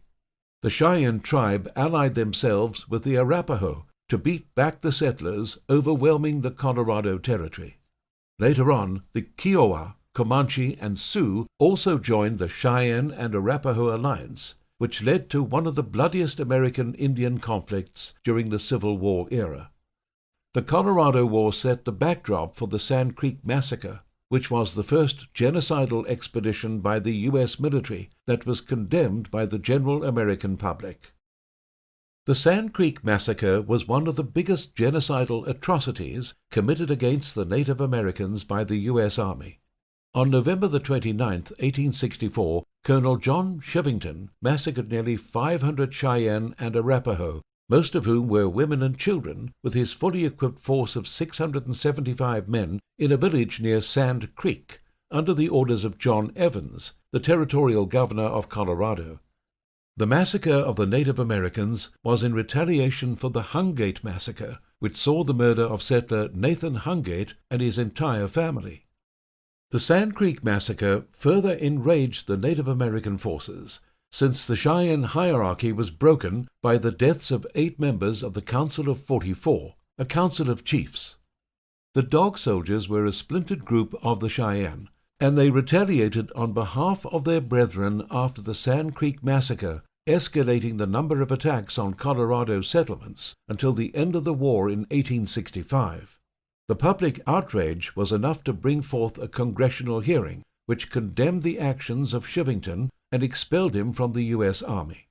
This sad event also raised consciousness among the American public regarding the sad conditions of the Native Americans, which brought them some public sympathy.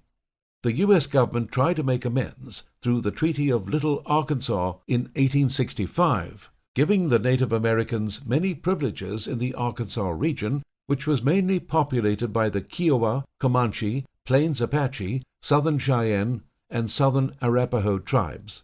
However, the government refused to honor the terms of the treaty after 2 years. Following the Sand Creek Massacre, the Sioux fought the U.S. Army again in the Powder River Expedition of 1865. Despite native casualties, the expedition failed as it was not able to suppress the Sioux in the region. The Colorado War ended in 1865 with no clear winner, although many of the local tribes peacefully settled down. General Philip Sheridan was assigned the post of the military governor of Colorado in 1868. After his appointment, he made detailed campaign plans with General George Custer to suppress the tribal menace in the region. Sheridan's campaign played an important role in changing the geopolitical scene of the Great Plains permanently. As his campaigns, which were executed by the able command of General Custer, saw great success, eventually defeating the Cheyenne and Arapaho forces in the Battle of Washita River in November 1868. After these victories, Custer received a promotion to lieutenant general and a change in his department. While he accepted the first gift from his superiors, he insisted on maintaining his post in the Missouri region, overseeing the peace. The Treaty of Fort Laramie, which had been signed in the spring of 1868, further solidified peace in the Great Plains. The last major conflict in the Great Plains was the Great Sioux War of 1876–77, which was triggered by Dakota Gold Rush prospectors trespassing the Black Hills, violating the Treaty of Fort Laramie. At first, the government tried to solve the situation peacefully by offering to buy the Black Hills from the Sioux. But when they refused, the Sioux were given an ultimatum to move to reservations, triggering the final major American Indian conflict in the region. The Americans suffered a huge defeat when General Custer and the immediate forces under his command were obliterated by the combined forces of Lakota Chief Crazy Horse and Sitting Bull in the Battle of Little Bighorn in 1876. It should be noted that Sitting Bull was the Lakota chief who started the Great Sioux War after seeing the tribes on reservations suffering dire living conditions, as well as the American encroachment of the hunting grounds of Black Hills. The total death toll of the Battle of Little Bighorn stood at 268, the single highest number in the American Indian Wars since American independence. Custer died in this battle as well, which is why the popular name Custer's Last Stand is often attributed to the battle, although it is unknown exactly how he died. However, the victory was a Pyrrhic one, as most of the Native Americans had lost the will to fight, growing more and more dependent on government rations. This forced Sitting Bull to flee to Canada after the U.S. military started increasing efforts to put down the Lakota Rebellion. Meanwhile, after his tactical defeat at the Battle of Wolf Mountain at the hands of Colonel Nelson A. Miles, Crazy Horse surrendered a month after Sitting Bull had fled to Canada. Crazy Horse was killed the following year, which abruptly ended the Great Sioux War. He had already surrendered, but baseless rumors about him wanting to start the war again led to General Sheridan issuing an arrest order for Crazy Horse, prompting him to flee to the Spotted Tail Agency with his sick wife from the Red Cloud Agency, where he had been assigned to stay. He was arrested on September 5, 1877, and died that same day while in military custody. Official records state that he had tried to escape, which was unlikely given the condition of his wife.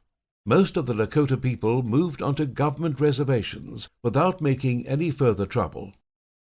Despite all signs of peace by the Lakota, they still suffered one final tragedy at the Wounded Knee Massacre in 1890, when American soldiers opened fire on the Lakota who were performing a ghost dance ritual. The ghost dance was a new religious trend among the suppressed indigenous people in the West, which preached clean living and cooperation with other tribes. Since its beliefs were thought to be dangerously rebellious for the American government, it made them highly suspicious of the movement, which they wanted to suppress before things got out of hand.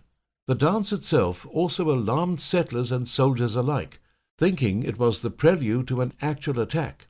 It is unknown exactly how the Wounded Knee Massacre started, but between 250 and 300 Lakota were killed, most of them women and children, while 25 U.S. soldiers died. This event further condemned the government's and the military's stance toward the Native Americans by the general public, which made way for many reforms in Native American policies in the early parts of the 20th century until the end of the American Indian Wars in 1924. Conclusion. Starting from the turn of the 20th century, most of the Native American population on the reservations had dropped to dangerously low levels, which didn't leave much of a fighting spirit in them. Other than the Apache and the Ute, all the other tribes had been suppressed by 1924 and were placed on reservations. As a result, the battles that took place between 1900 and 1924 were comparatively smaller in scale and size compared to the 18th and 19th centuries. The first of these conflicts was initiated by a renegade group of Navajos who tried attacking troops from Fort Wingate in 1907. In the ensuing skirmish, most of the attackers fled, leaving one dead. Next was the Crazy Snake Rebellion in March 1909, which saw the Creek tribes, led by Crazy Snake, trying to defend some African Americans who had taken refuge with them against the U.S. Army in Oklahoma. The issue was a squabble over stolen smoked meat from some local white settlers, who accused the African American refugees of stealing without any evidence. When the local county sheriff asked for the culprits to be handed over, Crazy Snake refused to do so. The sheriff brought a posse with him in response, which led to 2 small skirmishes. January the 19th, 1911, is an important date in the history of the American Indian Wars, as it officially saw the last known massacre committed by Native American or American forces against each other for the last time. A splinter group of Shoshone and Bannock killed 4 ranchers in Nevada. In response, a posse chased after them, resulting in the Battle of Kelly Creek in late February. A Yaqui uprising on January the 9th, 1918, led to the Battle of Bear Valley, which was a short skirmish between the U.S. military and a small group of Yaqui, most of whom were killed in the encounter. The last American Indian War before the end of the wars was the Posey War in 1923, which was fought between the Ute and the U.S. military.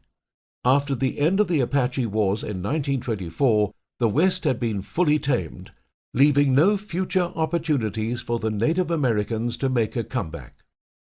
It is not known how many Native Americans there were in the U.S. before the Europeans arrived, but it is known that the number of Native Americans dropped to below 500,000 in the 19th century.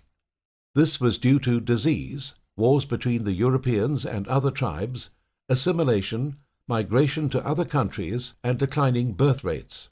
And those Native Americans who survived found increasing pressure to accept European ways, losing their language, religion, and other parts of their culture in the process. The American Indian Wars is such a huge topic that trying to fit it into a small book is almost impossible. Nevertheless, we've tried to provide a succinct and compact introduction of the major events and conflicts of the American Indian Wars, starting from the colonial era to the 20th century. Today, Native Americans enjoy U.S. citizenship rights, and most have come off the reservations that had constrained their people for decades. But no matter how many privileges are offered to them, America can never deny or hide the fact that the foundation of the so-called democratic utopia of the free world was built on the blood and tears of hundreds of thousands of Native Americans who originally roamed the lands. The resources and opportunities promised by the American dream was nothing but the result of oppressing an entire community for the sake of settler expansionism, and sadly, the Native Americans to whom the American people owe the most get some of the least opportunities in the United States. The purpose of understanding the history of the American Indian Wars is not to condemn, but to understand the mistakes of the past and make sure that these mistakes are never repeated, especially considering the trying times these days when racial tensions and hate speech have become the norm. Hopefully, this audiobook has provided the listener with enough insight regarding the major characters and events that propelled the American Indian Wars through the colonization of the continent. This has been American Indian Wars, a captivating guide to a series of conflicts that occurred in North America and how they impacted Native American tribes, including events such as the Sand Creek Massacre. Written by Captivating History. Narrated by Colin Fluxman. Copyright 2019 by Captivating History. Production copyright by Captivating History.